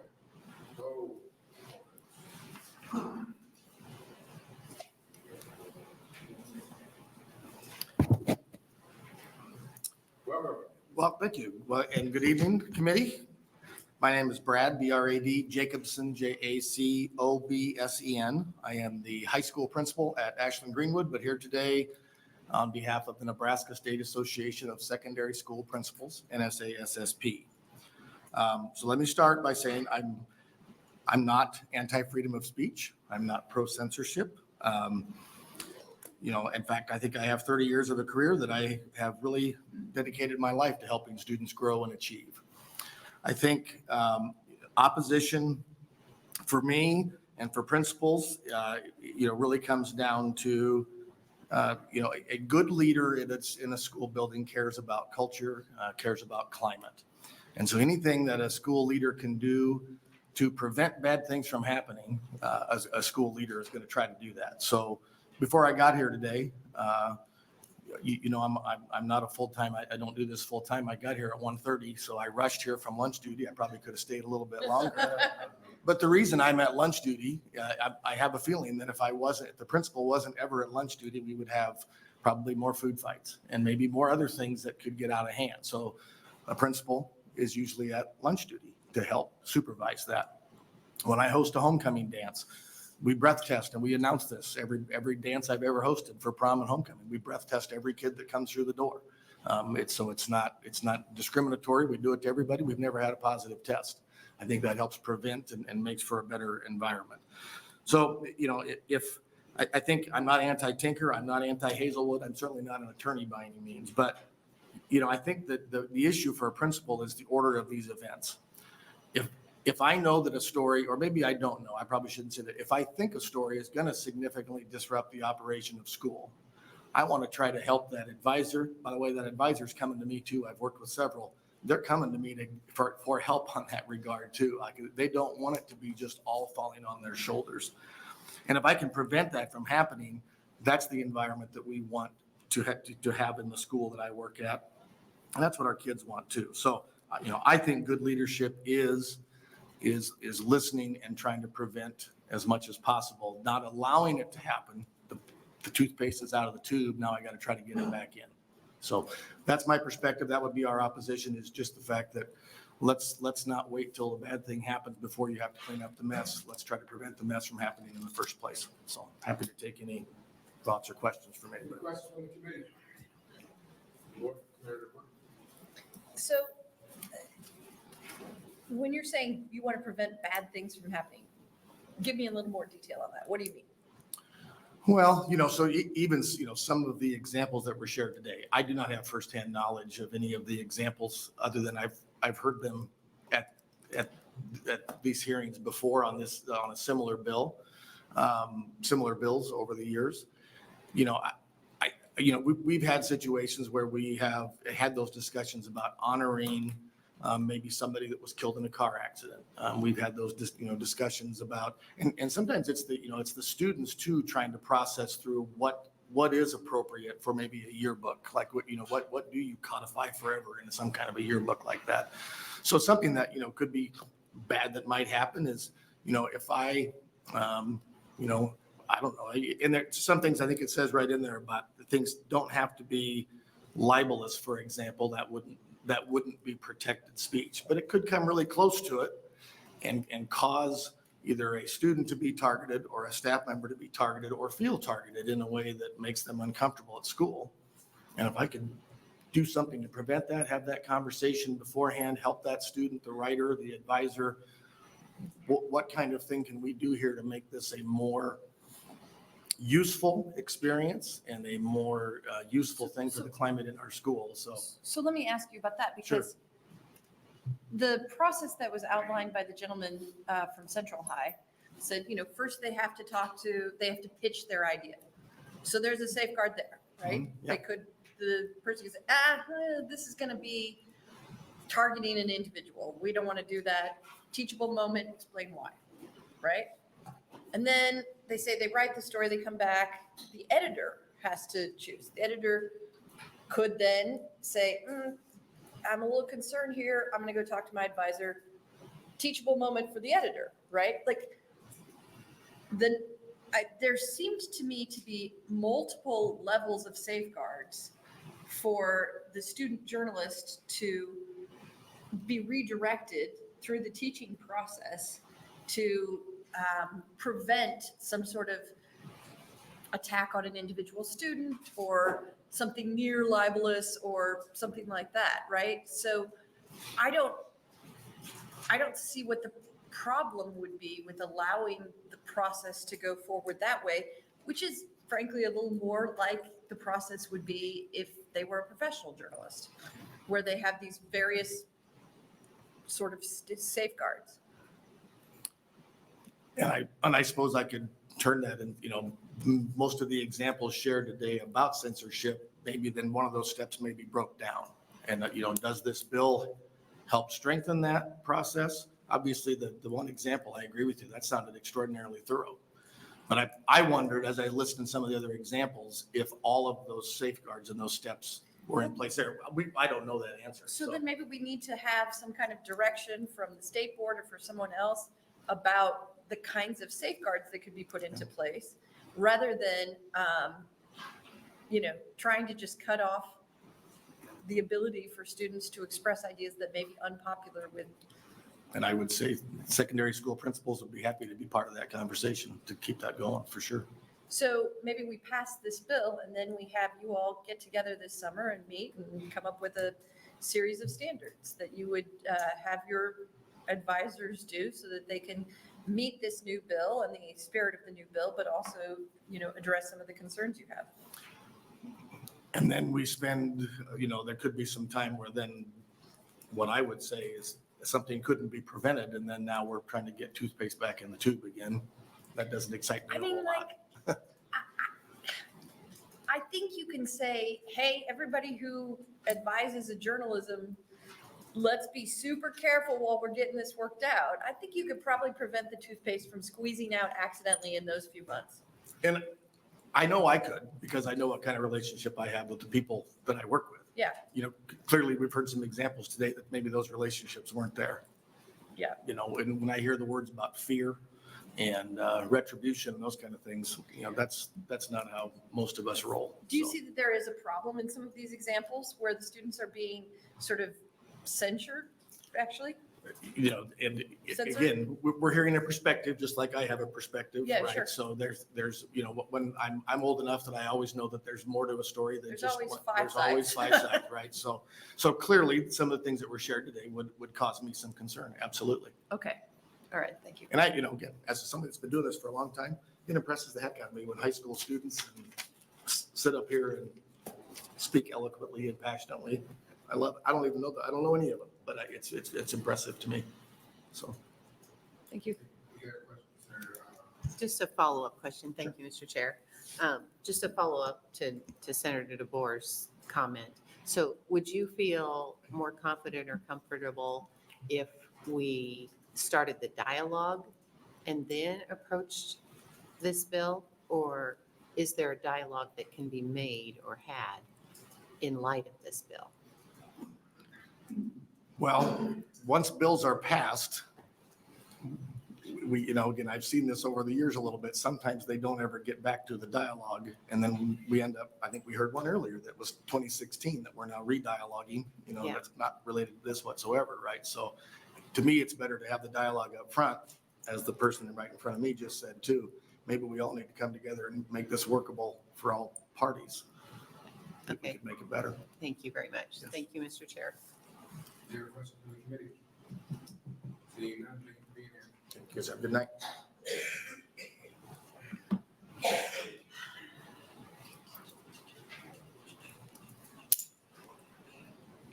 Hey, welcome. I think it's twice this year.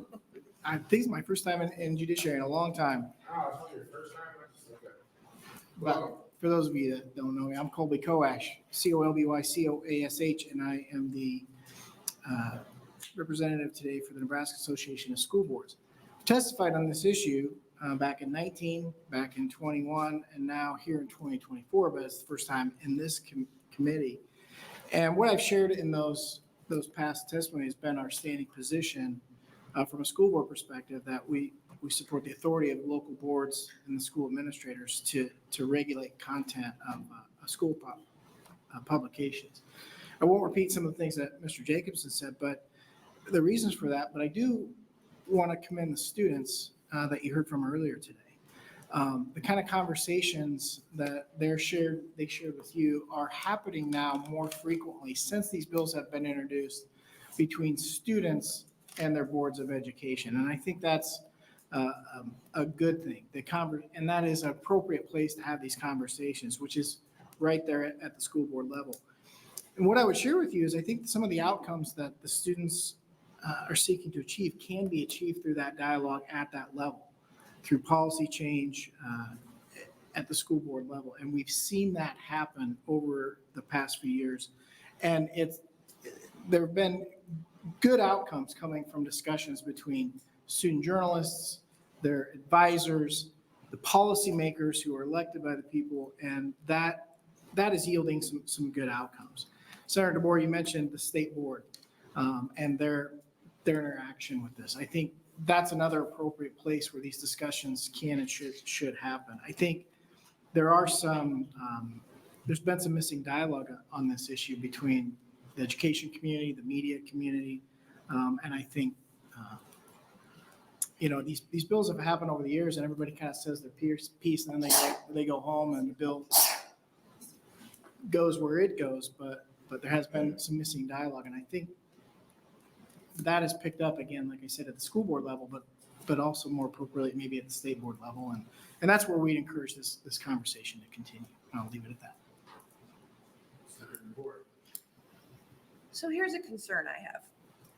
These students who came in here and can testify in here today can say whatever they want on this microphone, right?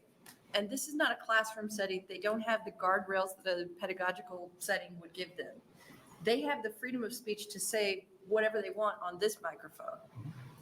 It seems weird to say that our schools are not prepared to give them that same freedom in their schoolrooms when there are teachers, when there are administrators, when there are people who can guide them, help them, sort of nudge them in the correct directions and give them, corrections. So they can come here where there's all these stakes and say whatever they want, and in the various other places they can, but they can't do that when they're being taught at school, and that concerns me. Well, to respond to that, Senator, one of the things that these, maybe not these students, but students have done is they've come to their school board meetings, and they've been very vocal at their school board meetings because those are an open forum, and they've taken advantage of the ability to address their grievances to the elected officials at the school board meetings. And like I said, that's happened more and more over the years, and I think it's yielded some good results on this issue. I think where we may diverge a little bit is the fact that these are students, right? And the primary responsibility of the school in this is teaching, which is a different context than journalism at large, where things are being written or said for public consumption. So the outcomes are different. But that's sort of exactly my point, is that those are forums in which they are being taught. The school is the forum in which they're being taught. The school is the forum in which we should give them the most freedom so that we can show them the consequences of their actions at a less high stakes situation, that we can show them you have a guide in this process, right? They may or may not have teachers here with them today, right? They may or may not at the school board. It seems like if we're going to try and teach citizens how to be citizens in a democracy, we ought to show them in the classroom setting that the freedom of speech comes with consequences, comes with needing to sort of be within certain lines. It's not just, you shouldn't just create some kind of disruption. You shouldn't just, cause that sort of thing. So because they have access to all of these social media, all the things like that, where they could go on and say those things, I would like them to have that same opportunity in the school when they're going to be taught how to do it properly. I think those teachable moments, to use your term, happen all the time in schools across the state. I think where this may diverge a little bit is, where's the final say in this? What gets published? What gets put in the yearbook? And our position would be that decision needs to rest at the policy level, not unlike a newspaper editor who says, I'm not going to I know you wrote that, I'm not going to publish it. I think there's some similarity in that. I know one of the proponents said it was different, because of the fact that school officials are public officials, schools are government run. But I think just as a newspaper publisher, editor has some say over what is published in that publication, schools want to have the same ability to have influence and final say over what's written in those school publications, because those are a reflection of the district. So maybe the disconnect here is that there's a real disconnect in trust, it sounds like, between student journalists and administration, because they have seen these examples where things that really probably should not have been censored have been so. Sure. So if we're looking for a path forward, it's probably a situation where we need to rebuild that trust between Nebraska's students and, the administration then. And, maybe I will throw that out there, that there is a clear breakdown of the trust, and that I think is part of what we're seeing here today. I would agree. Any other questions? Seeing none, thank you for being here. Next opponent. Anybody testifying in a neutral capacity? As Senator Dungan comes up to close. We have 32 letters, 16 in support, and 16 in opposition.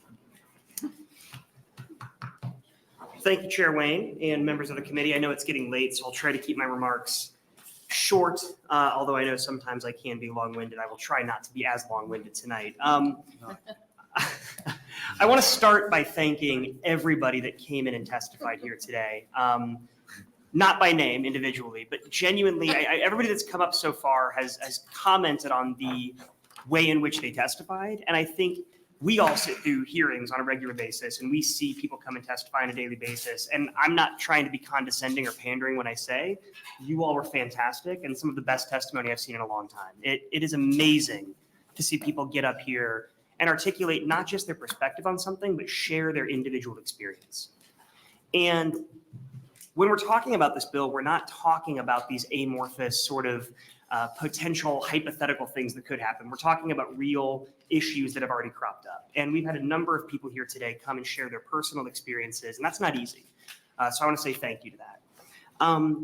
I also appreciate some of the information that was brought up, or the points that were brought up by the opponents of this bill. And I just kind of want to address a couple of those. So if LB 1071 is enacted, there are still a number of protections available to schools and to administrators in order to prevent things from being published or to help sort of create those guardrails. Specifically, and I appreciate Ms. Gilbertson's testimony regarding the Tinker standard. And one of the most famous lines in Tinker, which was sort of our initial big Supreme Court case with regard to First Amendment in schools, the main holding was that you don't shed your rights to free speech and expression at the schoolhouse gate. That's sort of the hallmark line that we see time and time again. It goes on to say you are allowed to restrict speech if it does pose a substantial risk of disruption to the school, essentially. And so it says it's not an unfettered right, the same way that our normal First Amendment right is not unfettered. You know, we always talk about whether or not you're allowed to yell fire in a crowded movie theater. You're not, right? And so we all have restrictions on our First Amendment rights. But what this seeks to do is enshrine that standard from Tinker that says these student newspapers and these school newspapers should have the same protections of freedom of speech as anybody else. The bill specifically on page 3 goes into the areas in which the school can still restrict that speech. It says this section does not authorize or protect expression by a student journalist that, and then goes on to lay out a number of different conditions, one of which is codifying that Tinker standard, saying that there could cause material and substantial disruption of the orderly operation of such an institution. So what we're not seeking to do is allow anybody to do whatever they want at all. We're not trying to do that. I absolutely believe that schools need to have order, and that is what Tinker said too. This simply says you cannot go past that standard. I think that's vital, and I think Senator DeBoer and a number of others who are asking questions hit the nail on the head, that we're teaching students how to be journalists. We're teaching them how to be good citizens. And what that requires is the ability to have rigorous debate, not just seeing the things that you like. What I want to point out is that if this is adopted, it allows differing opinions to both have the same footing. It says that the school cannot have restrictions based on one content over another. Any restrictions the school puts in place on a student newspaper have to hereby be content neutral. Schools are still allowed to restrict the time, the place, the manner, those kind of restrictions on what's in there, but they can't restrict a certain speech because they don't like the content of it. And what that means is you may get people talking about something that is perceived as being on the left, but you also may get something that's perceived as being talked about on the right. And so what this really seeks to do is ensure that everybody has their voice heard. One of the hallmark cases that talks about what a designated public forum is, which I'm not going to get into all of this, was a religious group that was being told by a school they weren't allowed to utilize school facilities. And because it was a designated public forum, they said, no, you can't do that. You have to let the religious group use that the same way you would any other student group. And so this really does seek to give that equal treatment across the board. I think it's really important that we continue to focus on this. And I'm just the most recent steward of an issue that's come up many times before. But I know that this Judiciary Committee, I think, has heard ample testimony to make a decision based on this and in a way that I think is going to be beneficial for everybody. One last thing I want to touch on is I did get a chance to review some of the comments that I'd received in the past about this bill. I did have conversations with representatives from Lincoln Public Schools. I did talk to other folks. I am more than happy to continue having conversations about this with representatives from schools. But I don't think that this is the time to say, we're just starting the conversation now. This conversation has been going on for years. And this bill is the culmination of many of those conversations. And so if there are substantive proposals that somebody would like to talk to me about, that we could potentially modify bits here and there, I'm always happy to talk about amendments to bills. But I don't think that this is coming out of the blue. This is certainly something that has been debated by our legislature and passed from one round of debate to the next before by our legislature. So I think we can continue that conversation. But what we've heard here today is that these are very, very important issues to a number of people, and we got to do something about it sooner than later. So with that, I'm happy to answer any remaining questions you might have, but I know you have a couple of other bills you might want to get to. Any questions? I have a question. Who would mobilize you? In terms of who would be sued if somebody were to violate this? No, if a student printed something that was slander, defamatory, who would mobilize you? Well, I imagine the school would likely be protected already under the Political Subdivision Torts Claim Act. And so the school would be protected, I think. And I think there could be potential for the individual student to maybe have that suit, but I'd have to look more into the case law on that. But I do think that when immunity was brought up previously in these kind of statutes, Senator Lathrop, as well as others, I think correctly assumed the school is already protected through this Political Subdivision Torts Claim Act. And I maybe there's other discussions that have happened in the committee about that, but that was my understanding. So would the student be not have liability, there would be an extension as an agent of the. That is a good question. I have not delved into that case law in that matter, but I genuinely don't know the answer to that off the top of my head. I don't either. Any questions from the committee? Okay. Senator Kay, sorry. Thank you. Off of that just a little bit. So would this school have any jurisdiction to make sure that the articles or whatever were unbiased and without biased opinion injected into those articles? And then could they also deem what would be possibly an invasion of privacy? So one of the specific subparagraphs of subparagraph 3 that says this section does not authorize or protect expression by a student journalist that, and then it lists different things. One of those is one that departs from prevailing journalistic ethical standards. And so if it were determined that the article that was being written departed from those ethical standards, for example, being free from bias and being fair and unbalanced, if that's how you want to articulate it, I do believe the bill takes that into account. And so, whether it's an improper invasion of privacy or too much bias, I think that subparagraph 3D would address that by saying that they have to follow journalistic ethical standards. Thank you. Yeah, Senator Iba. Thank you, Mr. Chair. In relationship to that, when does interpretation come into play, though? because what you think violates that ethical standard may not be what I think violates that ethical standard. So my fear would be that interpretation, as we saw in the last bill, might be, might get contentious. And at that point, don't you need the oversight of administration that we've tasked with providing that oversight and that framework? Would we be lessening their ability to actually provide that oversight? So to answer, I guess, that in two parts. One, I would argue that I think that sort of subjectivity of what is and what isn't okay to say is what's currently happening, and that's part of the problem, is that right now there is a lot of subjectivity going into the censorship that we're seeing of certain articles. And I'm not even trying to delve into the politics of those things, but you have schools making these subjective decisions about what is or isn't okay to publish. And so I think what this seeks to do is remove some of that subjectivity. Certainly, there's always some subjectivity involved when we're talking about human beings, but I think by virtue of the fact that there are prevailing journalistic ethical standards that need to be adhered to, I can't sit here because I'm not a journalist and articulate what those are, but like any profession, similar to being a lawyer or a doctor or anything else, there are certain ethical standards that you have to adhere to or should adhere to. So those are not in and of themselves, I think, subjective. Those are things that have been delineated that would have to be followed. So there would at least be a guide you could look at, I think, in making those decisions.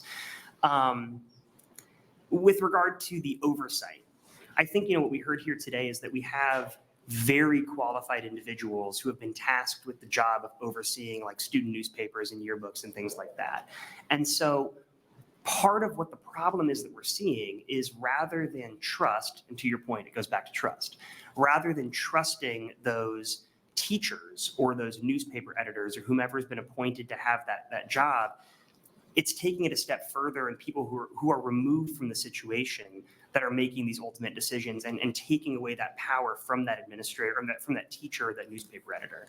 So by virtue of the fact that I think in any of these schools, be them K through 12, or post-secondary, we're going to have somebody overseeing these student journalists who knows what they're doing, who is qualified, who has a degree, who's an expert in the field, like the people we heard from today. And I think what we're saying here is that their ultimate decision of whether or not something adheres to, for example, ethical standards or remains unbiased is what we should trust here, rather than have a removed, perhaps, administrator who's not being malicious, but doesn't have the internal information to make that decision, ultimately censor something in a problematic way. Any other questions? Seeing none, thank you for being here. Thank you. We gotta close the hearing on LB 1071.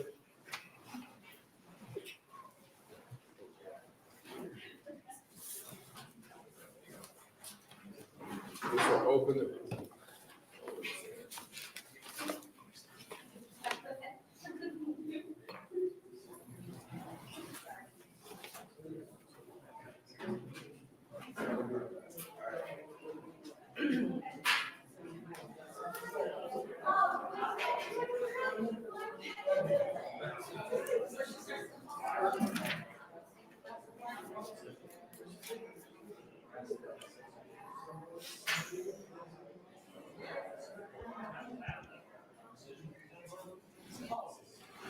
All right, we will go ahead and start the hearing on LB 922, Senator McKinney. Thank you, Chair Wayne and members of the Judiciary Committee. My name is Terrell McKinney, TerrellMcKinney, and I represent District 11 in the legislature. Today, I'm introducing LB 922, which aims to empower individuals on parole, serving as owners or executive directors of businesses, to access state funding under specified conditions, with the goal to facilitate the successful reintegration of individuals on parole and probation into society. The successful reintegration of individuals on parole and probation into society is not just a moral imperative, but also an economic necessity. As a society, we must provide avenues for those who have paid their debt to society to become productive members once again. One such avenue is entrepreneurship. By empowering individuals on parole and probation to become owners or executive directors of businesses, we not only offer them a chance at redemption, but also stimulate economic growth and reduce recidivism rates. Therefore, I propose the enactment of this legislation that grants access to state funding for eligible individuals under specified conditions, thereby fostering their successful reintegration into society. LB 922 will contribute to the improvements in several areas such as economic empowerment. As I stated, entrepreneurship is a powerful tool for economic empowerment. By facilitating access to state funding, we enable individuals on parole and probation to create their own opportunities for financial stability and independence. Instead of facing barriers to employment due to their criminal records, these individuals can become job creators themselves, stimulating local economies and contributing to the overall prosperity of their communities. We must also look at rehabilitation and reintegration. Studies have shown that stable employment is crucial for successful rehabilitation and reintegration of individuals with a criminal history. By starting their own business, individuals on parole or probation can establish a sense of purpose, dignity, and self-worth. Moreover, entrepreneurship offers a path towards long-term sustainability, reducing the likelihood of recidivism, and promoting public safety. Also, social justice and equity. Access to resources and opportunities should not be determined by one's past mistakes. By providing state funding to individuals on parole and probation who demonstrate a commitment to entrepreneurship, we promote social justice and equity. This legislation ensures that all members of society have the chance to rebuild their lives and contribute positively to the economy, regardless of their backgrounds. Some may argue that providing state funding to individuals on parole and probation for business ventures or working inside of different entities is risky and can result in misuse of funds. However, it's essential to note that strict eligibility criteria, oversight mechanisms will be put in place to mitigate these concerns. Applicants will undergo a thorough vetting process, including business planning, financial management assessments, and to ensure they prepared for the responsibilities of entrepreneurship. Additionally, recipients of state funding will be subject to regular monitoring and reporting requirements to ensure accountability and transparency. Empowering individuals on parole and probation to become owners or executive directors or work within the community through access to with state funding is a proactive approach to rehabilitation and reintegration. By fostering economic empowerment, promoting rehabilitation, and advancing social justice, this legislation aligns with our values as a society committed to second chances and equal opportunities. I think it's not a great policy that we say if you do a crime, you should go to jail and get out, and we hope that you're successful. Then when you get out and you try to do things in a positive way, like starting a business that can help other individuals who are in your same situation reintegrate and try to help them out, and you go to seek funding like everybody does. Every year, it's millions of dollars going to different business entities all the time. And because I have a criminal background or I'm on parole, I can't get access to this funding. I don't think to me, that's a barrier that shouldn't be there. And then I know the arguments of saying like people on parole shouldn't be around other people on parole, but that fact pattern doesn't work because we have transitional housing facilities where individuals on parole are working together every day. Just imagine if I'm a manager at, let's say, a McDonald's, and I'm on parole, and I hire another person on parole. Am I in violation? No, you wouldn't get violated. Your parole officer is probably happy you have employment, and that individual's parole officer is probably happy they have employment as well. So this hierarchy thing, to me, isn't that much of an issue. And I just strongly believe that we shouldn't be putting up barriers that shouldn't be there. If people are in a community, especially those who are on parole and probation, are back into society, trying to do positive things, we shouldn't tell them you have a record or you're on parole, you can't get this funding, or we can't help you. I don't think that's positive at all. I don't even think that's helpful. It doesn't make sense to me either, but I think to me, it's outdated thinking, honestly, of saying just because I or somebody is a parolee that they shouldn't be able to start a business and seek a grant from the state. That just doesn't make sense. Because there's no, I couldn't find anything that said in statute that just because you're on parole, you're restricted from state funds anywhere. But parole has a policy that they're using saying if this person is on parole, they can't seek state funds if they're running a business that possibly houses or employs another person on parole. To me, I just don't, I've told them I don't agree with it. I think we should allow for individuals who are trying to do the right thing to do the right thing without putting up barriers. With that, I'll answer any questions. Any questions from the committee? Senator DeKay. Thank you, Senator McKinney. You're soft-spoken, so I did catch everything you said, but when you were talking about state funds, where specifically are you talking about that money's coming from? There's one, so parole has grants, Department of Correction have grants that people can apply for every year to, if somebody's providing different services in the community. One example is we set aside money a couple years ago for transitional housing.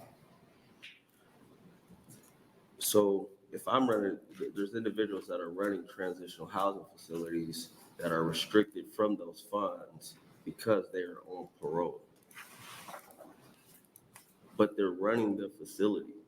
The federal government, they could get people that are coming home from the feds to their facilities and get funded for that, but the state won't do it,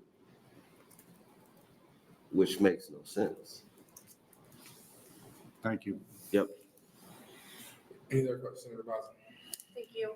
I just want to make sure I'm understanding. So if an individual who's released and is on parole, let's say for 18 months, wants to open a halfway house, other parolees can't live there and get funding? No, they could live there, but the state will not provide any funding to that facility. They would have to pay out their pocket, or some of the times they can't be there because they need that help from the state to house them. Right, so right now, there's funding for individuals who are on parole to subsidize transitional housing. Yep. Right? And so if I'm understanding you, if I wanted to use that subsidized amount, I couldn't go to a house if it was run by a former inmate? Yep. That's on parole. Okay, so, and if I understand you, that's because they don't want two people on parole living together using state funds? That, and they made an argument about some type of hierarchy and maybe the other person won't, I guess, for lack of better words, not say like, if you did something wrong, I wouldn't report it or something. Well, I appreciate that, but I get your example. I mean, nobody wants to send somebody else back, so I'm gonna let you get away with more because I understand your situation more than somebody who's never been on parole might understand it. But that, it's hard to, I don't think that fact pattern works, because if I allow you to just mess up, it's gonna affect my business, it's gonna affect my ability to even stay out myself. It's so many other factors. So tell me about the grants. What is your anticipated amount that each grant would be, or how do you envision that working? Well, there's already grants. We set aside, what was it, $15 million a couple years ago. So I think the grants available are about like $4 million a year or something close to that they could apply to access. So those grants are already available through but they just gotta apply for them. So I'm not trying to start a new grant fund. All I'm doing is trying to allow for those individuals to be able to access the current grants that we already have out there. So would this be an addition? So right now, if I run a business and I hire someone who was recently released from incarceration, there's a tax credit, a kickback for employing individuals. Would this be in addition to that? No, Okay, I don't think that would be an addition. okay. Okay, It's just basically saying to parole, you could provide grants to these individuals. right, okay. Yeah. Thank you. That was my All right. question. Any other questions from Senator Kay?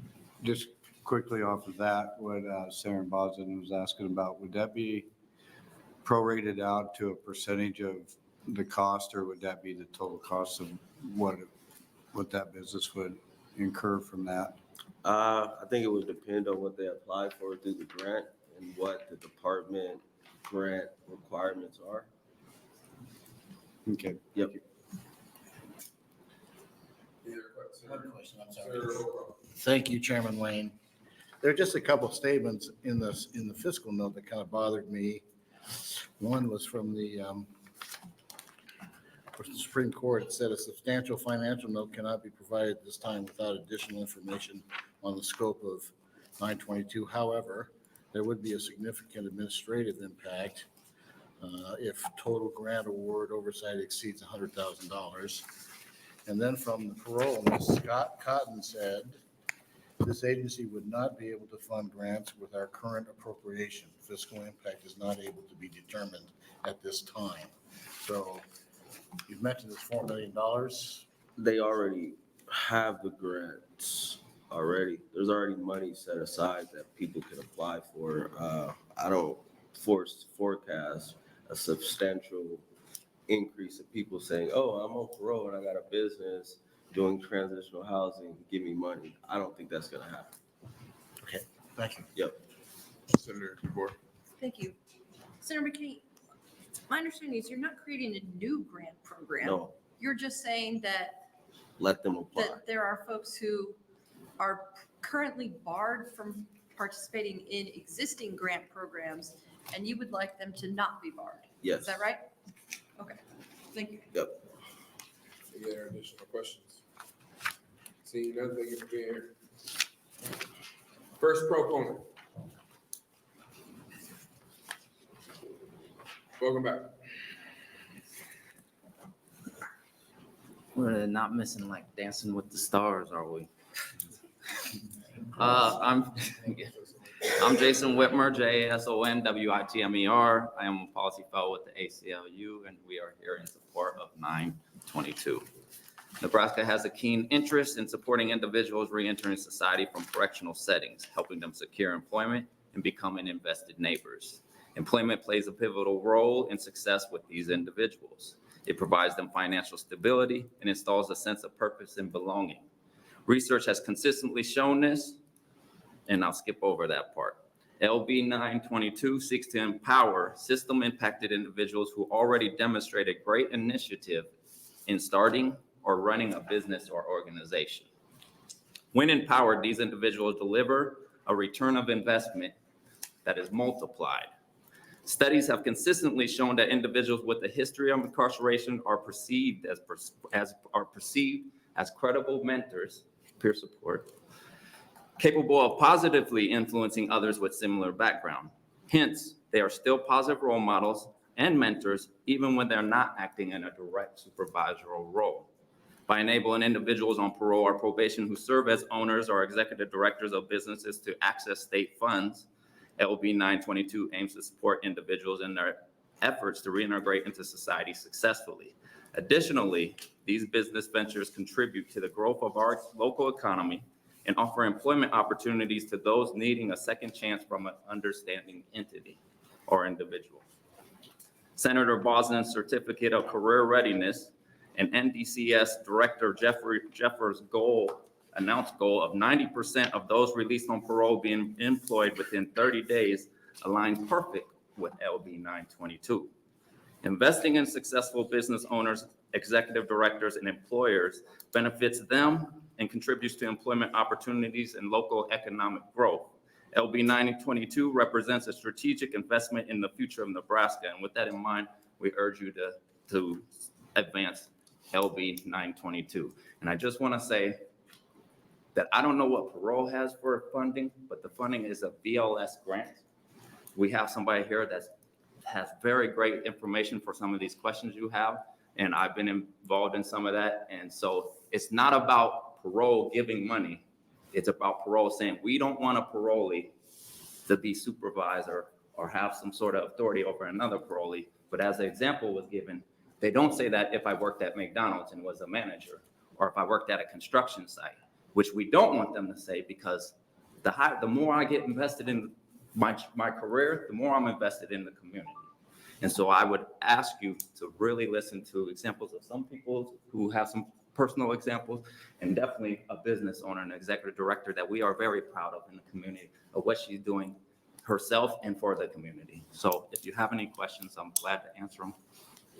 Thank you. Any questions from the committee? Senator Biden. I'll be Okay. brief too. So, well, Senator Dungan's gone, so it'll always go more brief now.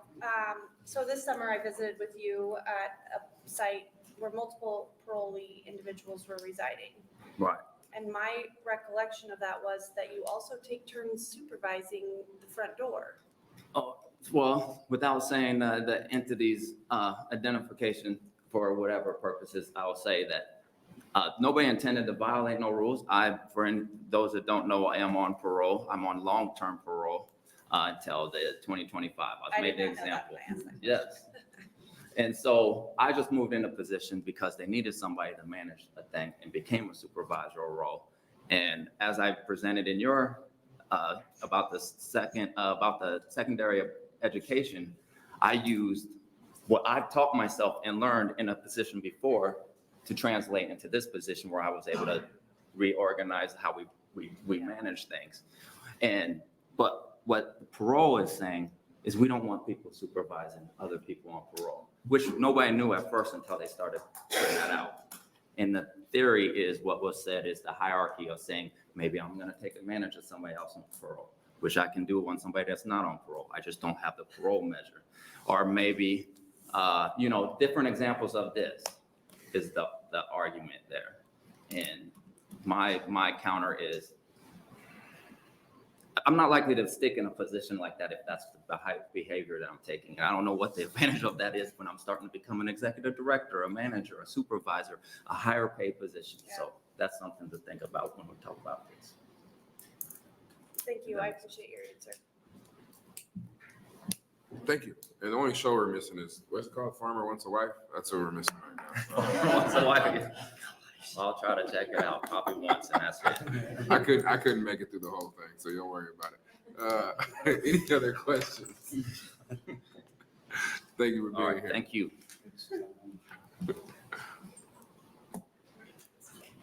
It's on fire. It's on fire. Welcome. Hi, thank you for hearing me. My name is Kimberly Francis, Kimberly Francis. I'm testifying on behalf of myself in support of LB 922. Working for the Mental Health Association, particularly with parolees and probationers, holds profound significance for me. It is not just employment to me, it's a lifestyle. And the chance for me to be a source of hope and transformation for those who knew me during the darkest time of my life. Essentially, I'm a paradigm for these individuals. This goes beyond leading by example. It involves walking alongside and offering support to those who are in the process of reentering society. Often with a less than ideal or checkered past, I understand these challenges firsthand, having experienced the struggle to regain momentum after setbacks, mistakes, relapses, and trauma. This personal connection allows me to emphasize and connect with individuals who are on a similar journey, providing them with a genuine understanding and encouragement. Working with probationers and parolees is not just a job for me, it is a blessing. It is an opportunity to contribute positively to the lives of those who have faced incarceration and are now seeking to reintegrate to society. Many individuals who have not experienced these challenges of incarceration or a lifestyle may struggle to relate or effectively support those going through this process. My unique perspective equips me with the insight to efficiently and compassionately guide individuals through their reentry into society. Yet, while I have this job with the MHA that I'm so grateful for, I am not permitted to work in just any area that I am otherwise qualified for, solely because I myself am on probation. For example, the Hanu House. I previously worked for Hanu until I was requested to no longer be employed there, although my experiences had positively impacted Hanu residents. Purely procedural matters prevent me from doing so at this time. It is my goal to be an advocate for change and resilience, demonstrating that everyone deserves a second chance and the opportunity to lead a fulfilling, purposeful life. I ask you to consider LB 922 and allow those like me to be proof that there is a better way to live life and become productive and respectful citizens. Thank you for listening to me and your consideration. Thank you. Any questions from the committee? Seeing none, thank you for being here. Thank you. Next proponent.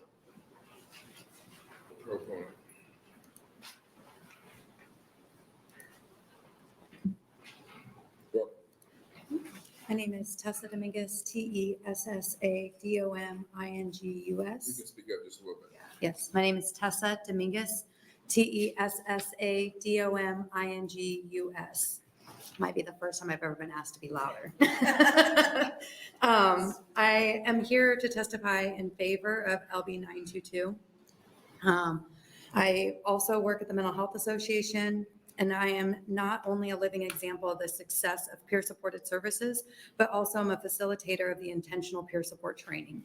I've conducted these trainings with our staff at the Mental Health Association of Nebraska and 6 of our Nebraska prisons, training nearly 200 incarcerated men and women to provide support within their own community, and both nationally and internationally for IPS Central, the developers of our curriculum.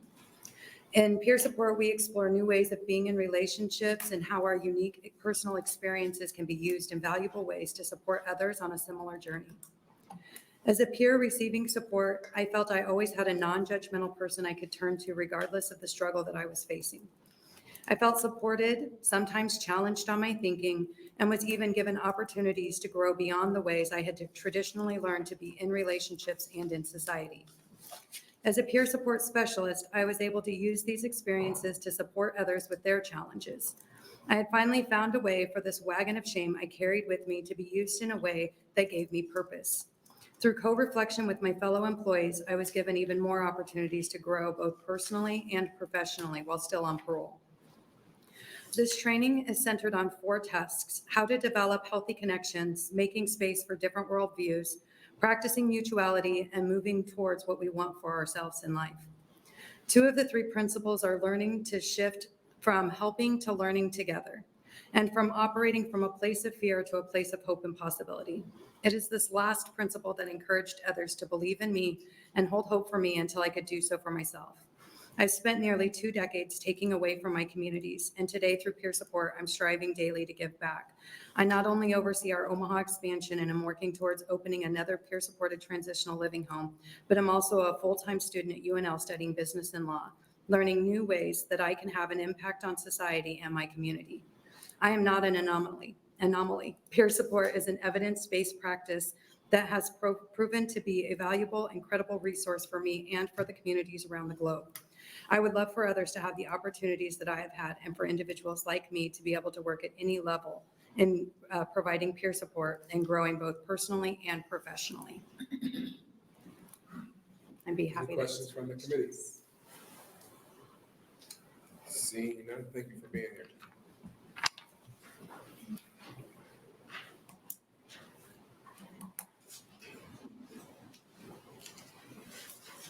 Welcome. Hello, my name is Demetrius Gatson, Demetrius Gatson. I am the founder and executive director of Queen's Butterfly House, a safe home for women and their children returning from incarceration. Today, I stand in front of you, well, actually, I'm sitting in front of you as a proud supporter of LB 922. This bill represents a significant opportunity to empower individuals on probation and parole to not only reintegrate into society, but have a chance to give back to their communities that they once tore apart, and also to thrive as business owners, executive directors, and peer support specialists. I am currently a formerly incarcerated individual on parole till 2028. I am in great standing with my parole officer and decided to give back to my community and those that I was once incarcerated with by providing a home. One of the cornerstones of a just society is the belief that second chances, by allowing individuals on parole and probation to assist their peers and receive grants and state funds for business ventures. We are providing them with tools and resources they need to build a better future for themselves and their communities. This provision of LB 922 is not just an economic empowerment, as Senator McKinney mentioned. It is about fostering a sense of dignity and self-worth among those who have paid their debts to society. Additionally, the provision of 922 that allows individuals on parole to serve as peer support specialists is equally transformative. Who better to offer guidance and understanding to those navigating the challenges of supervision than someone who's walked in a similar path? By tapping into the wisdom and experience of individuals who have successfully reintegrated into society, we can provide invaluable support to those on their journey towards rehabilitation and reintegration. In essence, 922 is about recognizing the inherent worth and potential of every individual regardless of their past mistakes. It's about extending a hand of opportunity and support to those who are striving to turn their lives around. By passing this bill, we not only promote fairness, justice, but we also sow seeds of hope and redemption into our communities. I urge each of you to support LB 922 and let us embrace the power of second chances together, and let us build a brighter, more inclusive future for all Nebraskans. And I would like to address some of the questions of Senator Bosin and Senator Holcroft. Senator Bosin mentioned about parolees and living in transitional living. No, they will not allow anybody that is on parole or probation to come live in my home because I am a parolee. And I don't live there.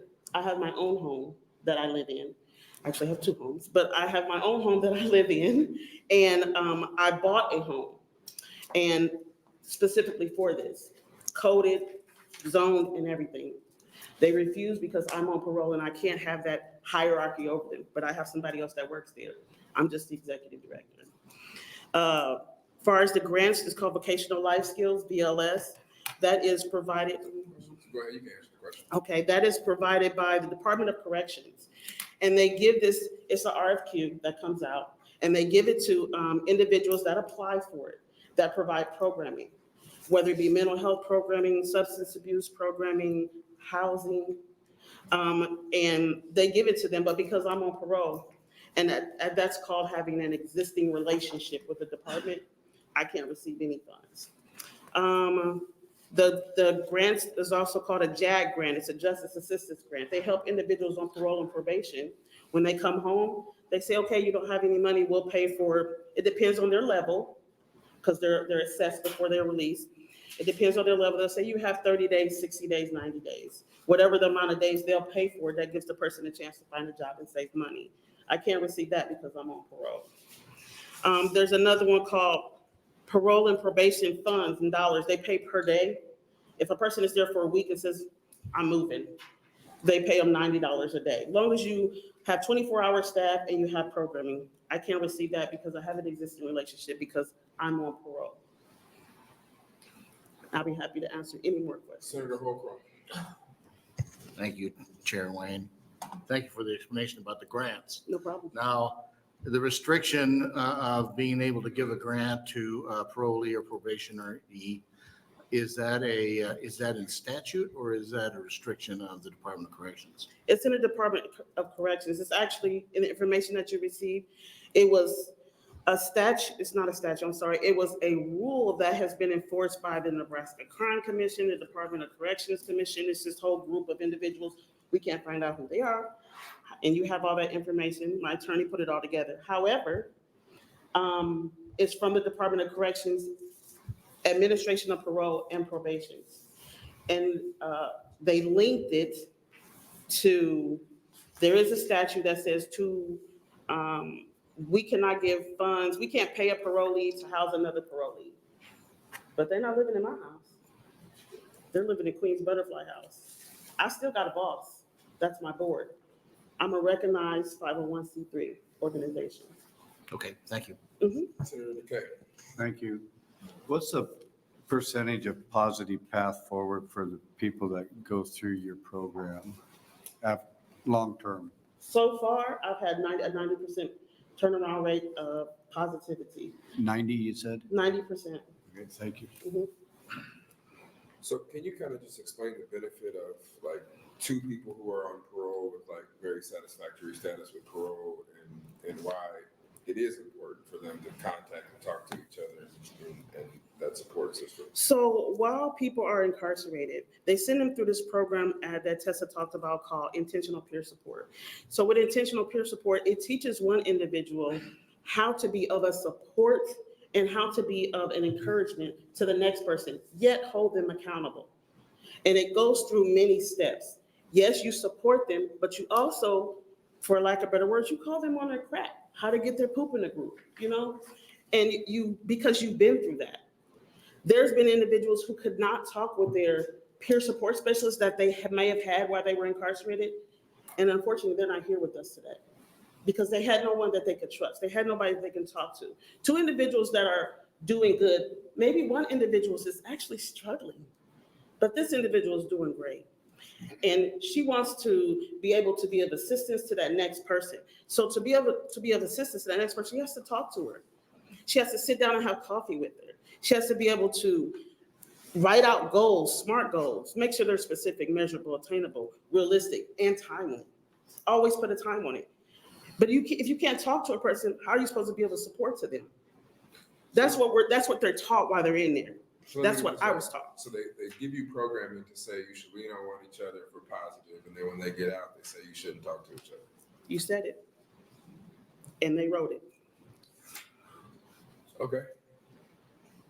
Any other questions? Seeing none, thank you for being here. Thank you.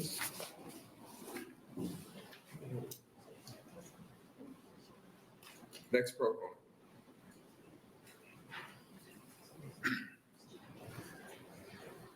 My name is Lamont Stewart, Lamont. You have to speak up just a little bit. This Sorry, room sir. is terrible at times. Sorry, man. My name is Lamont Stewart, LamontStuart. I'm here representing myself. First, I'd like to tell you a little bit about myself. I'm 42. I've spent about 27 years of my life incarcerated. If you're doing the math, that means since the time I was born, I've had 13 years of freedom. 2017, I'm one of those people that was locked in an IM gallery for 10 years, what this state considers solitary confinement. There were rules made to pop those doors open, but about this time, we couldn't take programming into CUMSA. If you did, you could be hurt badly. It's an inmate's code. It's not we don't care what the staff say. Peer support were in there, and they were people who were coming out of prison who were messed up like us. That gave us the authority to go in, to take that class. In 2018, I paroled from solitary confinement. I paroled to a transitional living home where there was peer support. I fell down a lot. I've been back to prison since then. I get up faster than I ever have. I get up and I go back and I continue. What a lot of people don't think about when we go to prison, everybody I know continues to grow.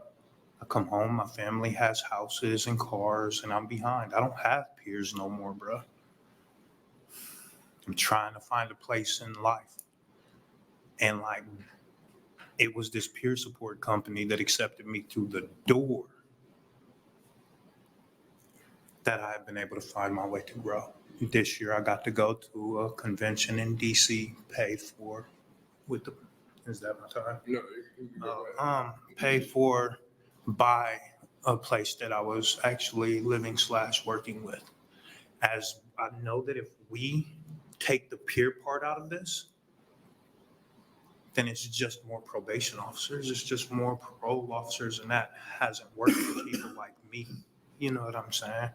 The more we cuff and say, hey, then it's not my peer anymore. They're an employee of somebody else. And if it's 2017 and I'm sitting in Tecumseh and you tell me that there are not people who have been to prison, and you tell me that there are people who have not been on parole, then I'm not sitting right here today. I was gonna hurt somebody so bad, 10-year solitary confinement because I was violent and there was no other safe option.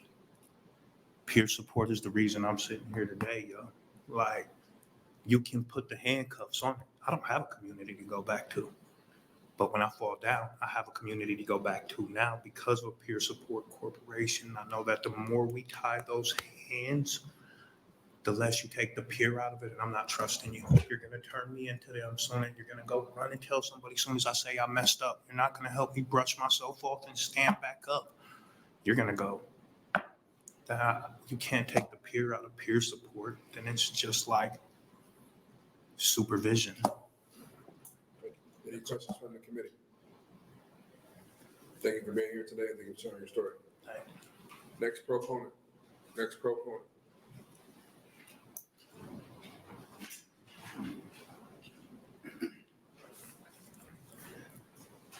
Welcome.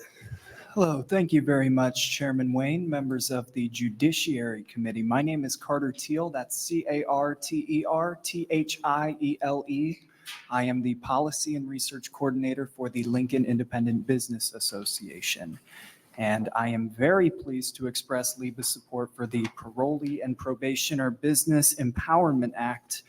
We see this truly as some groundbreaking legislation. It aligns with our commitment to fostering a thriving business environment in Lincoln by empowering parolees and probationers to contribute positively to the local environment. The Act's provision for financial support to eligible parolees and probationers who operate their own businesses is a commendable approach to reintegrating these individuals into the workforce. As the bill states, these individuals often experience overwhelming difficulty reintegrating and finding ways to positively impact their communities.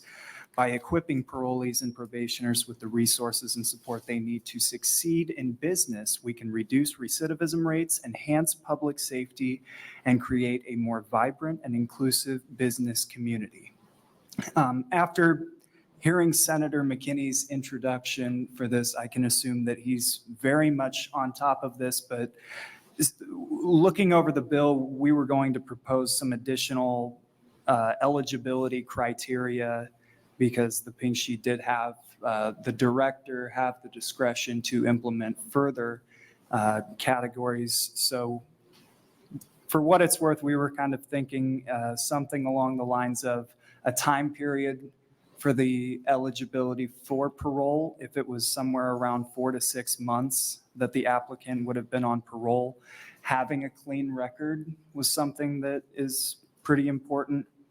And then I believe he also mentioned this, that having the applicant present a detailed business plan that demonstrates the viability of the business, very similar to something that would be submitted upon obtaining a loan, a business loan from a bank or a credit union. And the amount of grant funding that would be received could be based on that business plan.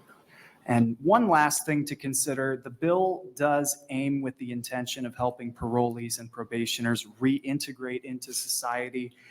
The grant funding is specifically for individuals who already own or executively direct their own businesses. So maybe something to consider is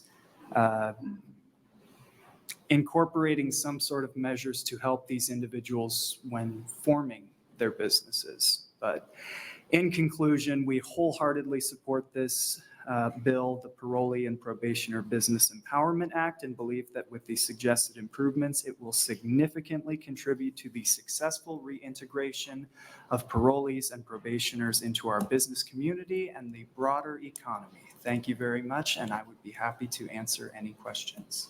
Are there any questions for this testifier?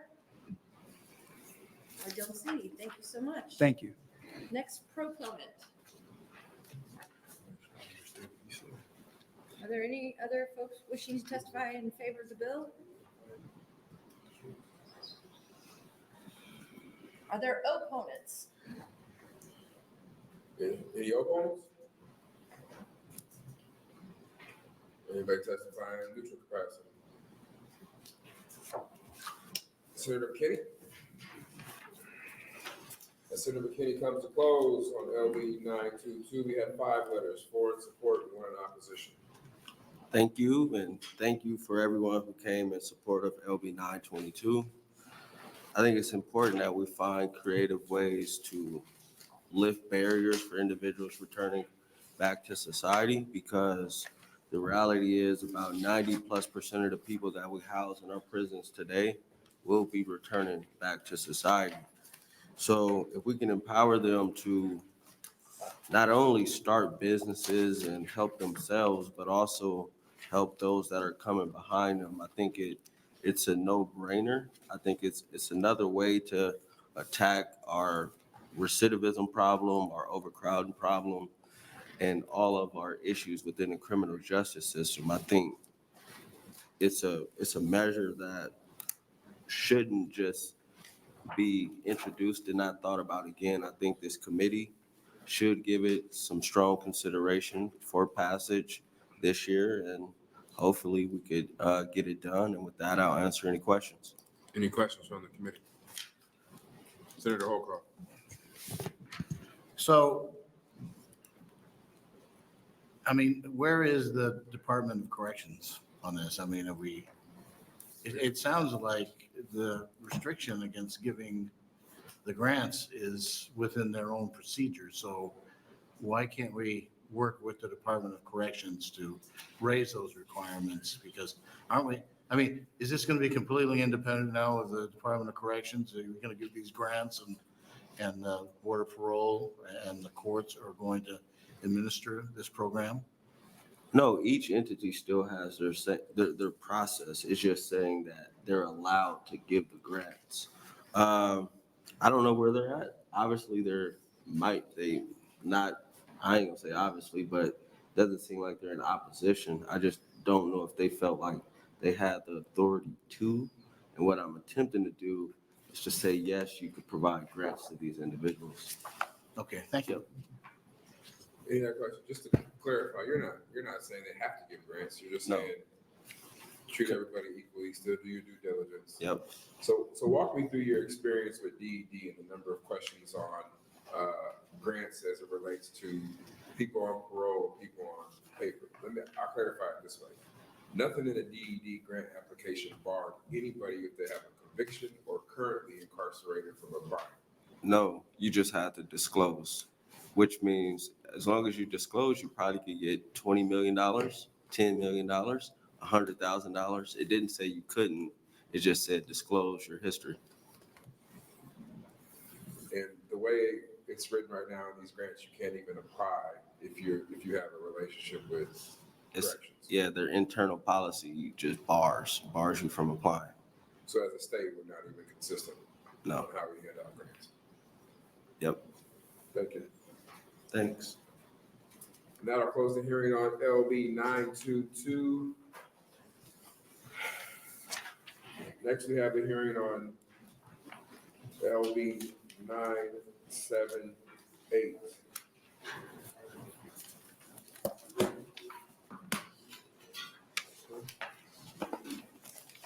Good evening, Chair Wayne and members of the Judiciary Committee. My name is Wendy DeBoer, WENDY-DEBOER.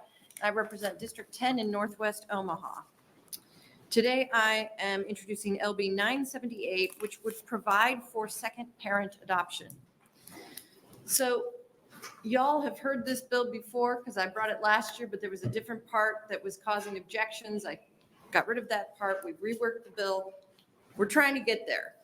I will tell you that the bar has brought up a point that we have not yet addressed that we will need to fix in here. So this bill won't be able to go forward this year because there's a problem with it that I now know about that I will fix. So there's that. But I do think it's important to have this hearing anyway, and I did not withdraw the bill because I just found this out recently anyway. Because y'all got a bunch of emails, I assume, because I did, about this bill. But they don't understand what the bill's trying to do I don't think. I think there's been a misunderstanding about what the bill's trying to do. What I'm trying to do is provide for permanency for children who have one parent and there's someone already acting as a parent in their life who's not legally their parent for whatever reason. And I just want to create a mechanism for that person to be legally recognized as their parent, as long as they go through the foster parenting class, as long as they go through the process, the home study, all of these things that you all know I'm going through right now as I'm working on this. Nebraska law currently allows you to have 0 parents, 1 parent, or 2 parents. If you have 0 parents, Senator Holcroft, hopefully we get you some parents pretty quickly, right? That's the situation where you don't have any parents and we're trying to find somebody. If you have 1 parent, you can get a second parent so long as that person isn't married.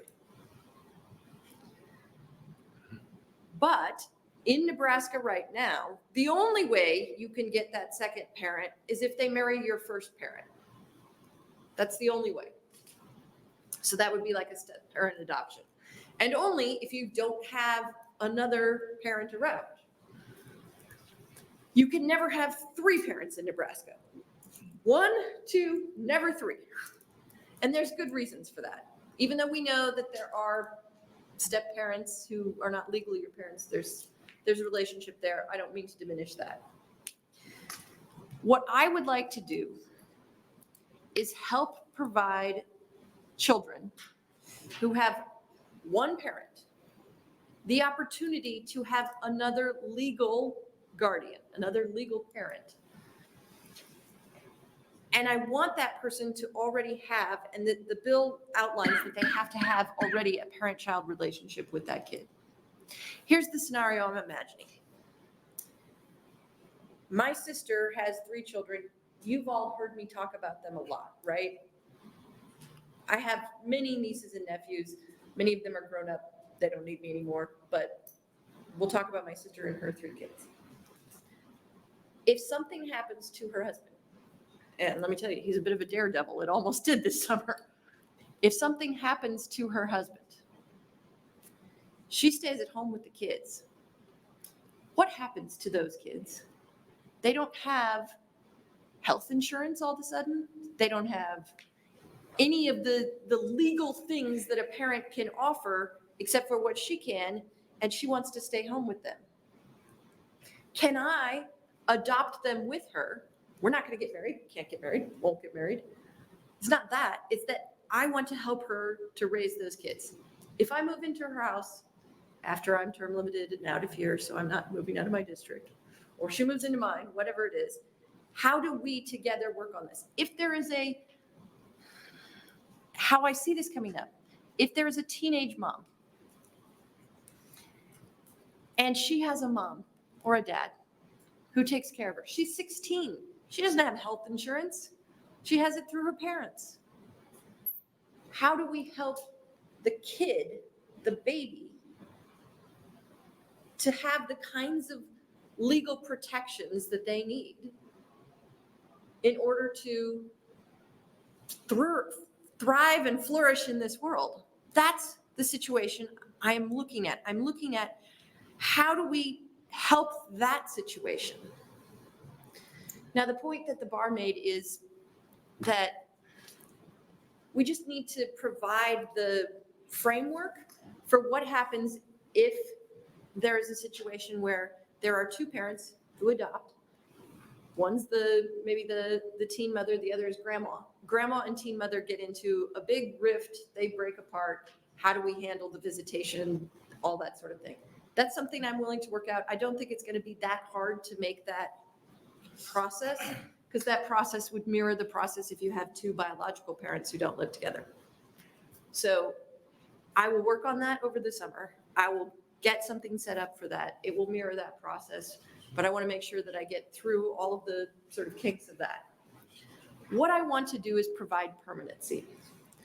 I was very pleased to be able to, and maybe they won't like that I'm mentioning them, I don't know, but I was very pleased to get some input from the Catholic Conference. I'm not saying they support this bill. I'm pretty sure they don't. That's fine. You'll hear from them. But I was pleased that they worked with me to try and make the bill better, and I think they did help make the bill better. The piece that's remaining is exactly what I'm trying to say, that I'm grappling with, is what do we do for these children who need a second parent? And it's just not, there's not a couple that can adopt them because there's already a parent. And that parent, I mean, you know, I'm going through this foster process. I'm sorry but this is a thing for me. I don't have a husband. I don't have a second parent to help me. I understand that I can take care of this child. Yes, but there are situations where we don't have a couple. And I know that that's what we should strive for, to have two parents. I get that. I know that that's what the opposition testimony is going to be. But I want children to go to loving homes that are going to care and take care of them, even if that isn't the ideal situation in terms of the absolute ideal on every ground. Because not every kid is going to be able to go into the absolute ideal situation on every ground. So I want to thank the Catholic Conference for helping me. We took out the portion about two people jointly can adopt a child. This is just the add-on parent. They've already got a parent. There's no chance they can go find a couple to adopt them because they've already got a parent. This is the situation where we're helping someone who already has a parent. So you say, okay, well, and this, I'm sorry, I'm getting all choked up. This was the situation where someone said, well, have them fill out a power of attorney. A power of attorney is great, except you have to redo it every 6 months. In addition, it doesn't help pay for the kid's insurance. It doesn't help with the financial responsibilities in those kinds of ways. I want to get a kid to permanency. And the emails we got said, oh, I'm trying to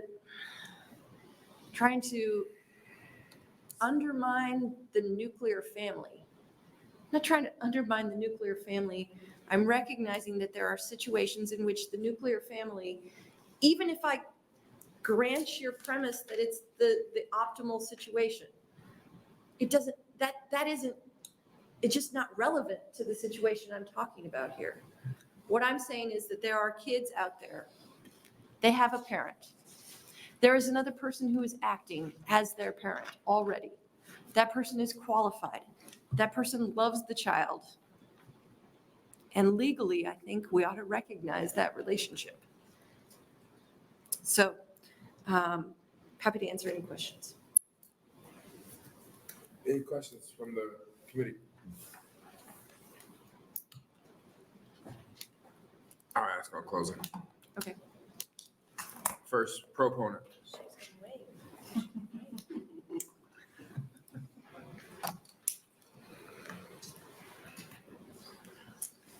Welcome. Hello. Shiloh Jorgensen, SHILO-JORGENSEN. I'm here testifying in support of LB 978, and we thank Senator DeBoer for introducing this bill. I am one of two parents of an incredible 13-year-old that I am actually the biological parent of, but in the state of Nebraska's eyes, I'm not his legal parent. Let me expand. He is my biological son, yet I'm not listed on his birth certificate, and I do not have parental rights and protections for him. I did not give up my son for adoption, but instead, I was not allowed in the state of Nebraska to place my name on his birth certificate when he was born or even now. My ex-partner and I decided to have our son prior to the passing of the Marriage Equality Act in 2013, thus preventing me from being able to legally place my name on his birth certificate when he was born. We ended our relationship without marrying, but also without impacting our ability to parent for the best needs of our son. We are both present, active, and involved in his school, dance, and life at home. Without the involvement of the courts, we have split custody, and we willingly share his financial obligations. We have attempted to best navigate parenting him, but we have constantly been afraid of the risks associated with the lack of my legal recognition in the state's eyes. My son deserves the same protections as those who have two parents and both parents are legally on their birth certificate. Due to the current status, as spoken of, I'm unable to cover my own son on health insurance.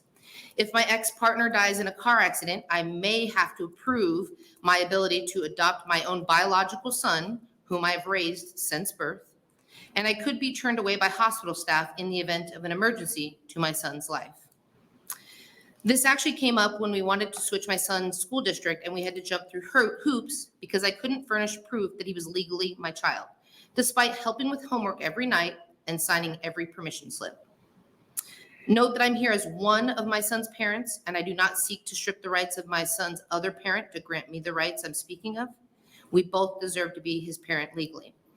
More importantly, he deserves the protection of legally having two parents he has known since birth. This is actually the second time I've come to speak in support of this change to the outdated provisions that are related to second parent adoptions.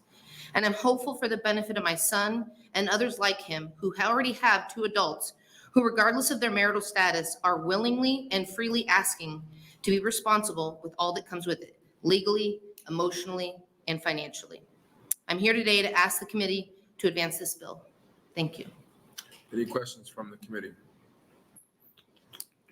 Seeing none, thank you. Thank you. Lindsay Clark said I couldn't ask you any questions, so that's why I'm not going to.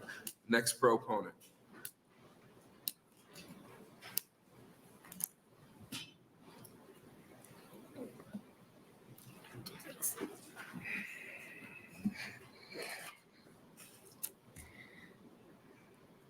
Landon Jorgensen, LandonJorgensen. I am in here in support of LB 978, and thank you, Senator, for introducing this bill. I am back here again as I previously came here to speak last March in support of LB 331. I don't think it is fair that my mom is on my birth certificate and only my mommy is. It made me sad and confused when I learned this because I've always known them as both my parents. I think they should both be on my birth certificate since they are both equally my parent. I spend half of my time with my mommy and half of my time with my mom.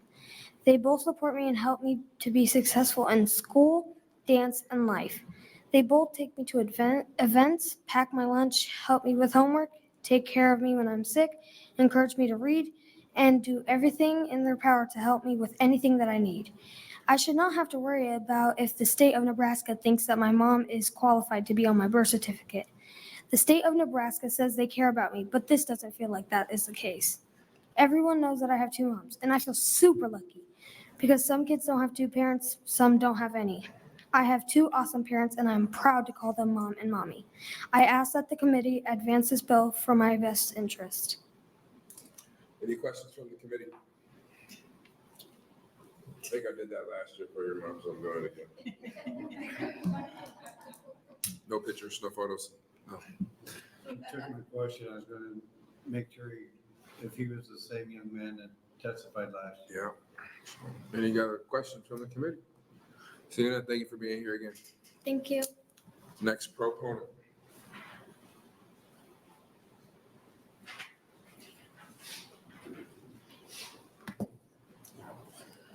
Thank you, Chairman Wayne, members of the Judiciary Committee. My name is Grant Friedman, GrantFriedman. I am testifying on behalf of the ACLU of Nebraska in support of LB 978, and we thank Senator DeBoer for introducing this bill. Like most of the laws involving our children in the state, the best interest of the child are always at the forefront. This is especially true when it comes to adoptions, and our case laws reflect that. However, our adoption laws are outdated and no longer conform to the reality of what parenting is in the 21st century. Nebraska's adoption laws do not account for second parent adoptions, which leaves our children vulnerable. They may not be covered by their non-legal parent's health insurance plan, or if the child is sick or injured, hospital staff can prevent the non-legal parent from visiting the child in the hospital or from consenting to necessary medical care. In some cases, a child may be ripped from the only home they have ever known in the event that their legal parent dies. LB 978 brings Nebraska's adoption laws up to date with the reality of parenting in this day and age. Many individuals have children that they love dearly and refer to them as mom or dad or whatever weird name that they make up with, but lack the legal recognition to protect their children. This bill ensures that all individuals who are fit and able to parent are granted, with the custodial parent's consent, the legal benefits associated with the responsibilities of being a parent. Not every child is able to grow up with two parents, but it is the job of this body to ensure that every child is cared for in their best interest. LB 978 does this and should be advanced to general file. Thank you, and I welcome any questions. Any questions from the committee? So you at the ACLU, right? So I can ask you some questions. So recently there was a case, and I actually was just looking it up, Nolan v. Yost. Yes. You familiar with that case? A little bit. Where a stepfather going through a divorce wanted the court to establish visitations and basically custody. The district court ruled that they couldn't, but what's interesting is the Supreme Court took that case and said that if a court basically assigns local parentis, they do have rights. So in loco parentis is the kind of step below a legal parent, which that person does have parental rights. However, they are considered temporary and flexible. So when a person goes to stay with grandparents while mom is in the hospital, that would be considered in loco parentis. It's the same kind of term we use for when a child is at school, that the school is acting in loco parentis, trying to serve their best interest. And with that comes some rights to be able to make sure that they are cared for during that time. So in loco parentis does grant parental rights, but like discussed during the opening, these rights, like power of attorney, are not permanent and allow these things like health insurance protection, custody in the event that the legal parent does pass away, or any of those things that come with the full extent and responsibilities of being a parent.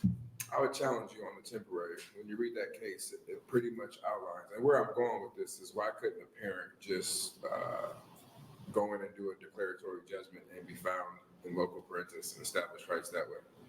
You can get an in loco parentis. However, in loco parentis does not have the same rights as a legal parent. So as in the case that you have two parents where one is the parent, the legal parent, but you have a second parent who has raised that child since birth, but is only in loco parentis, in the event that there is a dispute that results in custody having to be shared, the parental preference for Nebraska law is going to give the legal parent more rights in that kind of custody distribution than in loco parentis would. I'm thinking just practicality. If you go into court and you get a declaratory judgment that says Justin has established local parentis, and here goes their school visitation, they have rights to blah, blah, blah. If I walk into a hospital and I show the doctors that I have a court order saying I can be here for my kid, the doctor's not going to say, no, let me go challenge that. I'm saying in the meantime, until this gets worked out, that seems like it's a viable temporary solution to get a court order saying you have these rights. Those rights don't extend to health insurance plans. And also those rights aren't permanent in the sense of if you move jurisdictions, in loco parentis doesn't have to be recognized in the same way a legal parent's right does. And with that, it additionally creates that layer of permanency and that sense of connectedness that this bill would allow. Because you have the pre-existing parent-child relationship, it means that that relationship is just codified in law, so that the person that is dropping them off at school every single day doesn't have to have their in loco parentis court order with them every single morning, or that they don't have to carry that document around like their ID, because they are listed on the birth certificate or they do have legal adoption kind of records. No, I understand what you're saying. I'm not making an argument that's the way to go. I'm saying until this gets fixed. That is currently, as the system works, what people are doing in order to get some rights. However, I'm not exclusively a family law practitioner, so there are certainly more attorneys more capable in this matter, but there are in loco parentis statuses that are not granted with the same amount of permanency that would allow for the adoption status as it carries forward. And insurance companies have their own systems that they follow and don't always recognize in loco parentis. Backer. Okay. Thank you. Senator, oh, sorry, Senator Boswell has a question. Oh, you're not done. Mr. Freeman was my former student, so first of all, he did a great job. But I also, is this an issue that when the state did recognize same-sex marriages, this is no longer an issue, so those couples are able to adopt? For couples that have children following same-sex marriage, this issue is not present. However, that is quite a recent discovery in terms of the amount of children that we have. And so in the case of the people that testified before me, their child was born prior to same-sex marriage being legalized, and they split prior to that as well. So they aren't able to do the marital presumption. And if you're unmarried, you don't have access to the acknowledgement of paternity forms. The DHHS will only hold those for biological men that fill out those forms and acknowledge their parentage. So if you have two unmarried individuals that are raising a child together but are unable to get married in the eyes of the law because prior to Obergefell v. Hodges, then they are unable to fill it out either under the marital presumption or an acknowledgement of paternity.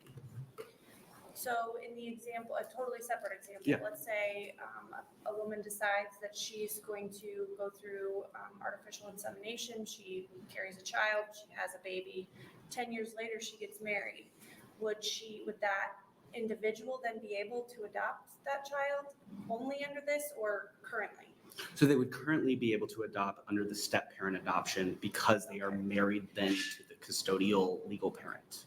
Understood. Okay, thank you. But that doesn't apply if the child has another parent. Correct. So in Senator Boston's hypothetical, if you have a woman that gets pregnant, not married, has a child, the man does the acknowledgement of paternity, you have two legal parents. If mom remarries, that stepfather cannot do a step-parent adoption because we do not allow three parents. Correct. Yeah. Or if mom's married in another state or dad's married in another state, comes to Nebraska, 20 years later has a kid, presumption is on the married dad or mom, not, well, has some dad, mom, they would know if they're having a kid, I hope, but. You kind of lost me there, if I'm being honest. The presumption in Nebraska of two parents. Yes. Is not the problem, but it's the issue, because you could be married in another state, leave that person for domestic violence reasons, come here, never actually get a divorce. Since date somebody else, want to be with that person, but that kid you had out of that previous relationship can never be adopted by the new person you're with. Unless you go back and first get it, well, actually, no. Even then you can't, because you only have 4 years statutory limitation to get rid of your, or to change your. I mean, it depends on the state that they got married in the first time. Yeah, true. True. For those who don't know, in Nebraska, you have 4 years, so you have to check your DNA of your kid before 4 years, or you're stuck after 4 years. Your dad, no matter what. Yes, have to be stuck. Dad, no matter what. You are blessed with the responsibility of fatherhood. Good call. Any other questions? Seeing none, thank you for being here. Yeah. The Supreme Court pretty much said, go get tested if you have any reason to think that you might not be your kid. So, any other proponents? Anybody in the opponent section? Of course.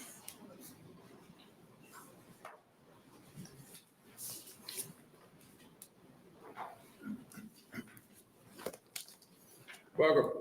Thank you, and good evening, Chairman Wayne and members of the Judiciary Committee. My name is Marion Miner, Marion Miner. I'm here on behalf of the Nebraska Catholic Conference. The conference opposes LB 978 because it creates the conditions for the intentional forming of split family households, widely acknowledged as not being in the best interest of children, and locks families into permanent arrangements which will often not be in the best interest of the family or the child. It's not difficult to imagine circumstances in which temporary difficulties lead to solutions which ought to be temporary, but become permanent through legal adoption by one who is not committed to the parent through marriage. Take the example, similar to some that have already been mentioned, of a single mother who needs help raising her child and could benefit from a family member or close friend being vested with the legal authority of a parent, someone who can, for example, give permission for medical treatment of the child. This arrangement can be made temporarily through existing law and renewed as often as necessary in Nebraska. If the single mother in our example later marries, she can revoke this temporary arrangement, already allowed by Nebraska law, or choose not to renew it. Her new husband, who has made a commitment to the mother through marriage, may eventually file a petition to adopt her child. This is behavior that the church and society at large still sees the value of encouraging. But if this child has already been legally adopted by another person who is now a stranger to the household, this adoption by the new stepfather is made impossible, as Nebraska law requires that the child may not have more than 2 legally recognized parents. Rectifying that situation relies entirely on the consent of a person, the second adult, who is not the child's mother or father, and is in addition to a stranger to the marriage and the family life that is built on it. Every child is a gift and a trust to his or her parents, and every child has the natural right to a permanent relationship with his natural or adoptive mother and father, who have themselves made a commitment of permanency to the child and to each other. That commitment is crucial to the stability and permanency of the family on which the well-being of the child depends. This does not seem to be acknowledged by LB 978. I'm going to skip because I'm just about out of time. As for the extra benefits that may be brought about by enacting LB 978 into law, the ability of a child to inherit from a second adult without being subject to higher rates of inheritance tax, for example, these are benefits that can be brought about by other policy reforms the legislature has the authority to enact without the negative consequences of LB 978. We respectfully ask that you not advance the bill from committee. Thank you, and I'm happy to answer any questions you might have. Any questions from the committee? Seeing none, thank you for being here. Thank you.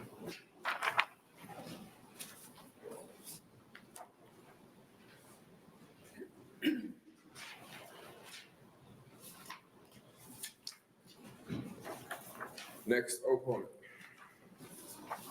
Welcome. Hi, Chairman Wayne, members of the Judiciary Committee. My name is Leonard Stolman, Leonard, Stolman, Stolmann. I'm here representing myself and my opposition to LB 978. Senator DeBoer, you can do better. We can do better with this bill. Thank you. Any questions? Seeing none, thank you for being here.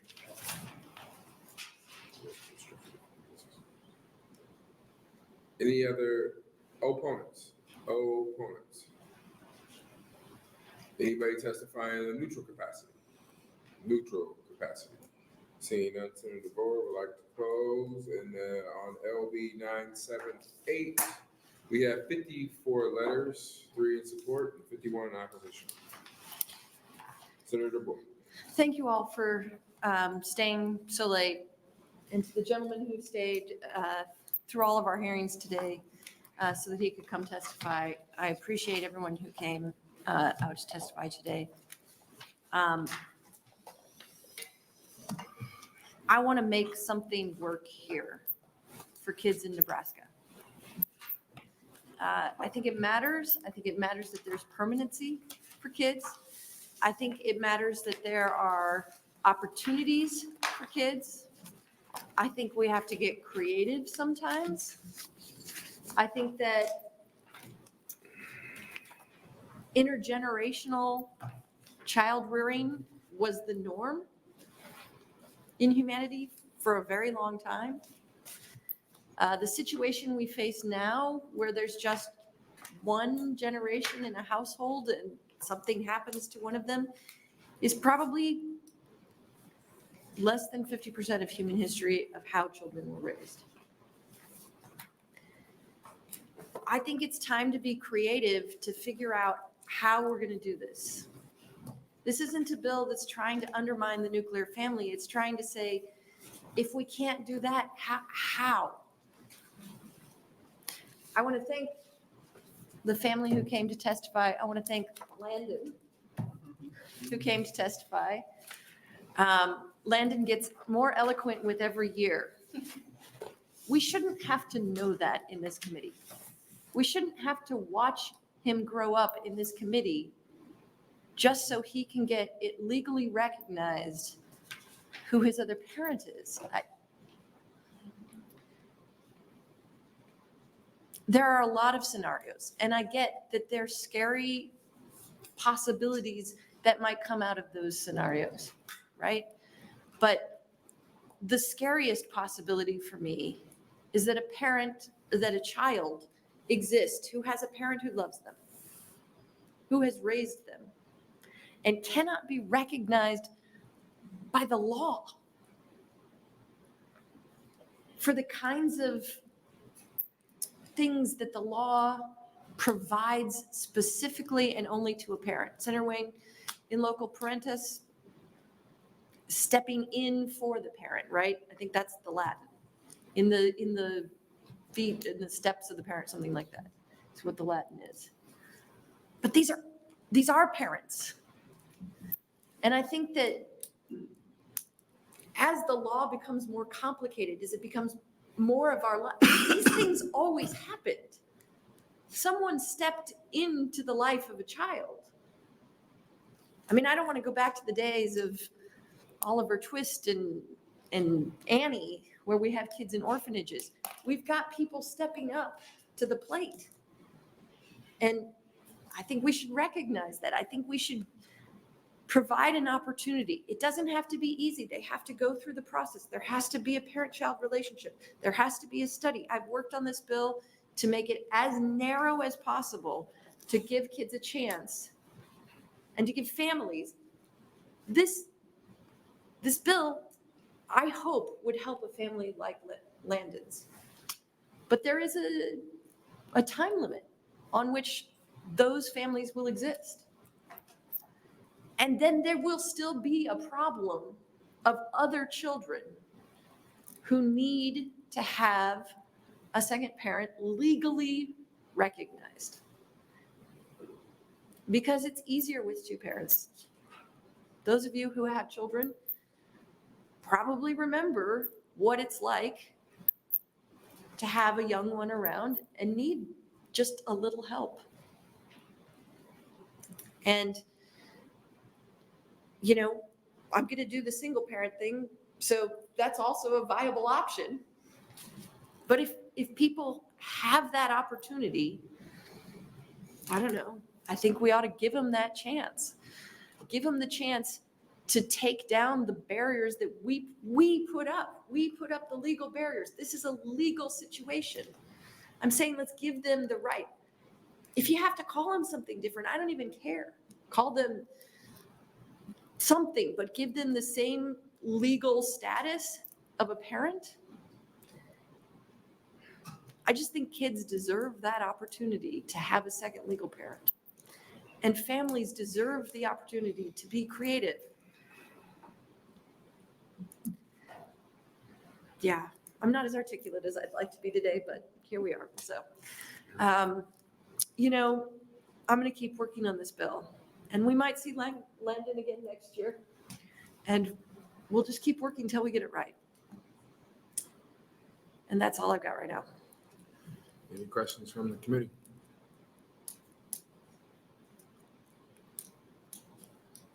Seeing none, thank you for being here. And that'll close the hearing on LB 978 and today's hearing.